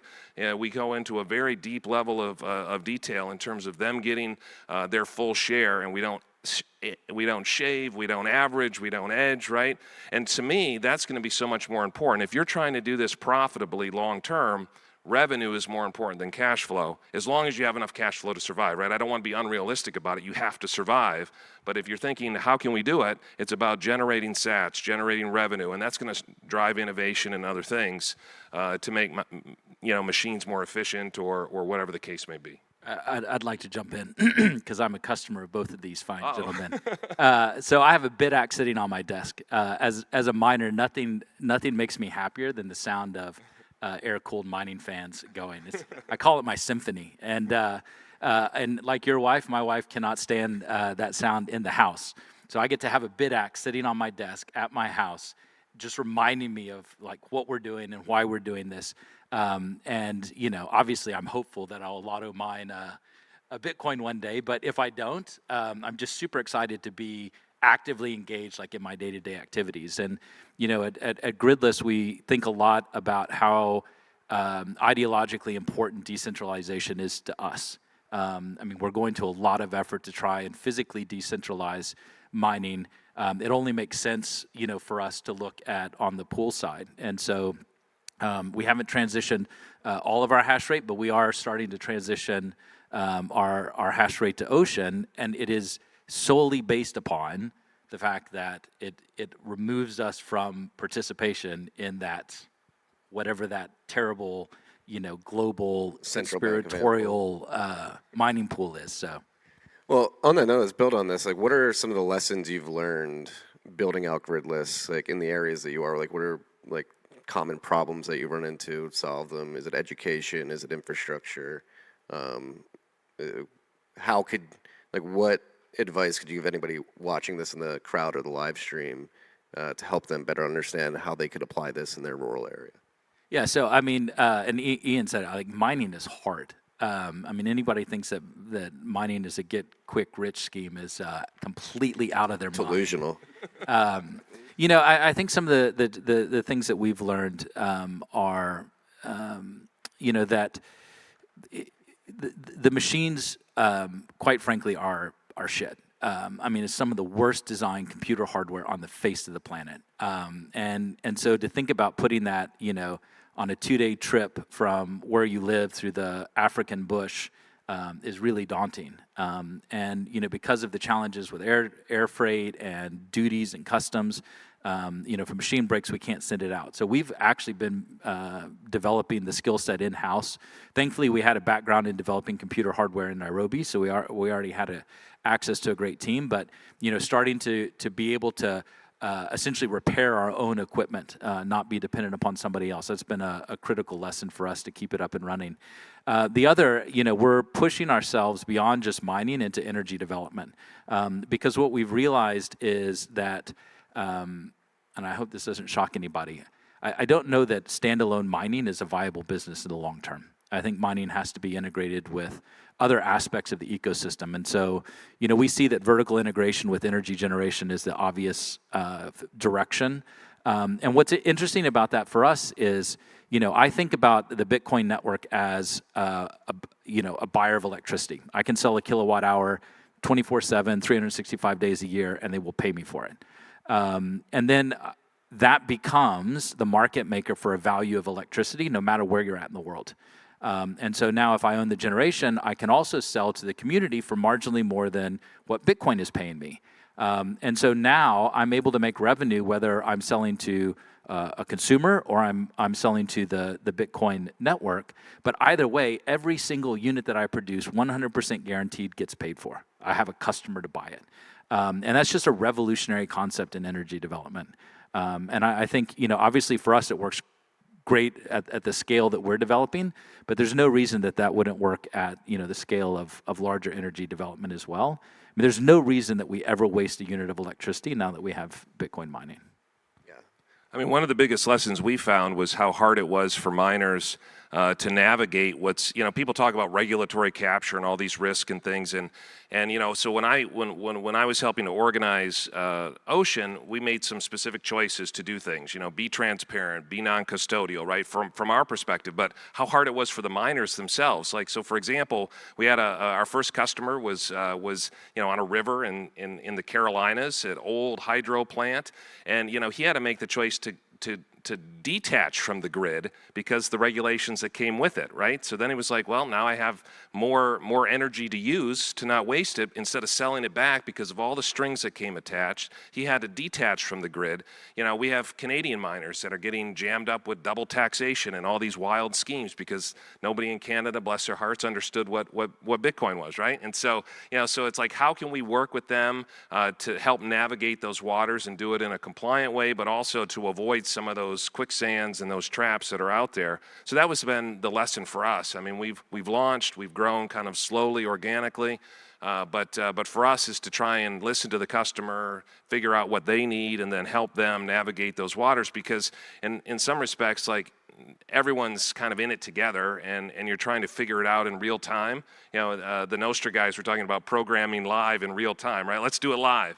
And in some ways, I feel like that's what we're trying to do with our customers, to make sure that you can't have 24 hours or a week that goes by where you're not getting your sats, right? You have to, you can't miss. You have to be 100% all the time. And so helping them navigate those hard waters has been our most important lesson, I think, so far.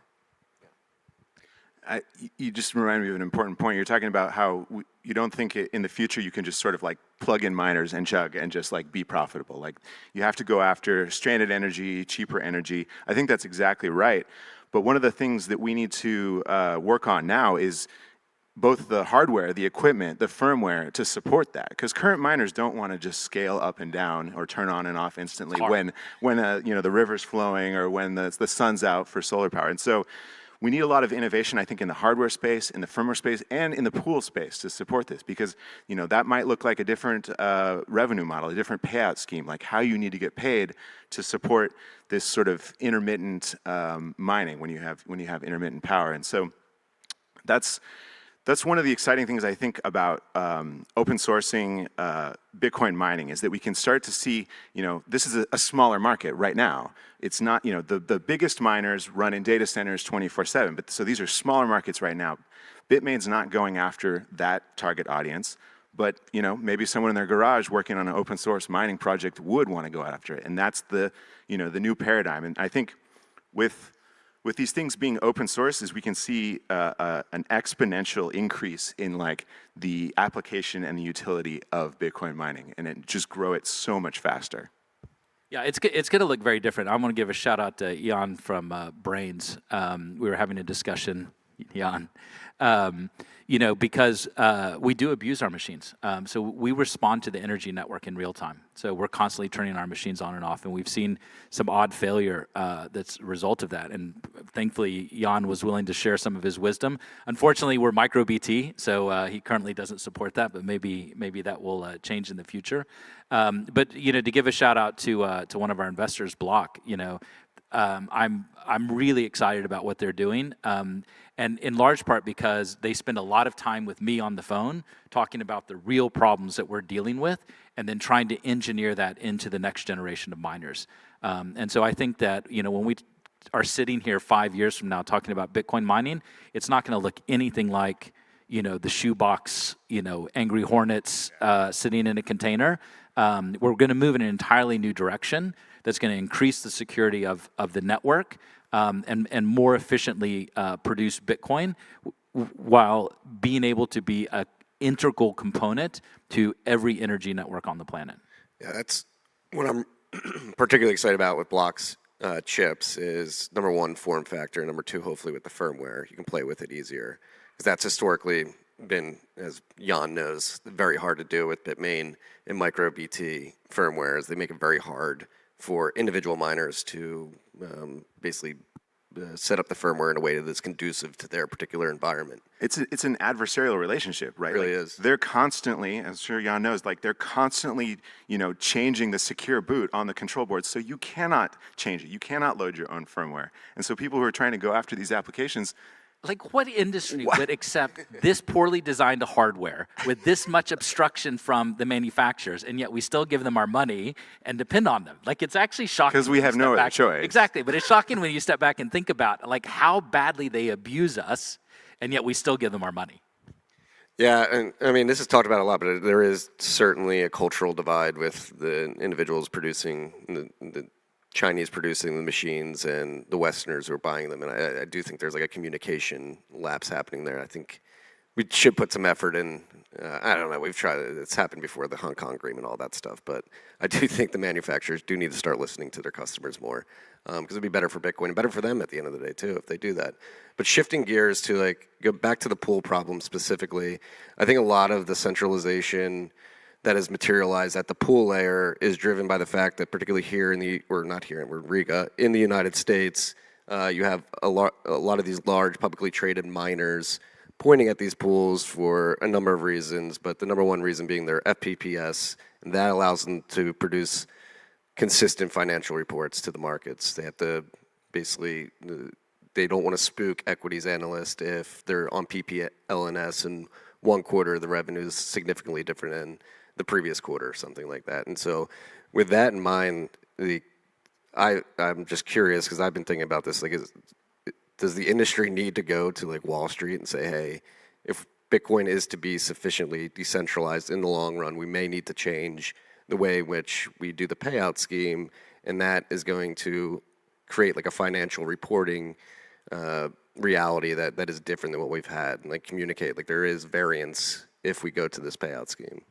Well, it's interesting, part of it I think is education, right? I mean, in the early days of Bitcoin, everything is done on chain, and so it's actually easier to audit, easier to audit. So, I mean, you've got fiat auditors, at the Big Four, I remember when they used to be the Big Five, and then they're always changing nameplates and stuff, but it's actually easier to audit on chain, and so when you take custody of it, what they're doing is they're doing estimates, and they're truing up those estimates, and they're doing it monthly or quarterly, and it's easy for their fiat auditors, but at the same time, it's not as accurate, or you're not able to enjoy the full economics. So by working with the information gap. I mean, lawyers and, if there's a group of people more anal retentive than lawyers, it might be accountants, right? Like, and so, bless their hearts. And so but working with lawyers and accountants to realize that you can actually get better data, more information, and test real data and see apples to apples. That's been important for what we're trying to do. But it's hard because, in the U.S., especially when I visit other places, the U.S. has a real knack for ruining things for other people. It's like, why can't we have nice things, right? Sorry. And, I love the country, but at the same time, they screw things up from time to time, especially the lawyers. And so, to me, it's re-educating and getting back to basics. We were talking about, firmware and hardware. It used to be you could do generational payouts to 800, 900 people. If you go back to Slush Pool or Allegis Pool in the early days, you'd have a generational payout to 900 people or 1,000 people every block. And now, they were doing one output, one address. For most blocks, there's still one output. And that's just, there's no need for that, right? Like, it's a good thing to scatter that virgin Bitcoin, for lack of a better word, to more people, right? It's a good thing. It creates, it removes those bottlenecks and those choke points, but it's educational too. And so sometimes lawyers and auditors get set in their ways, especially with public companies who have other tensions and other demands, and so you just have to make it easy for them so that they can understand it and get the better product that they need. I mean, it's when you sit down with a public company and say you get more revenue, they get that, but they don't necessarily want more revenue, right? There's trade-offs, and they're doing something intentionally, and you just have to make sure that they understand the trade-offs so that they can make an informed and educated decision. And I also think, that going from FPPS to something like Ocean, it's just a matter of adjusting the time scale of when you expect to get paid. It doesn't change the payouts. It's just adjusting your time scale. So, I mean, I literally love waking up every morning and seeing what I got paid from the day before. Like, that's a great feeling. And it's a great feeling to be able to look at my hash rate and know fairly accurately how much I'm going to get paid. This adds a little bit of a delay in it, but it doesn't change the net result. So, if I look at it over a month, it's going to be the same as if I got paid out, through FPPS, and potentially it's going to be more, if depending on how they play games and calculating what they're actually paying. So for me, it was just a shift in mindset to start thinking about it. But I don't think on the time scale of quarterly reporting or annual reporting that you're going to see a significant variance in going from traditional mining pools to something like Ocean. Yeah, and to your earlier point, miners, I think it's becoming abundantly clear that just pure prop mining play is not going to be profitable. You need these alternative revenue streams, whether that be demand response, adding HPC hosting, which a bunch of miners are doing now. Maybe that increased cash flow gives miners confidence to go to PPLNS as well. I hope so. I think. I just came from a conversation on the European Parliament and what they're threatening to put into laws, and I mean, like I said, it's an existential threat, and I think the concentration in the pools is an equal existential threat, and I think we have to take it seriously, and so I think as miners, we may have to make some hard decisions on what do we actually stand for, what do we actually care about. And I don't think that it's a worse outcome for us. I think it's a better outcome, and I think certainly in the long term, it's a greater outcome for us as a Bitcoin ecosystem. But I mean, those are some of the decisions that we have to make, and I think if we're not talking about it, if we're not pushing this issue, then it's easy just to do what you're already doing. It's easy to do what's easy and aligns with the way that you're used to reporting. But and I want to say one more thing on this. Like I love the fact that I get paid off the block. I love that I can literally generate non-KYC, sats, which I don't know if we're allowed to talk about that, but it's out there. But we don't know what this world's going to go to, and I think to me that's a part I really like about that shift. I would just say that we designed our pool to be permissionless for a reason, right? It was a feature, not a bug, right? One of the biggest things was people kept asking, well, how do I sign up? How do I sign up for an account? And I'm like, there is no account. You type in your Bitcoin address. That's it, right? Because when the regulators come, they're coming all the time. If they don't come this way, they'll come another way. So just know that they're coming. And so when they do knock on your door, think about those things ahead of time so you can respond with some courage and not get caught flat-footed, right? The people who struggle when the government changes things are the ones that haven't thought it through, the ones that get caught off guard, and then they're like, well, now we've got to fight, right? Well, it's like, that's too late usually by then. So you've got to just plan ahead of time. So there's a lot of folks that are pushing back in spots, whether it's in the US or abroad, but those fights are coming, and they will continue to come. And so just be on guard. You know, Bitcoin's supposed to be trustless, so why are you trusting your governments, right? Like, just do the hard work now, I guess. There are not enough regulators to knock on all the BitAxers' doors, and I don't think they'd know which doors to knock on anyways. Swarm attack. And we're out of time. That's a perfect place to end it. Thank you all. Let's give them a hand. Woo! Thank you, guys. Thank you. Thank you so much. All right. Half an hour lunch break. Main stage will resume at 3 p.m. sharp. Enjoy.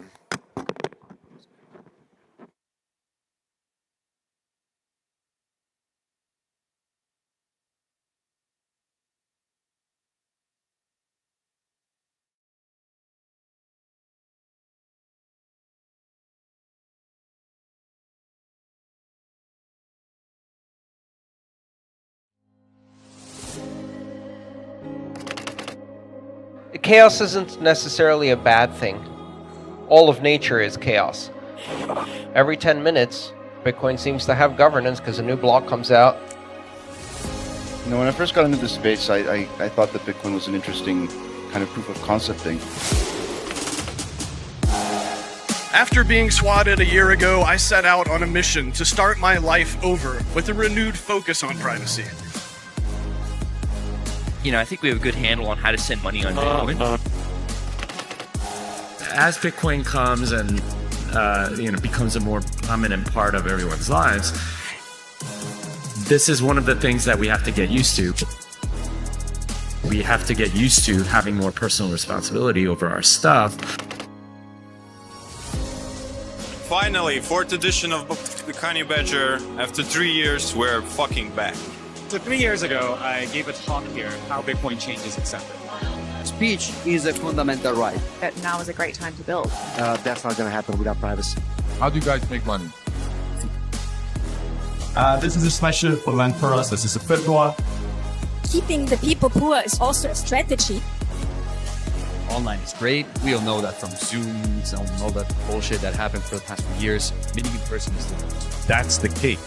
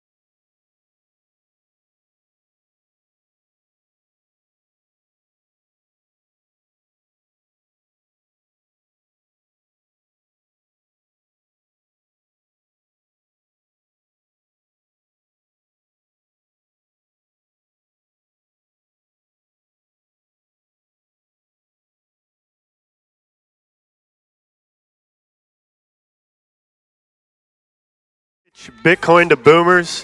We're going to learn about education in the free and open source stage and learn about doomsday in the cypherpunk stage. So 2 more minutes, come back inside and get ready to enjoy some conversation.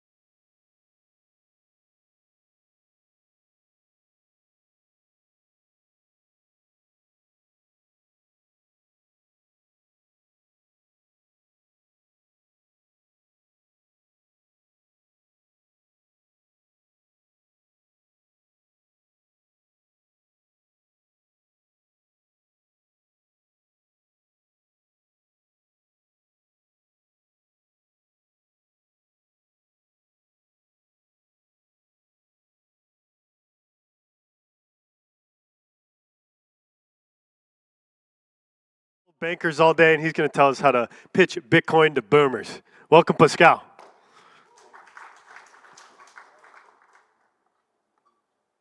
So that's on? You can hear me? Great. Yeah, when I got here, I only got here like a few hours ago, and I was like, okay, I'm probably a little bit overdressed here, and you can tell that I'm really the banker here, At least I have my Bitcoin gear on. You can see for those, there's like Bitcoin socks, so I have it on me. So yeah, pitching Bitcoin to boomers, that's a topic that I was tasked to talk about with you today. Maybe real quick, maybe I'll hear so you can see it. So yeah, I'm currently an investment manager, part of a team at the Swiss traditional bank. It's real traditional. It's like 95 years old. They hold not that much money for a Swiss bank. It's like 10 billion Swiss franc under management. I joined there only about a year ago, and I used to be a financial journalist before, like covering Bitcoin in Switzerland. That's also how the bank kind of I caught their attention because I was actually self-employed. I was traveling the world as a digital nomad before this, so like the opposite of the opposites, and then nowadays, my parents are even laughing at me because I now joined the bank again, so like helping them because I was okay, if you can't beat them, join them, because that was something I figured. I was always like, as many of you, like Bitcoin, self-custody, just hold your own keys, everything of that. But then I was always talking to people, to my parents, to others, and obviously they were all, I can't do this. I'm not qualified to do this. I don't even trust myself. And I was like, okay, kind of makes sense, because we know all of humans are fallible. And then I thought, okay, there's going to be some case for a bank, to help people onboard onto Bitcoin. And that's why I joined. I think banks will be all over Bitcoin and crypto. That's just inevitable. I think though it's going to sort itself out over the long enough time scale. But still, I was then, okay, let's make sure that they do it right. And that's also how I would like to do my part in that. So maybe here I'll have a quick agenda. Kind of looks like at school, but we're just going through it. I want to tell you about, so how are we going to do this? If we have clients at our bank, how are we going to preach or pitch Bitcoin to them, So first off, obviously, I'll just maybe a lot of text here. I don't have to tell it to you in detail. You all know it, but you have to tell them what Bitcoin is about, And then you're going to like, okay, it's all these buzzwords that maybe some of the Bitcoiners are not that happy with, but still you have to tell it to them. You know, it is really the future of money. It is the internet of value, sovereignty that you gain as a person in terms of value, but then also in terms of holding money. You know, you have inflation-proof money or an asset, which is again something most of these people don't even understand. You know, especially in Switzerland. If I talk to my mom about inflation, she's like, what is inflation, you know, because in Switzerland we have the luxury of not really having this problem like in the short term. Over the long term, obviously, Swiss franc is a fiat currency as well, and it depreciates heavily as well, but it's just maybe the one-eyed guy among the blind, you know. But still, I mean, then that's what you tell them, but what really hits it home, and I'll show it to you afterwards, is really this, you know, capitalize on Bitcoin's favorable risk-return ratio. And then if that kind of, it's maybe also the language these guys kind of understand, you know, the boomers, because they have been investing money into the markets for quite some time. And if you show them that Bitcoin actually helps in terms of like really upping the return while the risk kind of stays, or disproportionately the return is better than the risk, that's where their eye starts glowing, you know.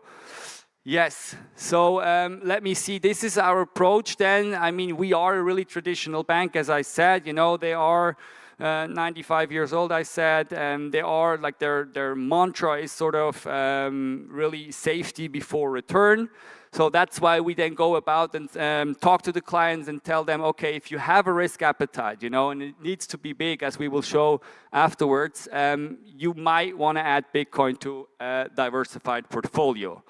And then we kind of say, okay, an allocation makes sense maybe between 2 or 3%. That's what we actively preach and also tell these guys, you know. So maybe in that ballpark it makes sense, at least to start off. And then the more you get acquainted with it, I think, and we already figured this out, I mean, people then come back to us and like, oh, can we maybe up it a little bit? You know, it seems to be working out. So, but you want to go in rather conservative, yeah.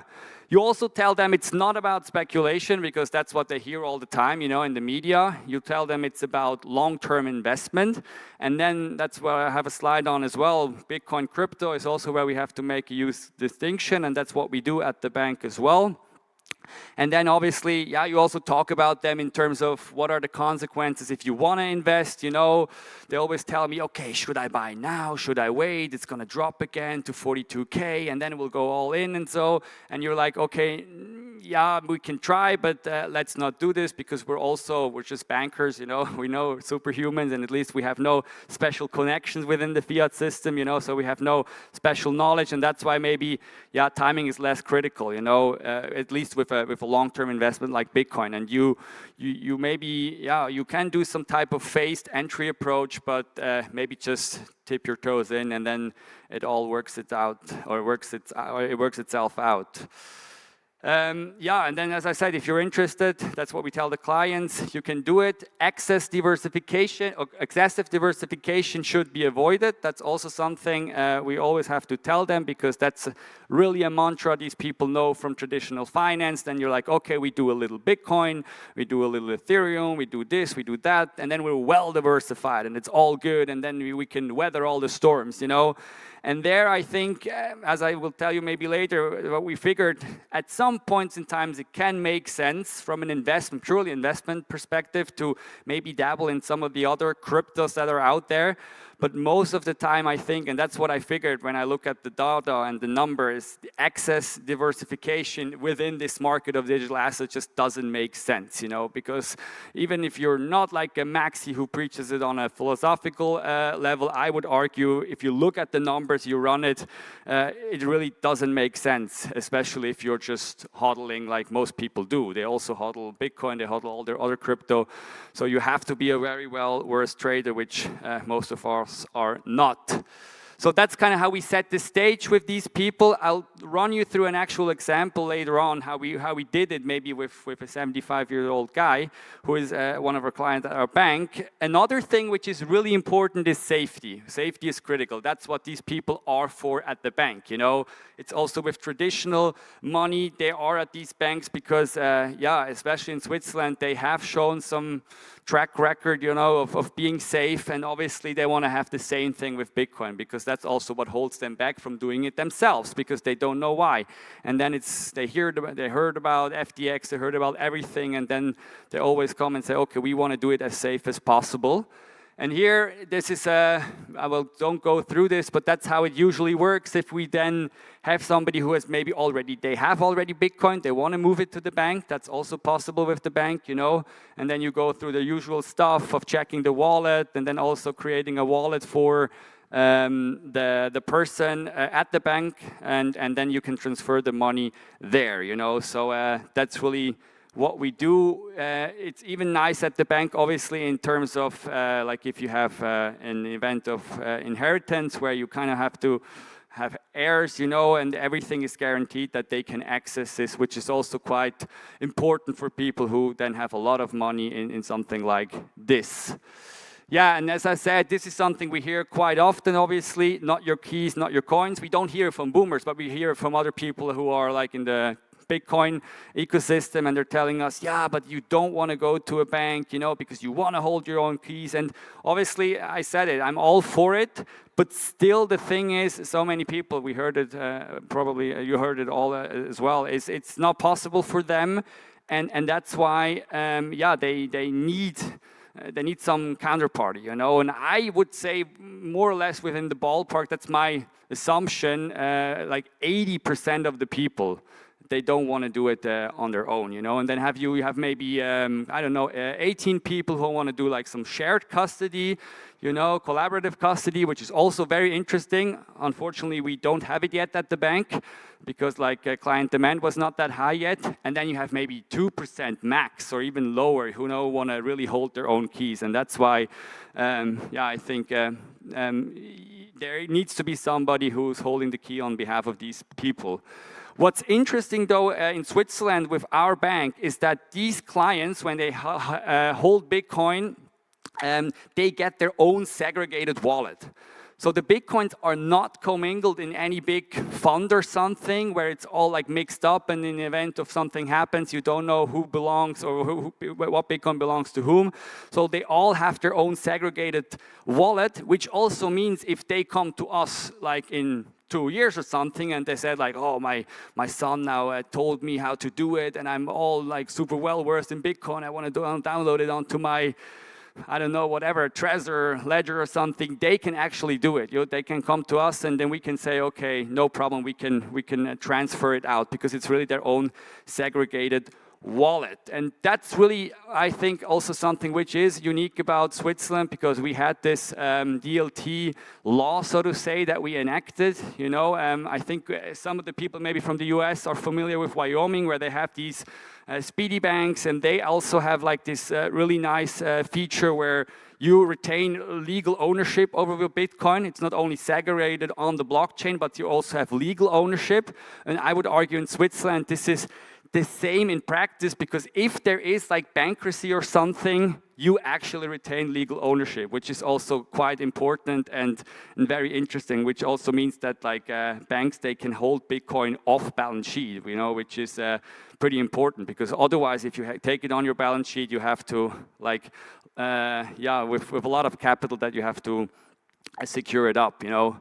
So that's in terms of security. Maybe let's move on to Bitcoin versus crypto. As I said, this is a topic that we are confronted with at the bank always, you know, because people always ask, especially these boomers, they always ask us, okay, now Bitcoin is nice, I heard about it, but why is it different, you know, because I also want to hold something else. And then you're like, okay, yeah, we have to go through this, we have to kind of explain to these people, and that's how we try to do it, in a sense like Bitcoin is a new monetary protocol. It's really something which is probably different than the other things, because the other things that you see out there, most of them, I would argue, at least as I can understand, they're closer to something like companies, you know, and they're not really like this monetary protocol. Just recently you heard this news about the Telegram CEO, you know, Pavel, who got yeah, which is not really what I would cheer for, but he was arrested in France, and this really shows to me again the power of Bitcoin. Again, with Bitcoin, with the monetary protocol that you have out there,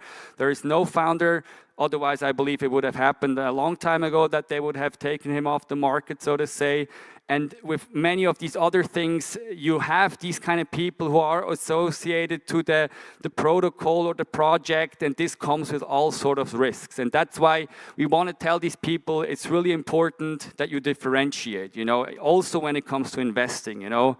And then obviously, as I said, sporadic investment in alternative digital assets can be beneficial if you really know what you're doing. Well, or I would have to say it differently. If you want to take on the risk and you see like, okay, there's a narrative, it's floating around, and maybe I'll have some special edge, or I believe to have some special edge, then I can maybe move in and make some more sets around on the way. But I think, yeah, in the long term, it's not that great of a decision. Obviously, we at the bank, we also work with benchmarks. That's how you do it in traditional finance. You have to measure your portfolio against something as an investment manager, and we use something like the Stocks Digital Asset Blue Chip Index, which I honestly think it's not a really great index, but it makes it all the better for us because it's easier to beat. But you have like stuff in there which is maybe like from older cycles, it's just not performing well anymore, and people just don't see this, you know. But yeah, we kind of have to do it. We have to tag along. Maybe at some point this is going to change.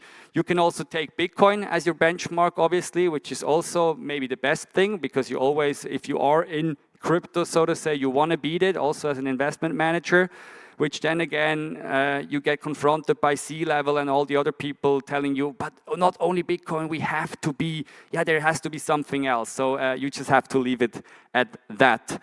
And as I said, maybe just to wrap up this slide, you know, Bitcoin is more stable than other crypto assets. That's also where you can see it when it goes down, like these high volatility drawdowns. You can always, or at least see in many cases, that Bitcoin is just the more stable. Obviously, it has more liquidity, it has greater volume, it has greater market cap.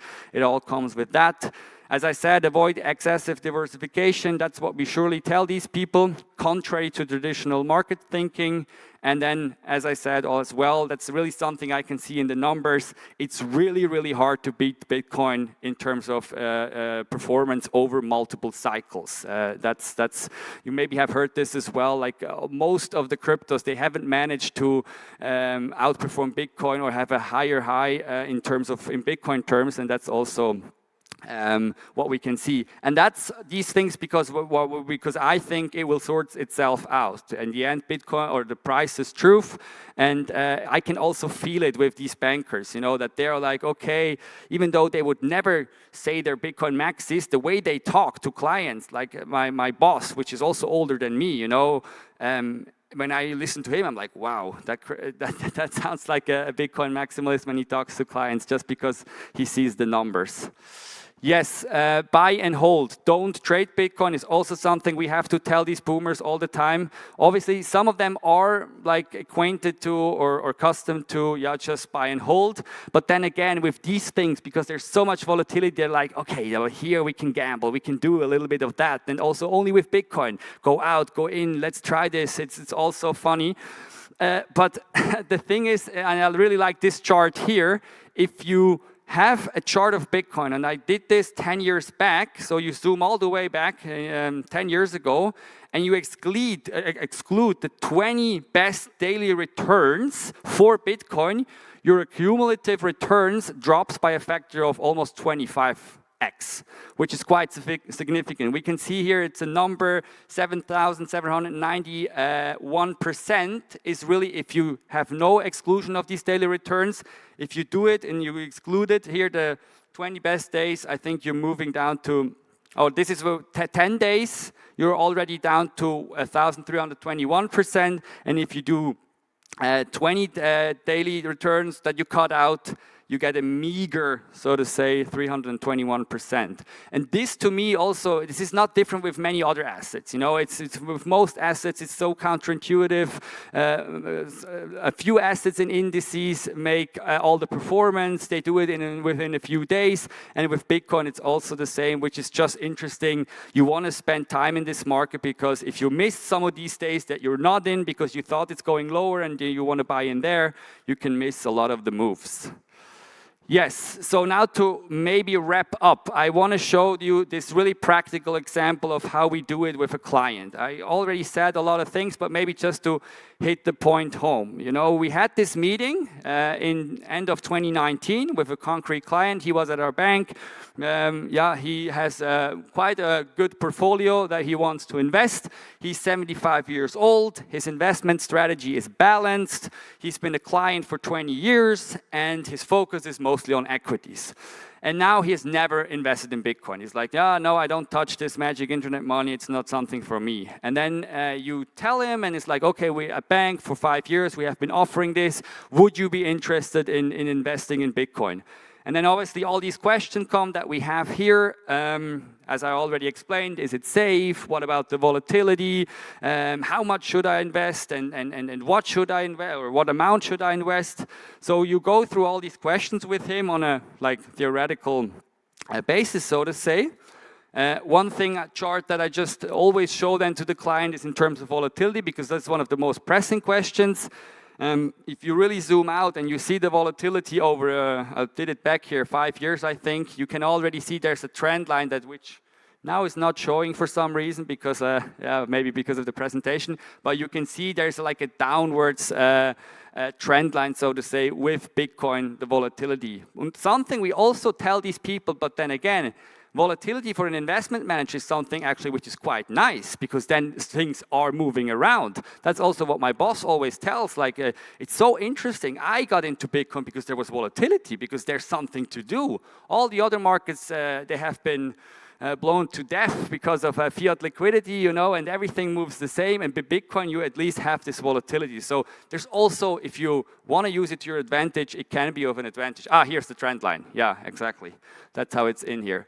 And then we go to the client and we show him this. We say, okay, it's now 2019, as I said, where we met this client. Let's go back here a few years and see if we had invested your money only 2%.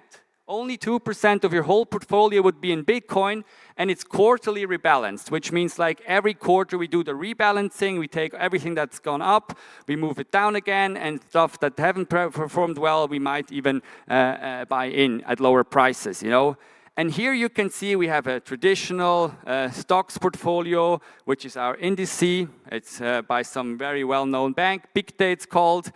Yeah, I have it here in German, I'm sorry. But then we have here a portfolio with crypto and one without. And you can see the one without crypto and the indice is actually, they're moving in tandem. We might be able to here and there beat the indice. But if you include, and as I said, it's only 2% Bitcoin in your portfolio, you get this massive outperformance, which is massive for somebody like this. Because then he's like, wow, crazy, only 2%, which means I can only lose $2,000. Well, maybe if it goes up, I can lose $4,000, $5,000, but that's all I can lose, but I get this potential return.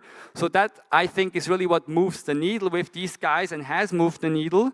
And so that's the interesting thing. Then you also tell them, yeah, but you have to know about this, the max drawdown, you know, the volatility, which is still there, you know, but it's not that worse. You know, if you see max drawdown without Bitcoin, the portfolio, it's 10.14%, while with Bitcoin it's 7.54%. And these are all real numbers that we're showing this client, you know, and we say, okay, maybe it's a little worse, but it's not something that you can sleep at night. And that's how we get these people across. And we have already in practice gotten them across, and they're like, okay, that's interesting. I want to try this. Let's do this. We do the investment. We go from theory to practice. And that's then when we meet the client again, maybe just last month, we talk to him, okay, let's see how your portfolio has done. Here we started in January 20.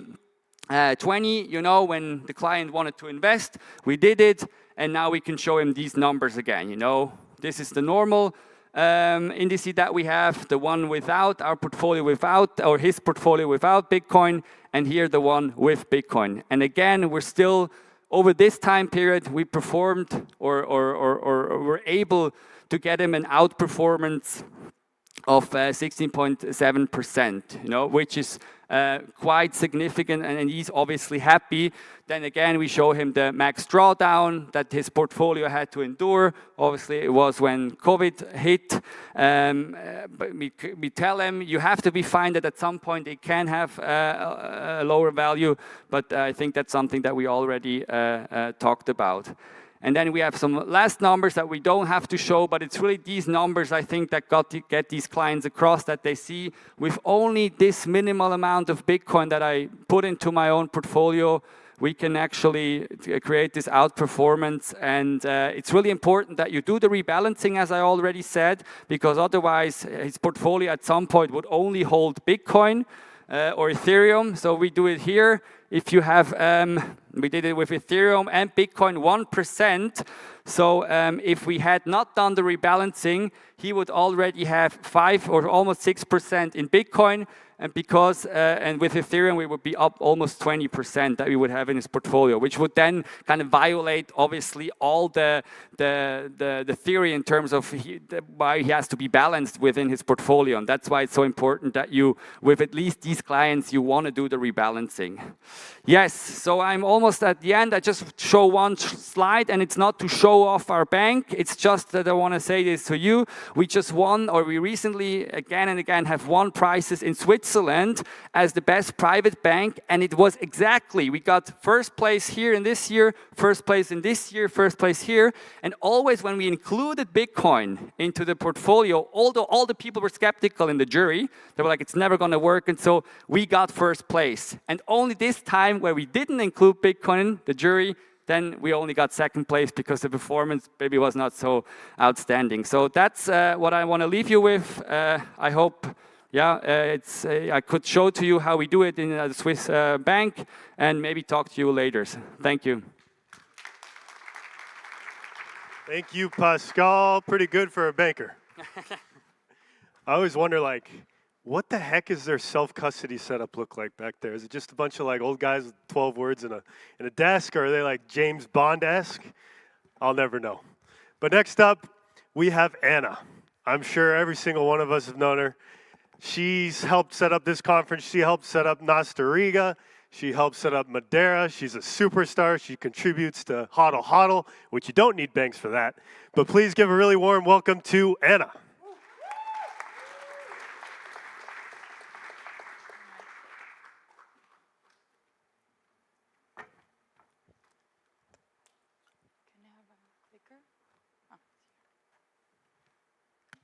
Hi, everyone. I'm here today to give you an update on the project I've been contributing to for the last few years, and also share something that's really important to me.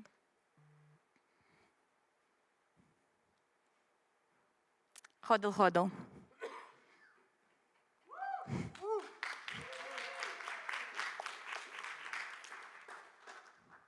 Hodl was built by Bitcoiners for Bitcoiners. And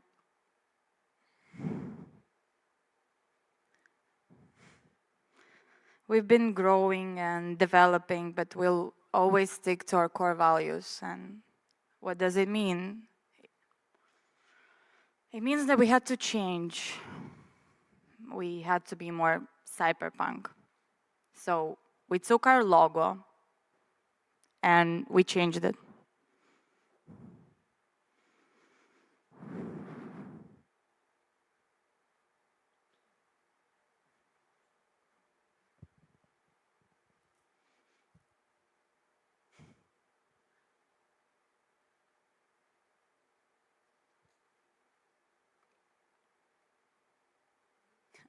I'm really sorry, guys. I've been behind the stage of this conference for 7 years, but it's my first time on stage here.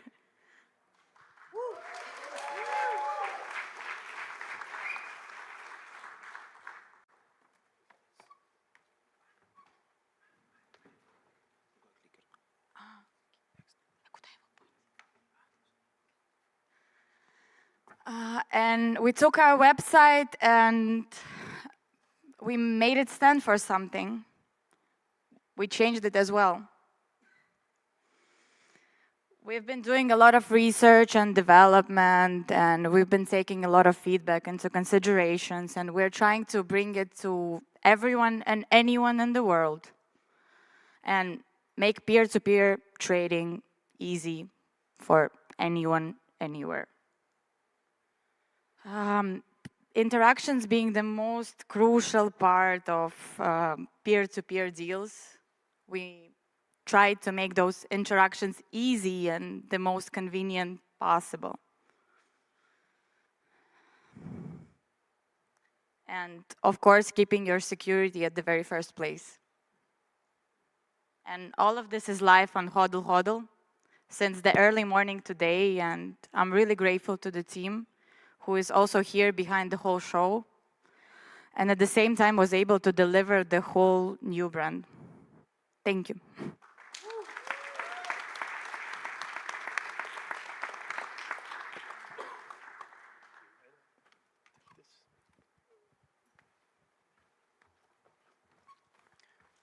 Cool, thanks, Anna. One more round of applause for the whole Hodl team, everybody that organized the Baltic Honeybadger, the most OG conference in the world. And next, we have up Abubakar. Is he here? He's going to talk to us about Bitcoin in Africa, a Bitcoinized Africa. I can't wait to go there in real life. So please give a warm welcome to Abubakar.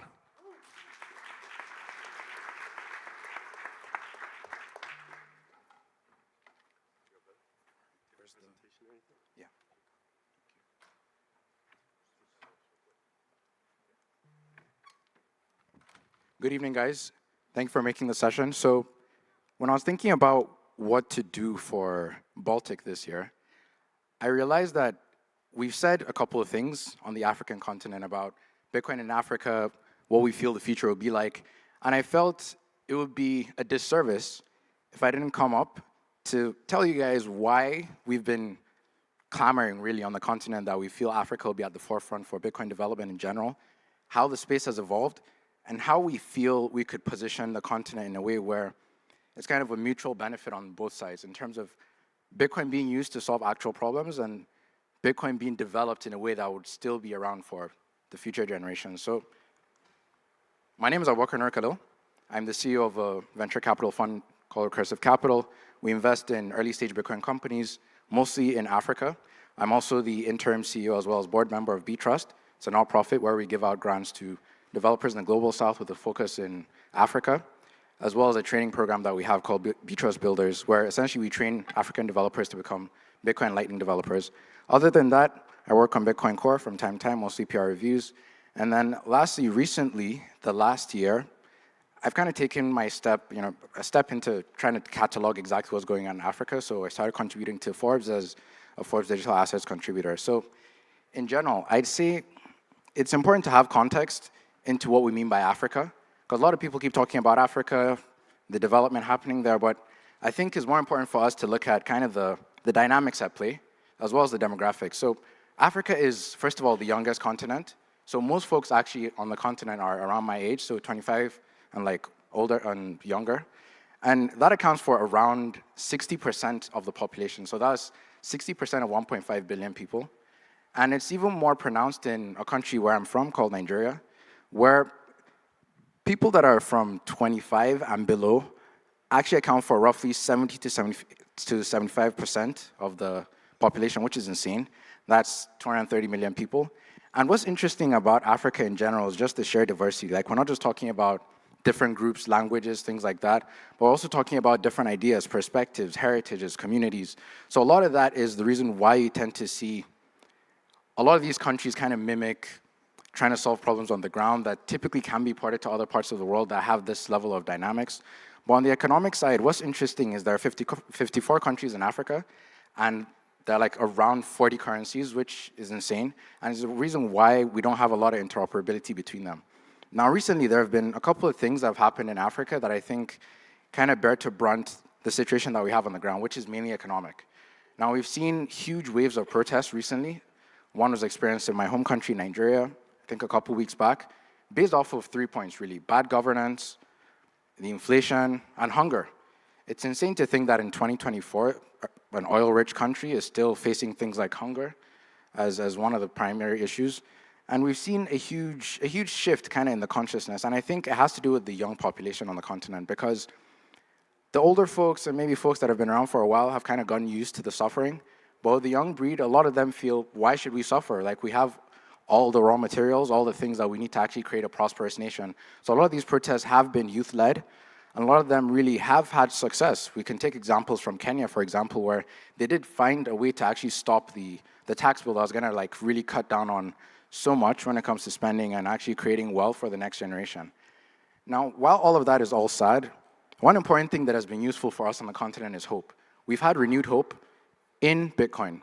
Bitcoin has provided an opportunity for us to solve a lot of economic issues that have been pressing, whether it's looking at, okay, what does it mean to increase sovereignty at a national level? What does it mean for people to actually send and receive money efficiently on the continent? And what that means actually practically for Bitcoin and the rest of the world is there are a lot of things that Bitcoin is solving, which Africa has those unique same challenges that Bitcoin uniquely addresses. Some of them that I think is very poignant to kind of point out is Bitcoin mining. And what's interesting about Bitcoin mining is a lot of people were skeptical about this. They felt, okay, Africa is, this poor country, how the hell would they afford mining? Doesn't make any sense. That energy should be used to something more productive.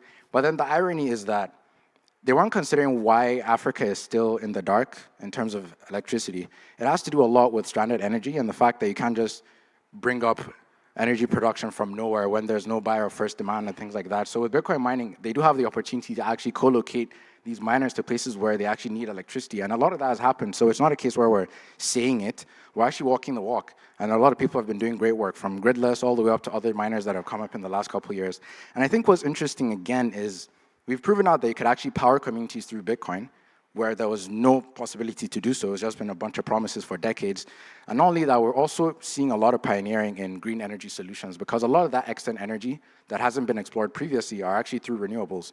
And other than that, I'd say other interesting aspects have been kind of innovation at the protocol level, or how we think about using Bitcoin, specifically around things like using SIM cards as a type of hardware wallet. And these are all as a result of the unique problems that we have on the continent, such as, we have huge mobile penetration rates, but a lot of that is not necessarily on smartphones. They are getting to that point, but a lot of people still have dumb phones. So how are those type of people going to actually interact with Bitcoin in general is something that's very important.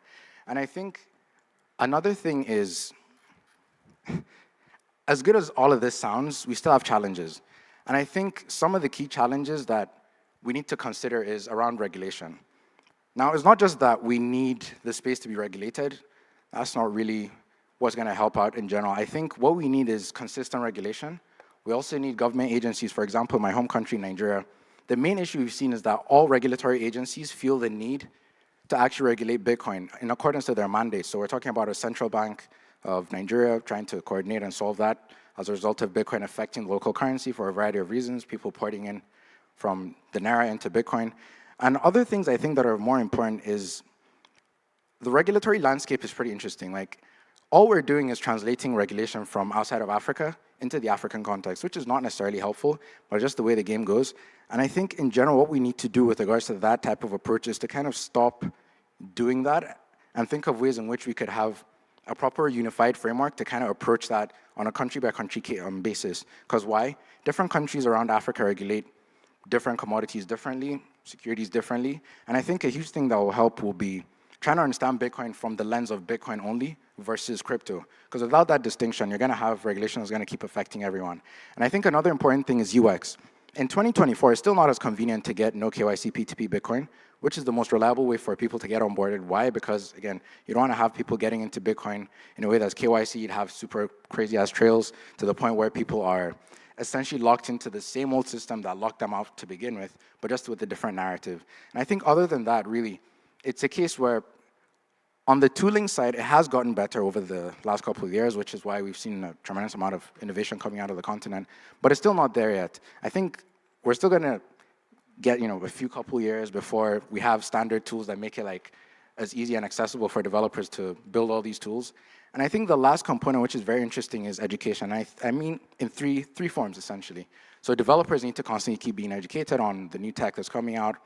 And a lot of that has had a lot of success, really, I think, with regards to B-Trust builders. I can confidently say that over the last 3 years, we've managed to go from the Bitcoin African continent, ecosystem not existing, all the way up to having people that actually build at levels where they contribute to the protocol. And then another thing is with the educational side is educators. We need people to be educated on Bitcoin to educate other people about Bitcoin. And then we need to also educate, obviously, the populace. Now, here's the thing. We've actually seen what it could look like to have a Bitcoinized Africa. What I mean is Bitcoin not necessarily being a unit of account, or however you want to put it, but Bitcoin being a unit of innovation, essentially, on the continent. And what that means is, when I was thinking about how to kind of frame this, I feel there's no better way than just to give this graphic that shows everything that was in the Bitcoin African ecosystem back in 2021 when I launched Recursive Capital to what we have right now. So we went from a handful of companies in 2021, with some not existing anymore, all the way up to now where we have over 80 companies in a variety of spheres, from like mining, circular economies, which was spurred by Bitcoin Akasi. And what's interesting about this is the very company or project that's actually tracking this didn't exist back in 2021. Now, yeah, it's crazy. It's crazy. And I just like to say, I think it has a lot to do with the sheer entrepreneurial spirit, one. Two, it has a lot to do with the fact that Bitcoin actually does solve problems, because if it didn't, we wouldn't have this explosion in innovation and people actually taking it seriously. And I think this is probably the best case for Bitcoiners to kind of point to in terms of what it means for Bitcoin to actually cause meaningful change on people's lives. But here's the thing. That is just a vision of what could be possible. There's still a ton that needs to be done on the continent. And I think thinking through this, because we have to be practical, it's not a case where we just document everything that's going on and seeing things at a point where we're like, okay, things are going good, we've done everything we can. So in thinking about this, I think the best way we could talk about this really is to look at it from a human perspective. So how have we evolved as a civilization over the years? And I think what captures it most is three things as a cycle. One is it always starts with innovation.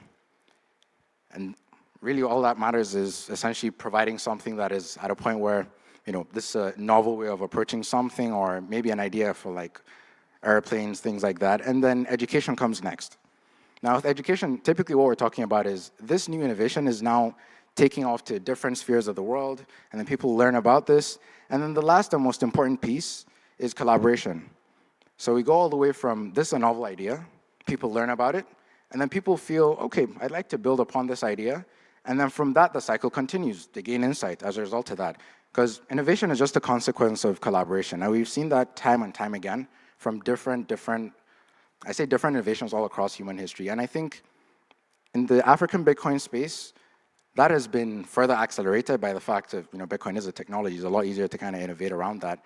And I think what's interesting has been how people have gone from learning about Bitcoin, the innovation itself, teaching people about Bitcoin, and then getting to the point where they actually contribute to this, because it's an open project. And I think the reason why Bitcoin is going to keep going at the pace it's at and going to continue to be actually very, very important in human history is because it's an open collaborative project. And that fits the human psyche, I guess, and kind of the way human beings have collaborated, like I've been mentioning, over the last couple centuries. And I think what's interesting as an example, just to bring this to the fore, is Machankura was a great use case about this development cycle where you had an individual that learned about the Lightning Network being the innovation itself, educating himself about that, and then collaborating on a global scale by combining two things. He was trying to solve how do people with dumb phones, aka phones that aren't smartphones, send and receive Bitcoin efficiently. He felt, okay, I know the Lightning Network works for sending instant payments, but you have to be online. But then he realized that, okay, someone has to be online, not necessarily the person that is receiving and sending the money. So all he did was combine Lightning addresses, which was already a technology that was already available, And then he combined that with USSD codes, which is very, very popular and prominent on the continent, where essentially is a messaging system for individuals to interact with telcos and provide services. Telcos a lot use that on the continent. And by combining these two things, aka innovating, he was actually able to show the world that it's possible to send Bitcoin offline. And I think just highlights exactly why I feel Africa is going to continue being at the forefront, because there are these novel cases that require folks that are in a continent where these problems are so prominent to the point where you want to solve those type of problems. And I think Bitcoin will only succeed if folks on this continent are really supported and as well as kind of educated on exactly what the technology is. That way we have this proper development ecosystem that prioritizes innovation, prioritizes resiliency, and overall makes sure that Bitcoin is still going to be around for the next couple of decades. And I think, just to close off, in general, the main pillars of this obviously has to do with funding too as well. And the majority of that has been kind of on the venture side for companies being funded. Obviously, it's still too early in terms of business cases with the Bitcoin ecosystem.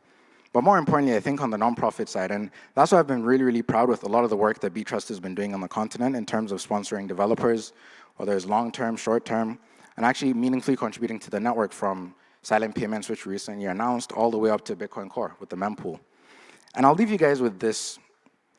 If I was to narrow down what the true contribution this continent is going to bring to Bitcoin, it would be this. Africa will not only continue to show what Bitcoin can do, but I think, more importantly, it's going to show what we can do with Bitcoin. Thank you very much. Woo! Thank you, Abu. Thank you. Thank you so much. I'm back. This was brilliant. I've been traveling a lot recently in Africa. Some of you might know it. And the amount of talent and use cases that are going on there, that are happening there, is just amazing and astonishing. So, how was this Honeybadger? Did you like it? I can't hear you. Did you like it? It was awesome. Okay, but we have one final bang for you. I think we need more chairs, but they are working on it. Okay, thank you, bro. I've been emceeing the entire day here, and now for the first time, I apologize with you, I have to use my phone because the next few panelists are Bitcoin newbies and nobody knows them, so I need to read these weird names. Okay, thank you. The panel is titled Bitcoin Only. Please welcome us on stage Hodl, Max Kei, Gilliam, Jack Dorsey, and Jack Mallers? Correct. Correct. Thank you, sir.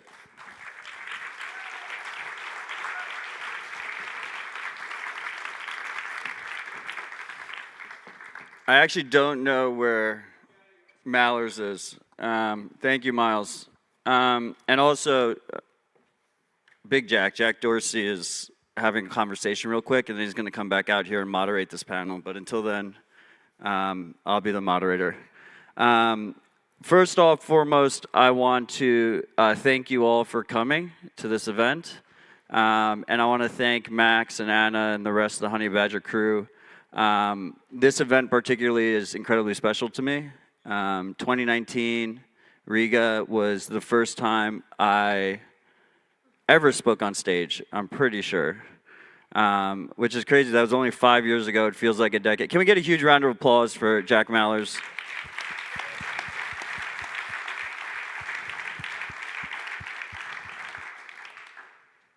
And yeah, it just means a lot. It's kind of crazy how far we've come, and you guys have been a huge part of it, so thank you. Thank you very much. Thank you for coming. I still remember you in 2019 drunk in Old Town, so that's one of the fond memories.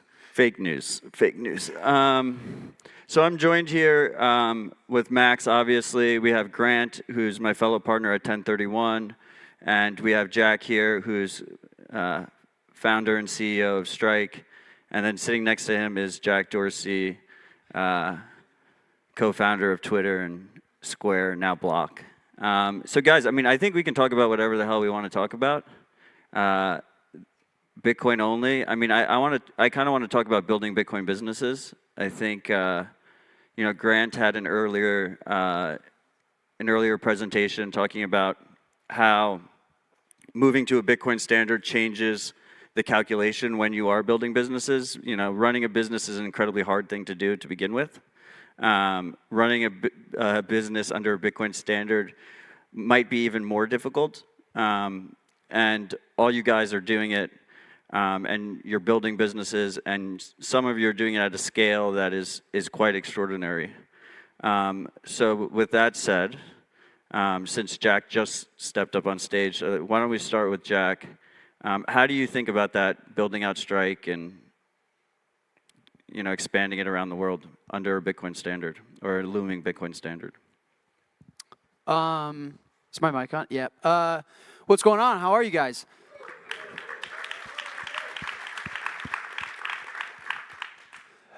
Building a Bitcoin business. I don't know if you guys caught Grant's keynote earlier. It was phenomenal. It was around a simple point that's lost on the world today of a business should be profitable. It's a really core tenet of how we've built Strike. We think of profitability more than just a financial obligation. We think of it as a moral obligation. We want to be net producers to society. We think that, you know, if you're producing more value for the world than you're consuming from the world, then you're making the world a better place. Another way of saying that financially is being a profitable business. So that's always been a core focus and tenet for us. So building something that has extremely low costs, extremely high margins, extremely high scale from like a pure business standpoint is huge. And again, we think of it as first moral because we're quite literally to the definition, making the world a better place is if what we're producing is being valued more by our customers and we need to consume to produce it. And then, of course, we get to stack a lot of sats with cash flows, and we think it's building in a massive capital base with us. So I think that's like the core tenet of where to start. You build a culture around that. Not everyone wants to sign up for that. Not everyone agrees with that worldview, but we do at Strike. And then from there, there's all sorts of really amazing things that flourish from Bitcoin as the heart and the pulse and the nucleus of a company, which I can talk about, but I guess I'll stop there. I don't know if that was what you wanted me to say. I mean, I want you to speak your mind. I'm not expecting you to say anything. I do that often. Yeah, that was what was on my mind. It is kind of crazy that there's like trillions of dollars of assets under management, and just the basic concept of just run a profitable business is really hard for people to grok, and Bitcoiners are built different in a lot of ways. I think Bitcoiners, if you've been in the space for long enough, your lifestyle itself is very lean. You know, we have, you know, Pierre Richard has famously said, if you own shares, you're short Bitcoin, right? And that's pretty crazy, and yes, it is a meme, but every meme is based in reality, right? And it's this idea of trying to, you know, really, really keep your whole lifestyle as lean as possible, as productive as possible, and as profitable as possible. Yeah, I mean, I'm gonna take this way over the top now. Nice. So yeah, here we go. Just bear with me for a second. I like the analogy, I've said it many times before, of death to life, Bitcoin to money. This is aggressive and emotional, but what I mean by that is, you know, the only way I can value my life, which is a proxy for the time that I'm allowed on the planet, is because I know for certainty I will die, right? I wouldn't be thinking about reproducing or getting married, or I'd go to the gym in 10,000 fucking years. Who would care if I could live forever? But it's the promise that my time is finite is the reason I can value it. And the reason my life is valuable, and I want to catch sunsets, and I want to reproduce, and I want to be healthy, and I'm not going to eat the donut, I'm going to eat a ribeye, is for that very simple reason. Monetary energy has been infinite, right? How many dollars can exist? As many as they want. And so it's been impossible to value money ever. Bitcoin is that finite promise in the same way that death allows us to value our lives, which is very, very important, right? Like the Steve Jobs quote, like, death is the change agent for life. It's very valuable to our species. Bitcoin gives that not only to all of us as individuals, but to companies. All of a sudden, when you have a cost of capital, a way to value something, you see businesses in the fiat world where they just take excess cash, excess VC funding, and they pour it into growth. It's impossible to understand what to value. New products, new employees, new marketing, and it doesn't, who knows if it's working or not. It could produce no net profits, and they're gonna get 10x the valuation. It doesn't make any sense. And so for a business at our core, we operate on Bitcoin, meaning that we understand the true value of capital, of money. So internally at the company, we think over the last 10 years, Bitcoin has produced 63% annualized returns on average over the last decade. So we think at the business, if we can't build anything that can produce at least 63.1% returns on a year-over-year basis, it's not worth our time and our energy, which is phenomenal, right? So, you know, if someone gave me $1 billion to help build Strike some more, there's a very good chance I wouldn't hire one more fucking person. I might just buy $1 billion worth of Bitcoin. And that's that's that finite promise of death, right? Which allows us to value capital and decisions. So we only build things people value. We only build things that people care about. We keep our team lean. We keep our costs low, and we just focus on being net producers for society. But I like that analogy of death to life, Bitcoin to money, because now we have something to measure against that makes it all worth it. Before, you're kind of just swimming in no man's land, right? And I think you see that. Stock markets, equities, venture capital, it's a mess. So really, really core. I mean, without Bitcoin, obviously Strike would be nothing, but even like our identity and how we make decisions, that capital measurement is how we do everything every day.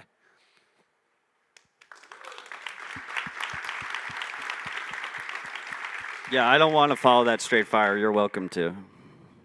I don't know how you follow that. We could talk about how great my keynote was again. It was great. But yeah. No, the point I was trying to make during it was that all you really need to do, sort of like come back to the financial side of it, is generate net positive sats flows, and you're better off. We're used to this world where you have to outpace inflation to grow. If you're not keeping up with inflation, then you're falling behind.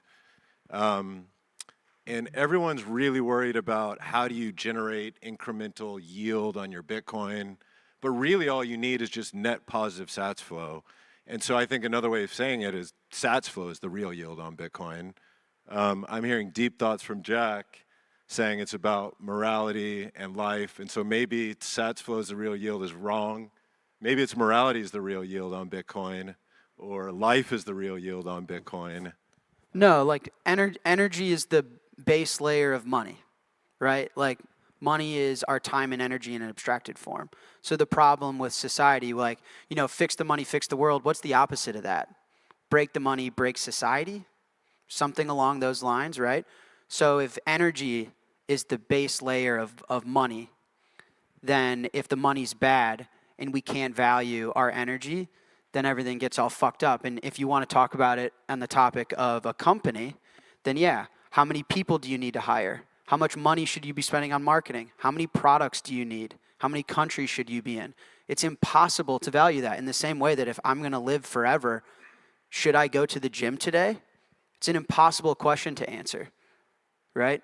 Because you have nothing to measure against. So that's the whole point, is if like energy is the base layer of money as a concept, and now we can measure it, then like everything changes. That's all I was trying to say.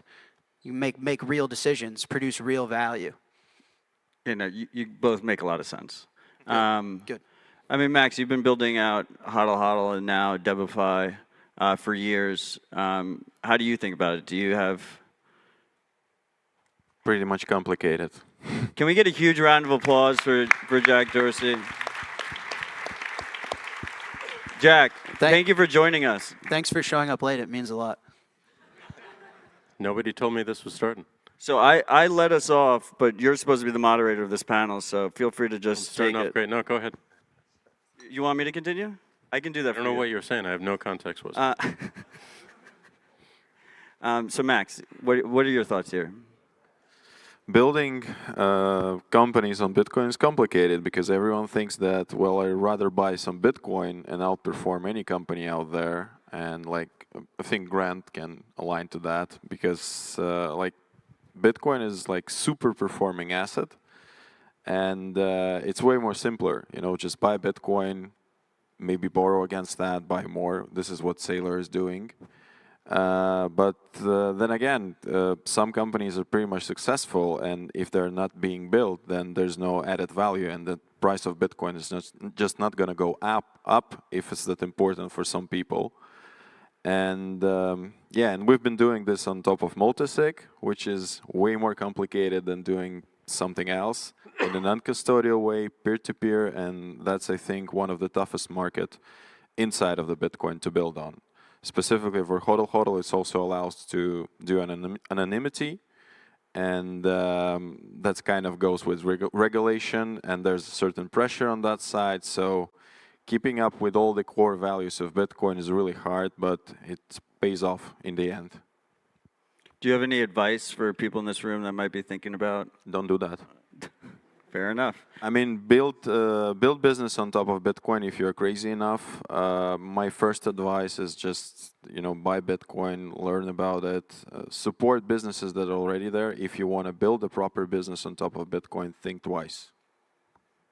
Yeah, I mean, running businesses is incredibly difficult. Know what you're running business on top of Bitcoin is like 10 times more difficult. Exactly. Especially, yeah, I mean, it's rough out there, but people keep slinging it. Jack, I mean, you are a shareholder of X, and you've also built one of the largest Bitcoin businesses in the world. What is... How do you think about this transition of Square, now Block, getting more and more involved with Bitcoin? I mean, from my view, it's been very deliberate, and it's been really impressive to watch you during that kind of transitionary period. How do you think about that? Thank you. I think that's one of the few compliments you've ever given me. How do I think about it? I'm very proud of it. As Max said, like it's. I don't think there can be a true Bitcoin company in the context of the governments that we build in, and I think that's going to be increasingly true as time goes on. So I think we can be at best Bitcoin adjacent, and I think we can at best you know, build businesses on top of this protocol and do whatever it takes to help address issues that we see, which are number one, like. For us, it's accessibility to Bitcoin, making it just super easy to get in whatever use case that makes sense. Number two is to make it more secure. And for us, that manifests as better mining hardware that's made in the US, that's open source, BitKey, self-custodial wallets.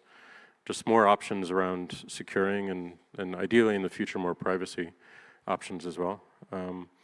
And then three is making it more usable every day, and that's where we get into the currency part. And I think Jack has done an incredible job here in leading that, and there's a bunch of other at-scale implementations of what it feels like to pay with Bitcoin. Zaps on Nostr being the biggest at-scale implementation. If you haven't felt, how many people have Zapped on Nostr in this audience?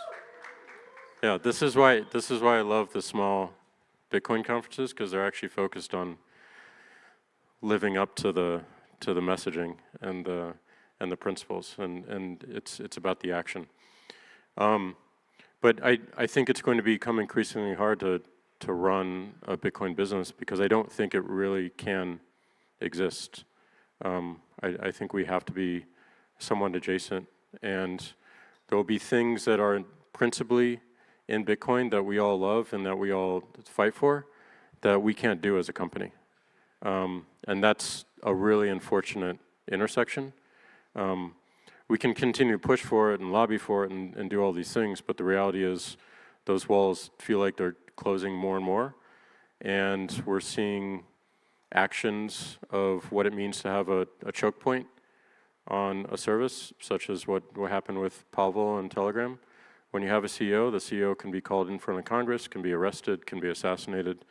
One of the greatest gifts Satoshi gave us is we don't know who this person is, and they disappeared. And even if they came back, it wouldn't matter much. You can't do that in a corporate context, as far as I know. But you can evolve your company to be more focused on open source, to contribute more to free open source software, to doing more of your work in public transparently, and to contribute to open protocols such as Bitcoin and Nostr that you may not benefit from directly as a company, but if other people benefit, you eventually will if you're building products on those protocols. And I think that's a reasonable compromise to being a Bitcoin company as we'd want it to be known. Clap for Matt.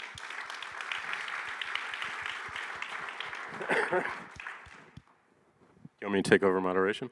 You promised you're going to moderate. Jack, what are your thoughts on this? On being a Bitcoin company, I answered before you showed up. I can answer again if you want.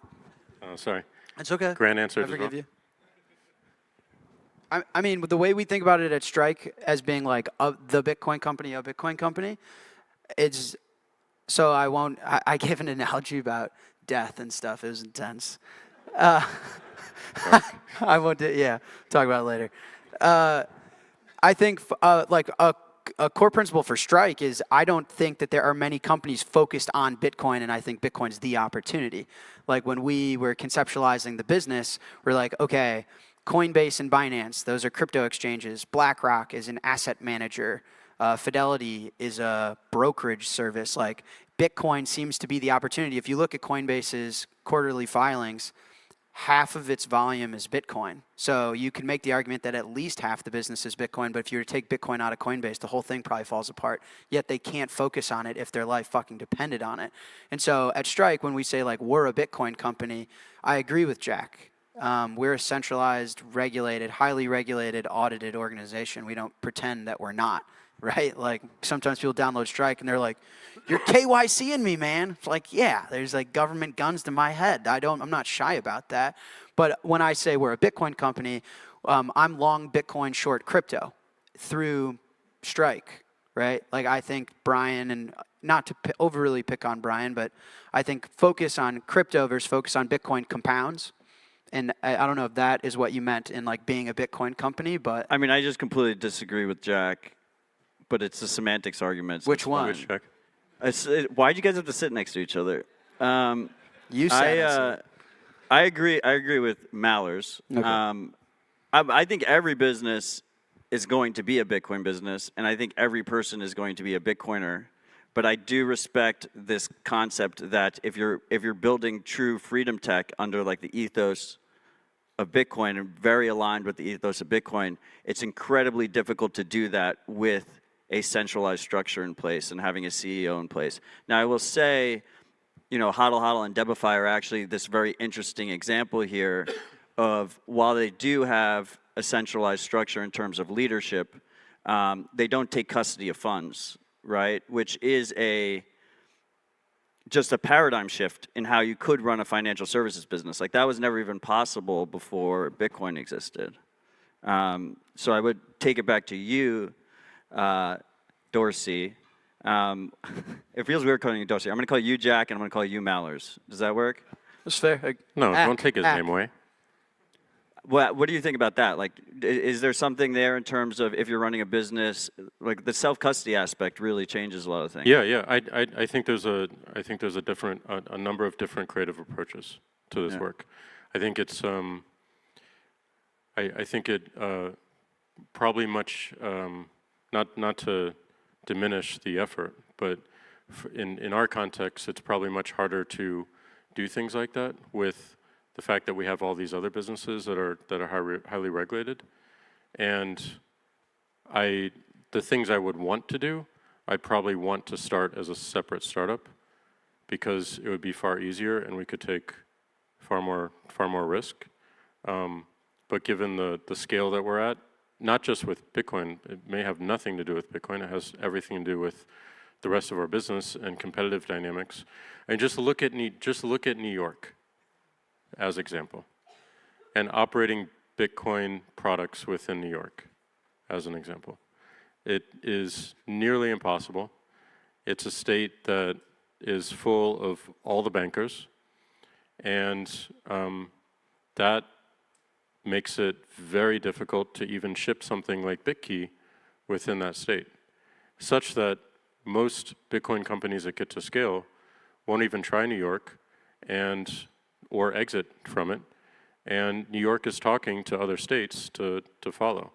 And these regulations are going to become more and more fragmented, and companies like ours will have to go state by state by state by state. And the amount of work to differentiate your product by state level, is just immense. I mean, it compounds into something that it just doesn't make sense to launch some things in that case. Now, that's not true of every product, of course, and again, there's ways around it, and the bit license and everything that they're considering with Lightning, but that's going to be, to me, in my view, we're going to see more of that, not less of it. I think, what do you think about every company eventually does something with Bitcoin? I made a comment.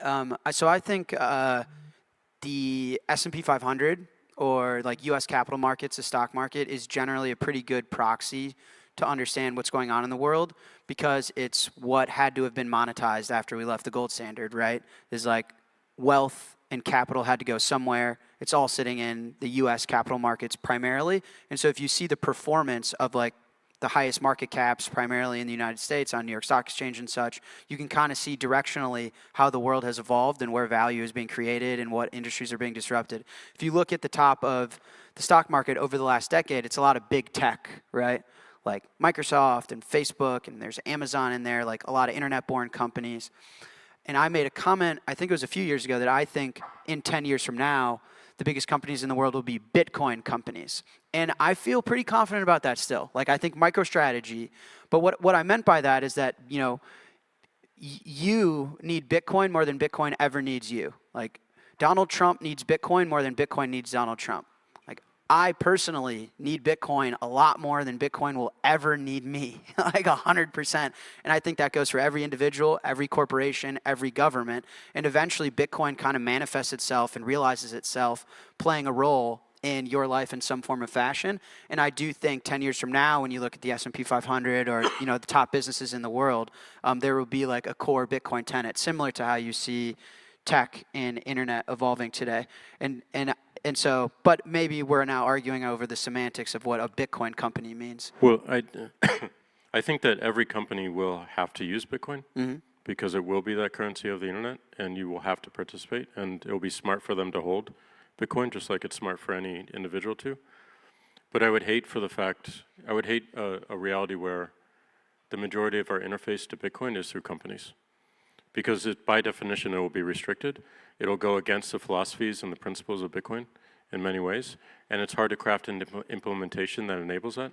So, like, I think the best we can do as Bitcoin companies is also make sure that we're contributing to open source projects that can actually have the principles and carry forth the principles of what we love about Bitcoin. So I don't disagree with you, but I don't want a bunch of companies to own all the Bitcoin, and I don't want a bunch of companies to be the only interface to the Bitcoin ecosystem. Well, you know what's funny is I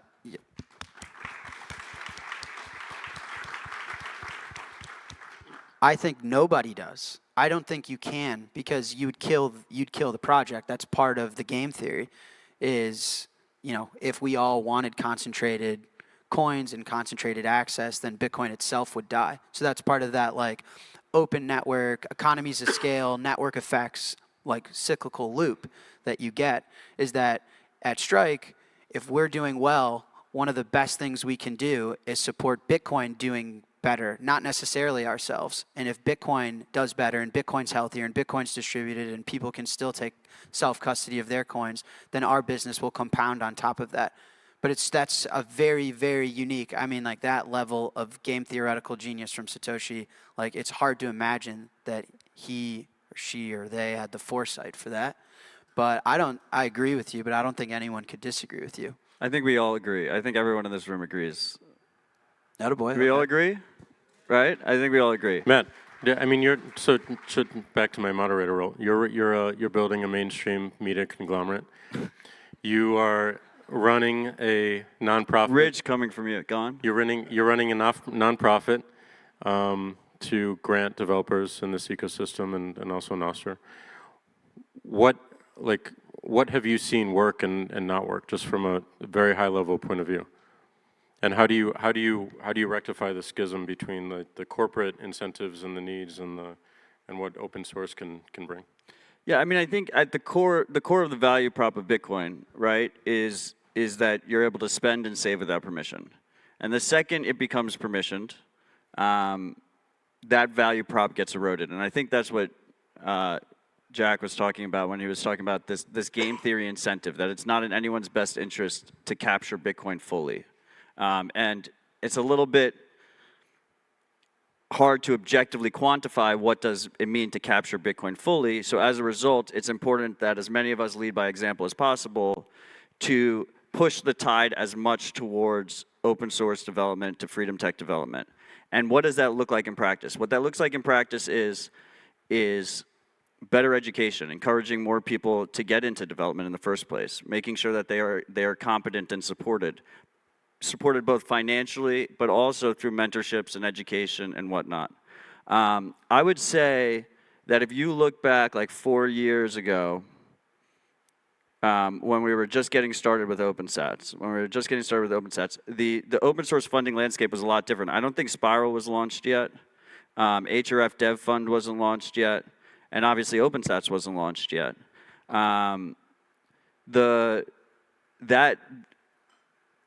It has been incredibly optimistic and impressive to see that trend going up.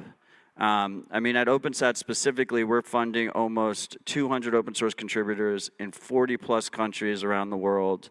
They get paid out in Bitcoin monthly.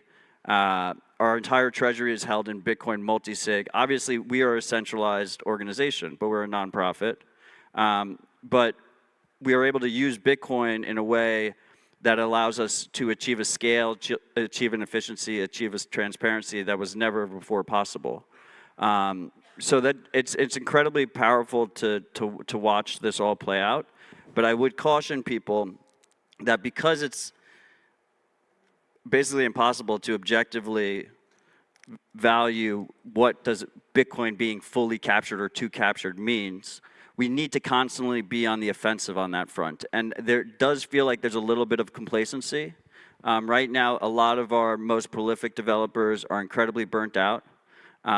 They finally have substantial financial resources, but those are still very limited compared to the private market opportunities that they have.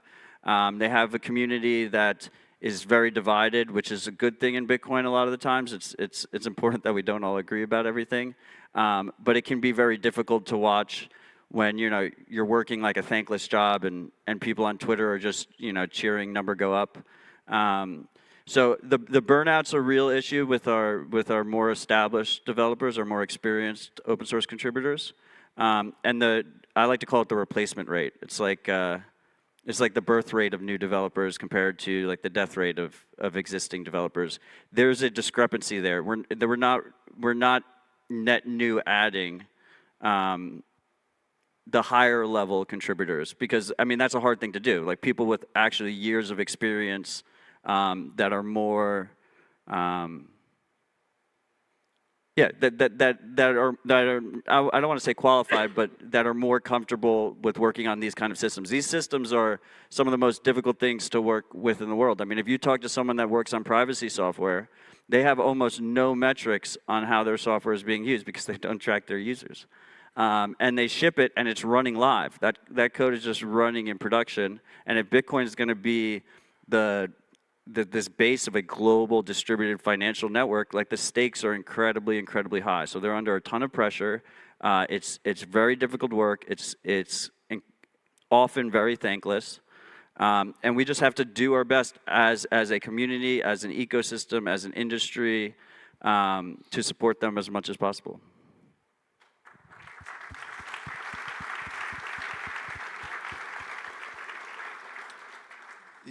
We talked a little bit about the funding topic earlier on a panel, and I think to Matt's point, this industry has never been as flush with cash, not just on the not-for-profit side, but also on the for-profit side. there's lots more investors that are pursuing capital endeavors in the space. And I think it probably is also true that despite this massive influx, like relatively speaking, it's still small relative to everything that's going into the broader crypto space. But relatively speaking, we've had a big influx in capital, but I don't think you're seeing developer increase to the same level of extent, company formation from an investment side that is investable in large dollars.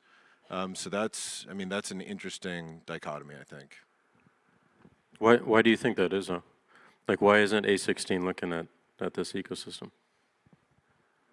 Well, the obvious answer is that when you pursue the crypto-oriented investments, we've had this period over the last several years when you can pursue much more near-term liquidity through tokens. I mean, that's the obvious answer. I mean, you asked Matt, what has he seen work in his endeavors? The way I would answer it from a 1031 perspective is just pursuing alignment with Bitcoin, caring about Bitcoin, being Bitcoiners. I think there's people at these larger funds that understood really early on that Bitcoin was a very significant innovation and gave it some mind space a long time ago. But I think they've moved on, and they don't consider themselves Bitcoiners, look at the space, or care about the space in the same way. And so I think that's how 1031 has found product market fit, at least with the people who are building in the space, is that we live and breathe Bitcoin. We come, we participate, we contribute, and we are just authentically Bitcoin. And I don't think you can say the same thing about the other funds. You're actually one of the few VCs, like, I'm not trying to make you happy, but you're one of the few VCs that actually say that they invest in Bitcoin companies, and they invest. A lot of VCs just ride on the Bitcoin, and they're like, yeah, we're Bitcoin Pro only, but they invest in a lot of shitcoins and tokens and crypto and et cetera, et cetera. So there's like, from my experience in the space, there's like 3 VC funds in Bitcoin space that are actually Bitcoin VCs, and all others just say that they're Bitcoin VCs, but they do prefer or they do invest in other projects as well. Yeah, I mean, I think there's two sides to this, right? There's the first side that A16Z and these other large allocators really love dumping shitcoins on retail. They get that instant liquidity. They never had it before. Like, historically, the VC game was a game that you had to play on a longer term scale, that you had illiquidity in your investments. You weren't able to exit them until hopefully they went public or there was an acquisition. Obviously, they very rarely believed in building profitable businesses, so the idea of a dividend-paying company is completely foreign to them. And so they've kind of ignored Bitcoin up until this point. Now, I think that won't continue to be the case, and there are certain times where they do poke their heads into the space, but the smart Bitcoin founders usually do not want to participate with them. And the ones that do choose to participate with them usually get pressured into adding shitcoins, so then they're no longer a Bitcoin-only business. So the end result is you very rarely have a Bitcoin-only business that's aligned with the Bitcoin ethos and the values and supporting open source development and trying to push forward self-custody and these other freedom-oriented aspects of Bitcoin that have them on the cap table, because it's just diametrically opposed. It's crazy to me that these people who portray themselves as like the founders of the internet and incredible technologists don't see the merits of the technology in Bitcoin. Like, everyone we just talked about, but there's so many other technologists we can point to that have either written Bitcoin off or onto the new hype cycle, which currently right now is AI and LLMs. What about the merits of Bitcoin is not attractive to these folks? Well, what are they not seeing? Why are they choosing to be blind to it? By the way, I think you're the best moderator in Bitcoin, so thank you for stepping up to the plate. I think it could be even more malicious than that. I think they understand the value prop of Bitcoin. They understand that it's fundamentally a complete game changer, that it could very likely be the standard currency of the world. And they probably own Bitcoin themselves personally, but you have to follow incentives, right? And they have they're thinking on short time frames. They're not thinking long term. They're not thinking on this idea of integrity. They're not thinking integrity first. They're thinking profits first. And if they follow these hype cycles, if they go into these buzzword bullshits, they're able to raise way more money. They're able to collect fees on it. Ideally, they convince the founder to launch a token. Like, they all in their contracts all have these cutouts that if like you don't have a token, but you have a token in the future, we get our pro rata share of the token. And then they start trying to pressure you into having the token. And they make way more money in the short term off of it. And I think if you go a decade in the future, if you go 2 decades in the future, and you're actually thinking in a low time preference way, in a long-term thinking way, the people that don't do that will actually be able to look their children and their grandchildren in the face and be like, we actually did the right thing, and look how well that worked out for us, and you should follow that example and be a productive human being. I agree with that. I think it comes down to a simple answer, though. I think they can't control the outcome. Yeah. I think they can't own the outcome. Like, they recognize that Bitcoin is unownable, ultimately. My answers, I think what you're, same thing is, I think it's very obvious they see opportunity and control, and is why I think that that's where they see the opportunity. And I think there's an argument to be made that unfortunately, like, the internet, the internet had some unfortunate chapters where a lot of the opportunity on top of the web was like really controlling, like Zuckerberg. And so I think it's very obvious someone like Mark Andreessen thinks that the opportunity in this space is where there can be control. Yeah, and that there's a tremendous amount of vulnerability for him and others from big tech to let go of the project and invest in its fundamentals, and to assume that free market value will seek itself back to them because they can find a way to create it without control. That's what I think. It's pretty obvious to me. And I think that these guys, Coinbase included, have raced to the local valley top and have totally missed that there's a mountaintop in the skyline. And, when founding Strike, that's what we're like, we're going to skip the local hilltop that everyone seems to be celebrating on and just march towards hiking the mountain. And I think that that's it. And on the local valley top is where you can control. Like, I think their interest in Ethereum comes down to influence and control. Their ability to, we talk about finding liquidity, but like at the end of the day, again, it's like controlling your own destiny, having influence. I mean, liquidity at that early of a venture investment is a bailout, effectively. It's the same thing as a central bank bailout, in my opinion. So yeah, I think it comes down to control. And there's an interesting argument that you probably can participate in, and how much of how the internet played out influences that, like, Silicon Valley bias, because, right? Yep. No, I mean, Facebook's an incredible example of this. There was a point, I'm sure you all remember, that they were trying to integrate more payments into Facebook. And instead of choosing the open protocol of Bitcoin, they decided to create their own entirely new protocol called Libre. Was it Libre? They changed the name once or twice, right? Libra, right? Libra. Yeah. And it was, in Matt's words, an unmitigated disaster. And why is it so hard for a company like that to look at an open protocol like Bitcoin that's been around for over a decade when they started that, has been battle tested, has never gone down, has had almost zero security flaws or hacks on the main network, has a very committed developer ecosystem around it? Why go that route? Because if we can understand that, we can use that as a template and a case study for other companies who are considering doing the same. And they're going to. They're going to have to, because eventually Bitcoin will have the usage that they can't ignore anymore. But is that just about control? Are there other reasons that companies need to take that wrong fork in the road? The only other idea I have around this, because what I heard was incentives, control. The only other one is just not everyone is smart or perfect at all things. Like there are Bitcoiners that I very much respect who also have bad ideas about things that aren't related to their field of expertise, and people who've told me, you know, the investments that we're making in the ecosystem, they don't get it, they don't think it makes sense. And over time, I feel like some of the specific examples they're referring to were proving very wrong.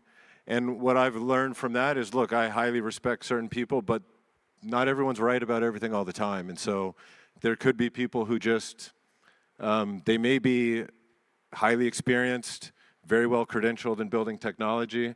That doesn't necessarily mean that they need to go build their own technology and money, but they don't see why that's not the case.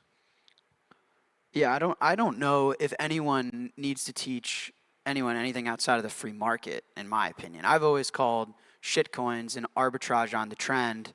You know, I love that. And if I can sell a banana to my left for $10 and I can buy a banana to my right for $1, I'm making $9 all day as long as the market remains that inefficient, right? That's what we call an arbitrage trade.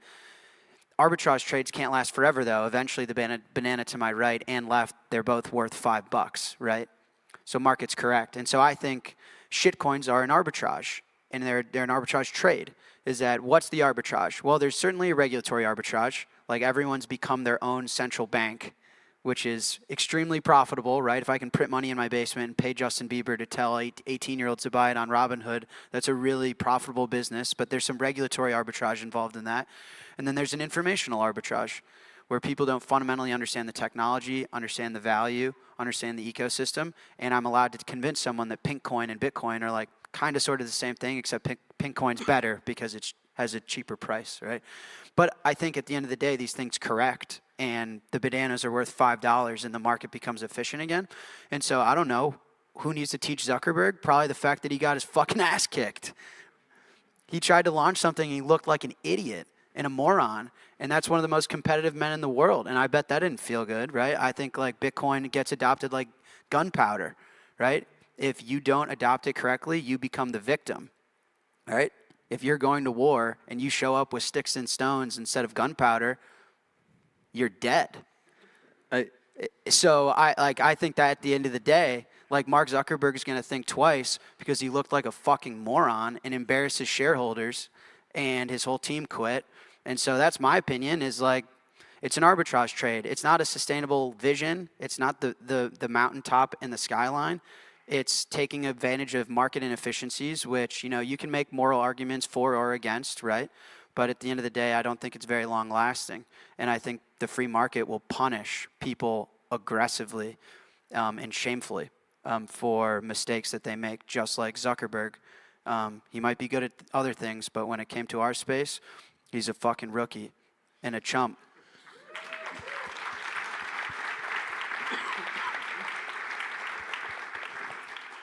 I think after your rant, they're not going to adopt Bitcoin at all. Well, Mark needs Bitcoin more than Bitcoin needs Mark, so on his own time. True.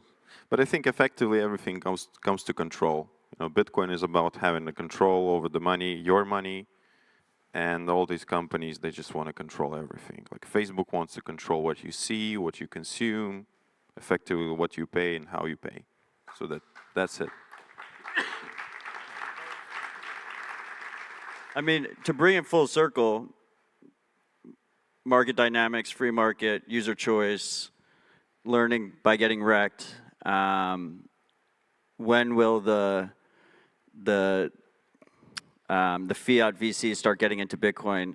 The guy who was leading the Libra initiative, David Marcus, left, founded a Bitcoin company, and it was funded by A16Z. It brought it full circle. That's all I have to add. But do you think that's a function of him, previous relationships, the technology stack and company he's building? Like what drove that? Because that is an outlier. Yeah, I think probably not A16Z's fundamental thesis changing. But I think the point about Facebook seeking control in their core business, again, I think the internet had a dark chapter where, like, you know, one of the problems with, I talk about this guy, I've never met him, so whatever. The new Zuck with his chain and his MMA, maybe he's a cool guy, I don't know. But the problem with Mark's business is his users aren't his customers, right? This is like a huge problem in the internet, is that he's building a product for all of us in theory to use in this room, but his customers are advertising, right? And it creates this awful dynamic and totally broken incentives where he tries to prey and control his users to benefit his customers. And that's like, to me, the core fundamental issue.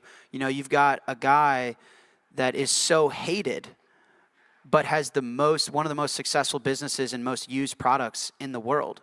Like that intuitively doesn't make any sense. Everyone uses his stuff, everyone hates him, right? Like, from the highest level possible, how is that real? And so I think therein lies like a lot of the issue, and a lot of, like, from the internet, from the A16Z, from the, you know, I'm Mark Andreessen, I created the web browser. You know, it's, you know, control was the opportunity at the end of the day in the web. And that's, I mean, you know, before this, we're at Nostr conference, and, you know, there's a whole separate conversation of fixing the web. But I think that that's the biggest point, is that, like, what Facebook has been taught is that control is higher stock price. And Zuckerberg will go to any extent to exercise control. And, like, I don't even think he would walk back that claim at this point. And so how do they approach Bitcoin? We want to control it. We can't control it, not interested. And they'll just have to go through a lot of pain before that's rectified. It's just my honest opinion. But I think the unfortunate, like, recent years of the web and a lot of the shit that you unfortunately had to go through at Twitter and stuff, I think that that's where that bias comes from. And I don't think David Marcus changed the way Mark Andreessen thinks about control. No, I don't. And I love David. He's a great guy, and I'm really happy he's working on Bitcoin, but that's not my opinion. Yeah, I think that model will be broken. Can we talk about, like, engineers and people working on these platforms? You all run or help fund organizations or developers to work on Bitcoin. There is a monster hype cycle right now around work that is not Bitcoin related and financial freedom related and privacy or permissionless tech related. And it pays a lot of money, and it's super interesting. It feels a little bit dangerous in the same way that early Bitcoin did.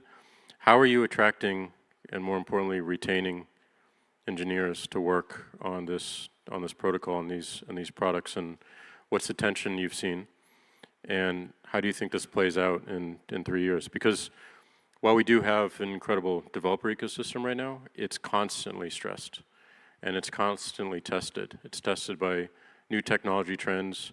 It's tested by frivolous lawsuits, people who pretend to be Satoshi and sue developers to change the code so that he can get access to the original Bitcoin of Satoshi.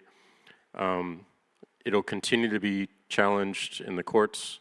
It feels like everything, if you choose a Bitcoin path, everything is either against you right now or coming at you to tell you to stop. So who is this type of person that you're hiring? Why are they staying with you? And what do you see as the challenges in the future? In our case, like, part of the people are actually very much into Bitcoin, but part of the people who works for us, they're being taught by us and educated by us what is Bitcoin. So these people actually now start to admire Bitcoin and how it works. But we try to, limit them of the drama, and we try to keep their privacy. That's number one. So we don't disclose who our developers are. We avoid disclosing that publicly, and we mostly only disclose the business development team.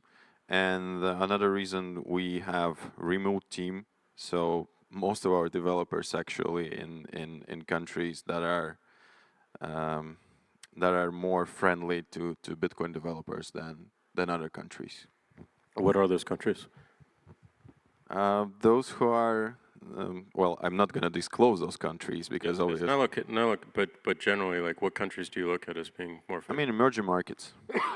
Like emerging markets, most of the emerging market countries like Latin America or Southeast Asia, they're pretty much friendly towards Bitcoin, and they respect privacy and they literally don't care about what you're doing, how you're earning your money, and yeah, it's kind of like that. I mean, I think the single biggest advantage we have is that Bitcoin has this draw, right? I mean, I think most of us, I mean, you guys are at a Bitcoin conference. I don't even know how many Bitcoin conferences there are a year now. I think most industries don't even come close to this, and that's because Bitcoin becomes more than a career for a lot of people. It becomes more like a lifestyle. And people, a lot of our most prolific engineers are, you know, they're diehard Bitcoiners. They're not all diehard Bitcoiners. Some of them, you know, maybe aren't necessarily as committed to like the concepts or the ethos or like I hate to say the culture of Bitcoin. Or like the freedom movement aspect of Bitcoin, but most are. And what I see a lot happens is they start with a very high-paying private sector job that is completely irrelevant to Bitcoin. You know, maybe they consume some podcasts, maybe their uncle or their nephew recommends them check out Bitcoin, and they start stacking some Bitcoin. And as a result, they start getting into the community and they start going to meetups. And I mean, Grant was talking earlier, like this industry is very heavily motivated by this idea of proof of work, right? I think it's one of like the great transformations that Bitcoin is kind of bringing to the world, is that at its core, Bitcoin requires proof of work. It requires real energy and commitment to acquire it in the first place. And as a result, everything that comes later also is expected to have proof of work. And so we have this global community that really respects proof of work. And as you get deeper into that community, you start contributing in a part-time basis. And then that part-time basis becomes a little bit more than part-time. And that's the key where something like an OpenSats or these Bitcoin businesses that are out there that are employing developers really comes in, because at that point when they're thinking about jumping over the ledge, you know, and leaving their high-paying AI job or blockchain job or whatever hype job to go into Bitcoin, there needs to be mechanisms there to try and decrease that friction a little bit. There'll always be friction, and that's what always works against us. But that's because hard things, you know, are inherently harder. Personal responsibility is more difficult. So as a result, there will always be friction there, but the key is to try and reduce that friction as much as possible. Great. Yeah, I think forcing people down the path to care about Bitcoin, it's a hard thing. They generally, as they come to learn it, and this is not just, I think, the engineers, this is across all the disciplines, all layers of talent that you need for a company as you scale. They come to value the mission, their soul, more than what they're giving up from those high-paying jobs. And it's sort of like, as you think about scaling a company, as you guys were saying, it gets harder to be a Bitcoin company the bigger you are. One of the challenges that we've seen is that there really is a high correlation between the talent. It could be engineers, it could be finance people, it could be legal people, but there's a high correlation between the people who tend to work out for the companies and being Bitcoiners, which is hard to force them down that path. And there's also a high correlation to the ones that they don't really care about Bitcoin as much, but they're a very high-level finance person or a high-level legal person, and it just doesn't work out because they're not willing to stick it out relative to the other opportunities that are out there. I will say there's also another piece there that we have to our advantage, where for the first time ever, and this is key if the employees or the open source contributors are Bitcoiners, because they actually hold their assets in Bitcoin, is we have an industry, she's working on it, she's got it. we have an industry where like everyone almost has this global shared equity across industries. Like I've heard you talk about it, Jack, in the past. Like this perverse incentive of offering stock options because you're forced to try and get an exit and rush to public. But employees that hold Bitcoin and stay on Stack Sats, over time that value is accruing to them across the entire ecosystem, regardless of which company. So it creates this kind of alignment and community that just doesn't exist in, you know, AI. Like that just wasn't possible before. And this for like the company or for Bitcoin at large, engineering? Both. I mean, I think fundamentally as a human, we all want to be part of something bigger than ourselves. I think that's like the desire we all share, connection. I think inherently being born and being human, you want to be part of something that's bigger than yourself and working on something that will last longer than you will. I think the best example of that is family, right? Like finding a relationship, having kids, and working on your bloodline that is by definition bigger than you, and your bloodline now will last longer than you will. And so I think we seek that out as human beings inherently all the time in different forms. I think Bitcoin is one of the most powerful and expressive forms of that, of being something far bigger than yourself and being part of something that will last far longer than you will. And so at Strike, and with myself personally, we really try hard to lean into that as a culture. And so beyond salary and equity and Bitcoin, what we can give you is that form of connection, I think, in being human.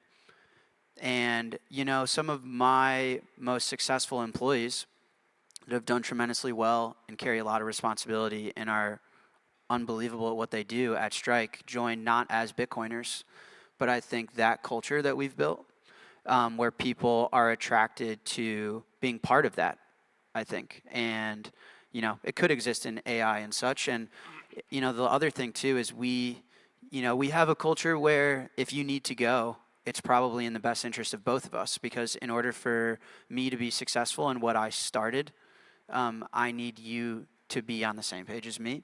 And so sometimes people go, but I think that it's culture for us, culture, messaging, brand, and like the whole like dying on that hill, you know, truly authentically expressing that purpose and connecting with my employees in that way has allowed us to be successful with engineers.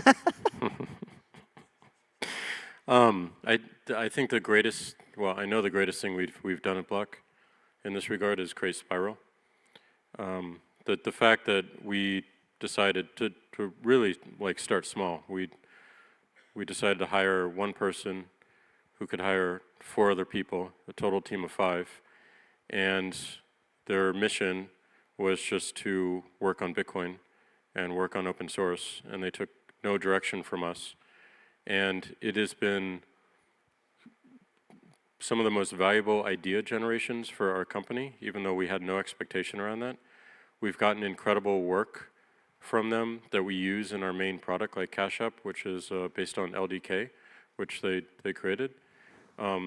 It's an incredible recruiting tool.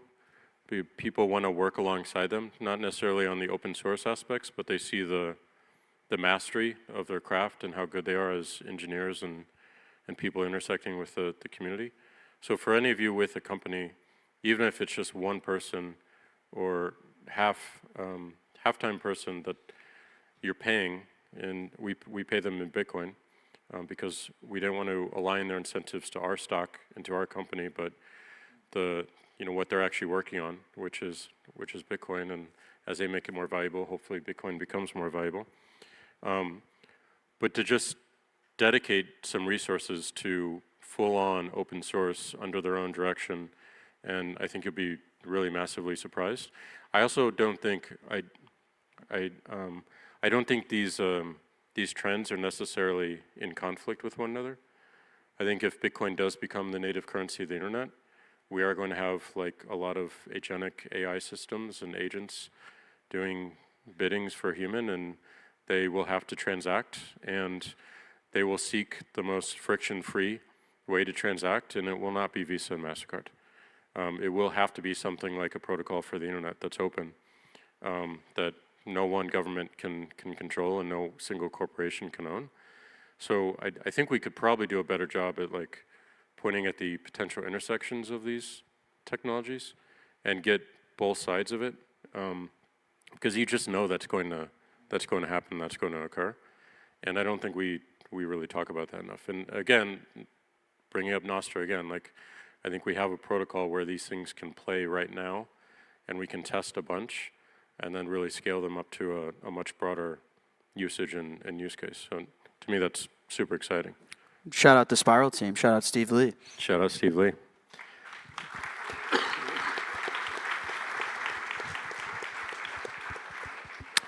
I don't know, is this clock 0 because we're out of time, or is it? We still have time, no worries. Okay. Matt? I mean, I think we have like 5 You look like you have a minutes, question in mind.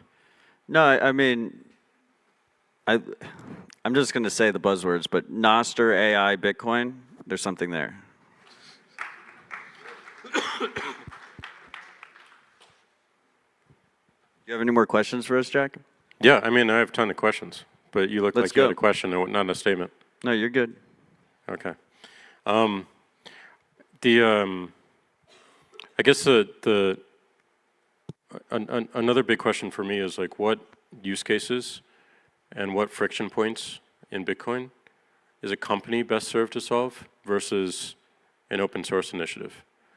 Like I would probably theorize that privacy is best served in a non-corporate environment, but there might be counterexamples to that.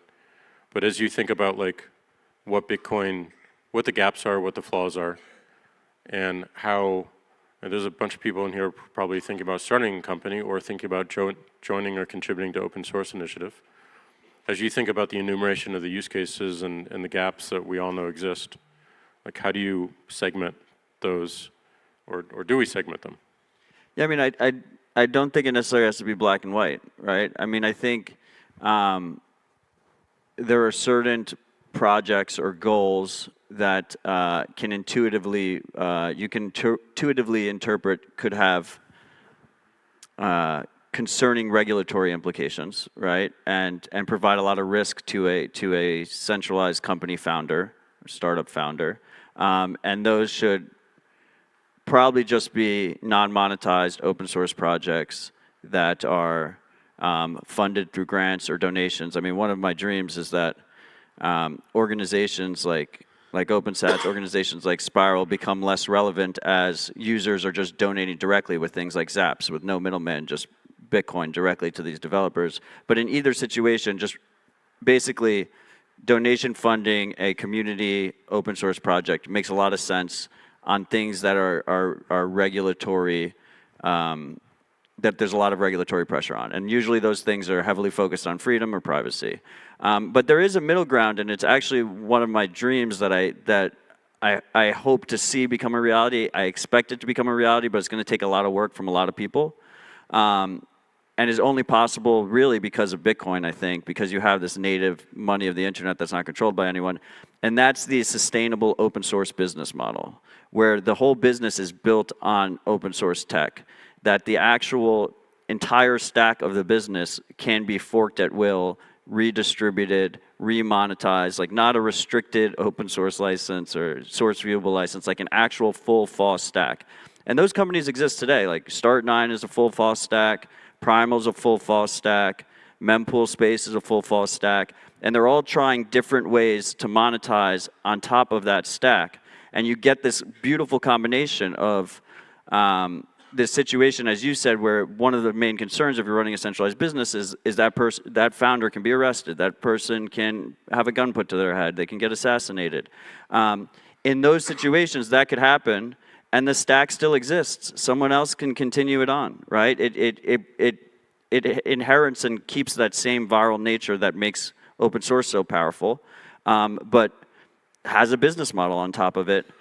But that makes it much more difficult, right? That's the hardest path. And I think part of the reason that we're starting to see that now is because there is this growing global community that is incredibly passionate and wants to take the harder path because they know it'll be a brighter future at the end. Max? Yeah. This is an okay answer. I mean, it's a mid clap. I mean, free open source contributors, definitely they have more freedom, but I think they are cheered less in the community and they're supported less in the community, and that's the issue. Because, like, it's not on Nostr, but if you go on Twitter, which is X, and you'll see that a lot of Bitcoiners, they actually cheer corporations or companies instead of cheering free open source developers or developers who doesn't request anything. And it's like, for a company, it's pretty much not that complicated to raise money. You can just go to VC. If you're successful enough, then you will be able to get some checks. For a free open source developer, like, not many people actually understand how successful the code is or how successful the application they have built is. So it's really hard sometimes for them to get grants. So I think, yeah, like, free open source developers, definitely more freedom, but less support in many ways. Not only financially, but also as a community. I think we are massively failing, and I'm sorry to say that, but we are massively failing to support developers that are actually building really cool stuff. Like guys from the Bisq, for example. That's the last resort if you want to buy Bitcoin, literally. And I think they don't get much credit as they need to get. That's it. Yeah. Grant?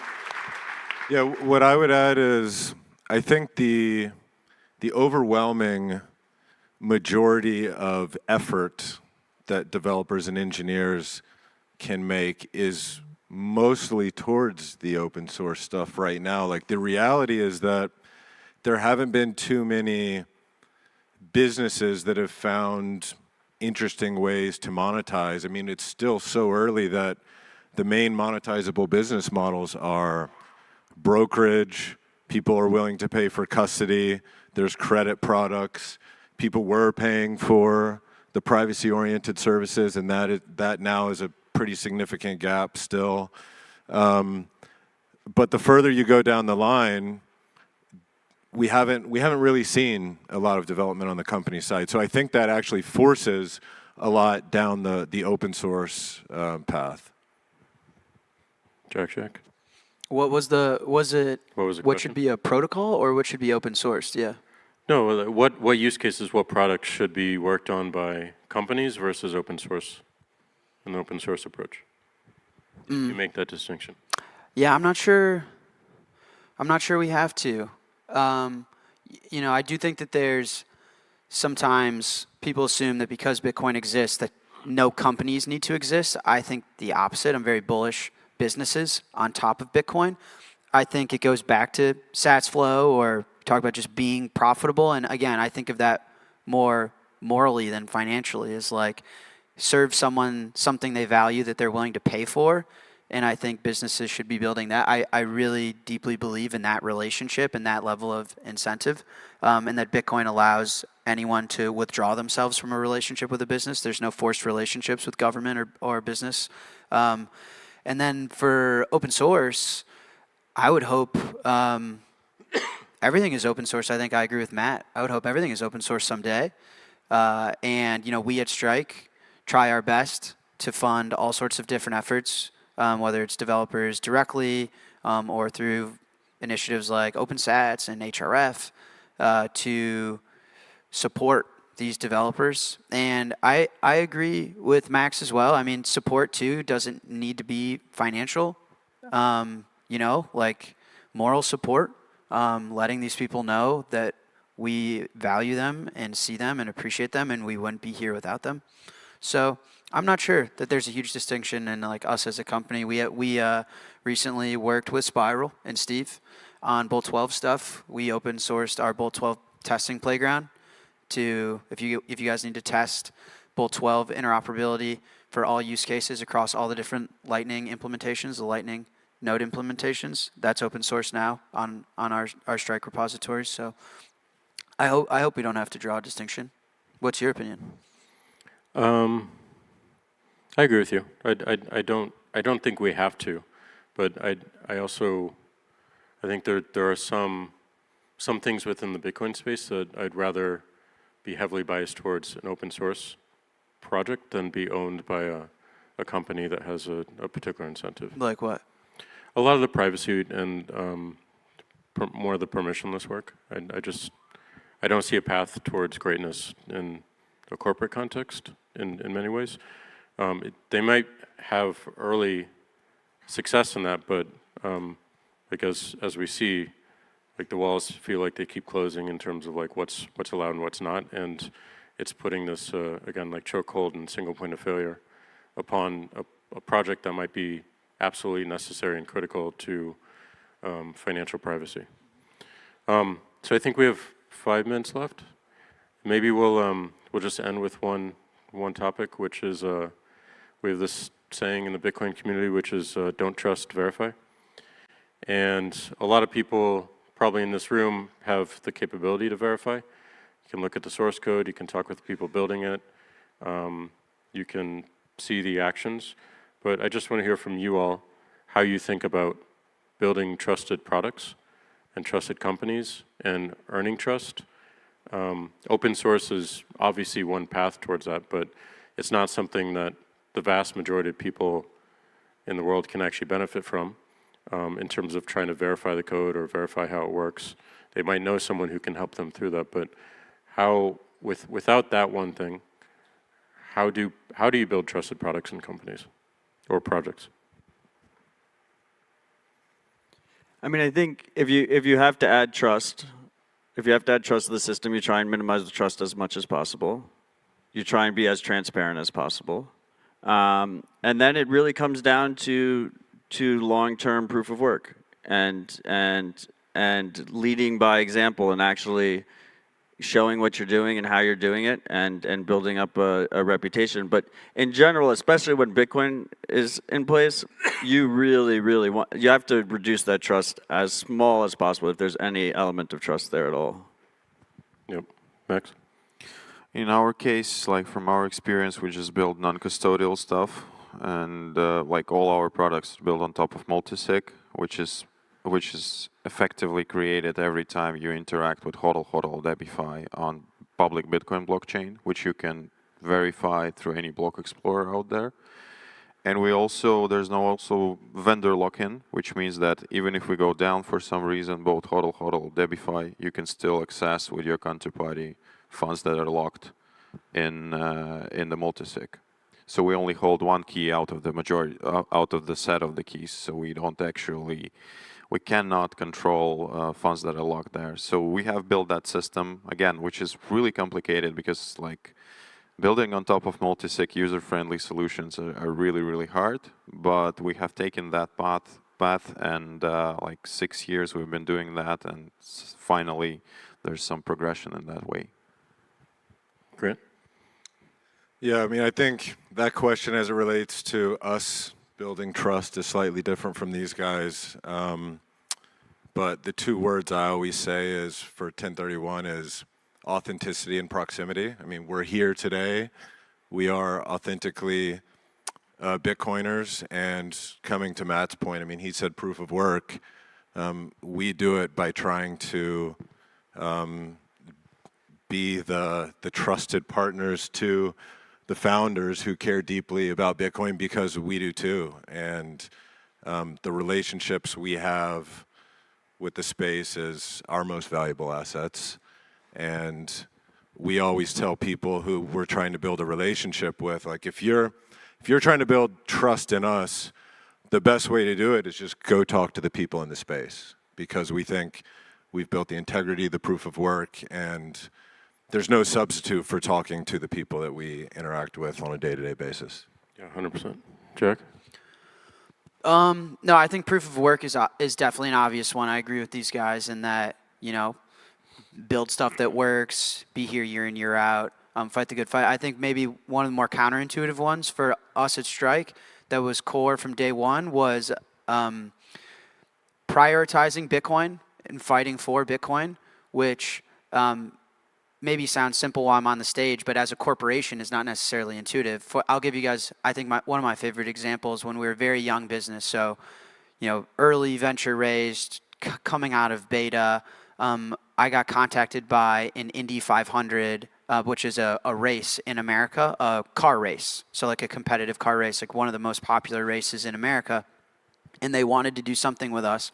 And I had the opportunity to race the Strike car. And they would have cut us a really cheap deal. We were a young startup. They just wanted something to do with the space. But no one would have given a fuck about the Strike car. And I felt like truly in my heart that the best thing we could have done as a business right there was help promote Bitcoin and get more people involved and race the Bitcoin car. And so we did as a business. And it had nothing to do with our company at all. And it had everything, and we authentically believed that. We thought the best thing for our business and for Bitcoin was for Bitcoin to race next to the PNC Bank car, not for Strike. And so that, I think, is a fun story. I think that was 3 years ago at this point. But that is, I think, core to who we've become, and I think why the community and customers trust us is because they know we're here for the right reasons through that approach. Yeah, 100%. I think for us, it's making sure that we're building options, and as many options as possible that people don't have to trust us. So one of the reasons we worked on the custodial wallet and BitKey is like we want people to get their Bitcoin off exchanges. And we'd love to find more creative solutions to enable that and help them. There are limits to that, of course, again, in the corporate context of how we exist, but there's a lot more we can do. And I want to make sure that our tools provide features and functionality and utility that you don't have to trust a company, you don't have to trust a CEO. You can still extract value from it. And you're free to move wherever you need to, where you do want to place that trust. And ideally, it's tools that allow more trust in yourself, which is the whole concept of having the seed phrases. And obviously, there's better iterations of that, but that trust in self is probably the thing that I think we all want to align to and all want to feel much more.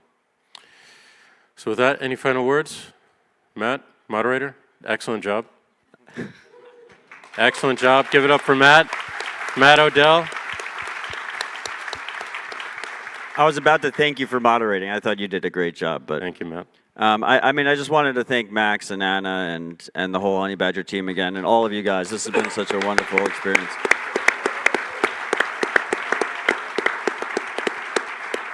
Max, any send-off words? Rikki has a joke. He told me before I say final No words. jokes, no jokes, no jokes. Thank you so much. Please, another big round of applause for these guys. Thank you. Thank you, thank you, thank you so much. Thank you, thank you. Good work. Thank you, thank you, thank you. So guys, don't leave just yet. Don't leave just yet. We have one final surprise, a special announcement. So 2024 will be remembered not just for the Baltic Honeybadger, but also as the year when politicians all over the world discovered Bitcoin and proactively are using Bitcoin in order to get elected. And a lot of Bitcoiners on social media are openly picking a side. So we discussed a lot with Max and Anna, and we decided that it's time for the Baltic Honeybadger to pick a side as well. So when it comes to politics, Baltic Honeybadger strongly endorse Rhaenyra Targaryen, first of her name, true queen of the Seven Kingdom. What I'm trying to say is that Bitcoin is for everyone, not just for those you like. Bitcoin is not red, Bitcoin is not blue, Bitcoin is for everyone. Bitcoin is freedom. Don't pick a side. There are no sides. Bitcoin is beyond politics. Thank you so much.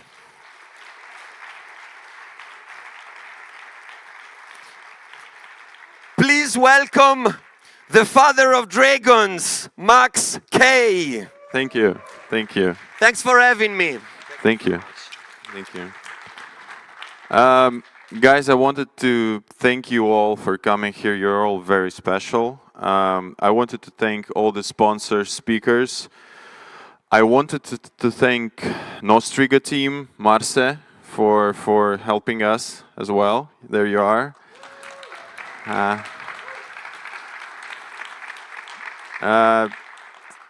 Those who have been with us for like 5-6 years, OGs, wanted to thank you as well. Security team, street food court team, volunteers, and also I wanted to thank Anna.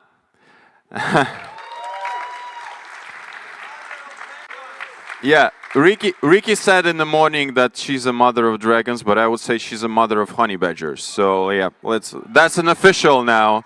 That's an official. Thank you all. See you next year, maybe. And yeah, we're all Satoshi. Thank you. Bye-bye.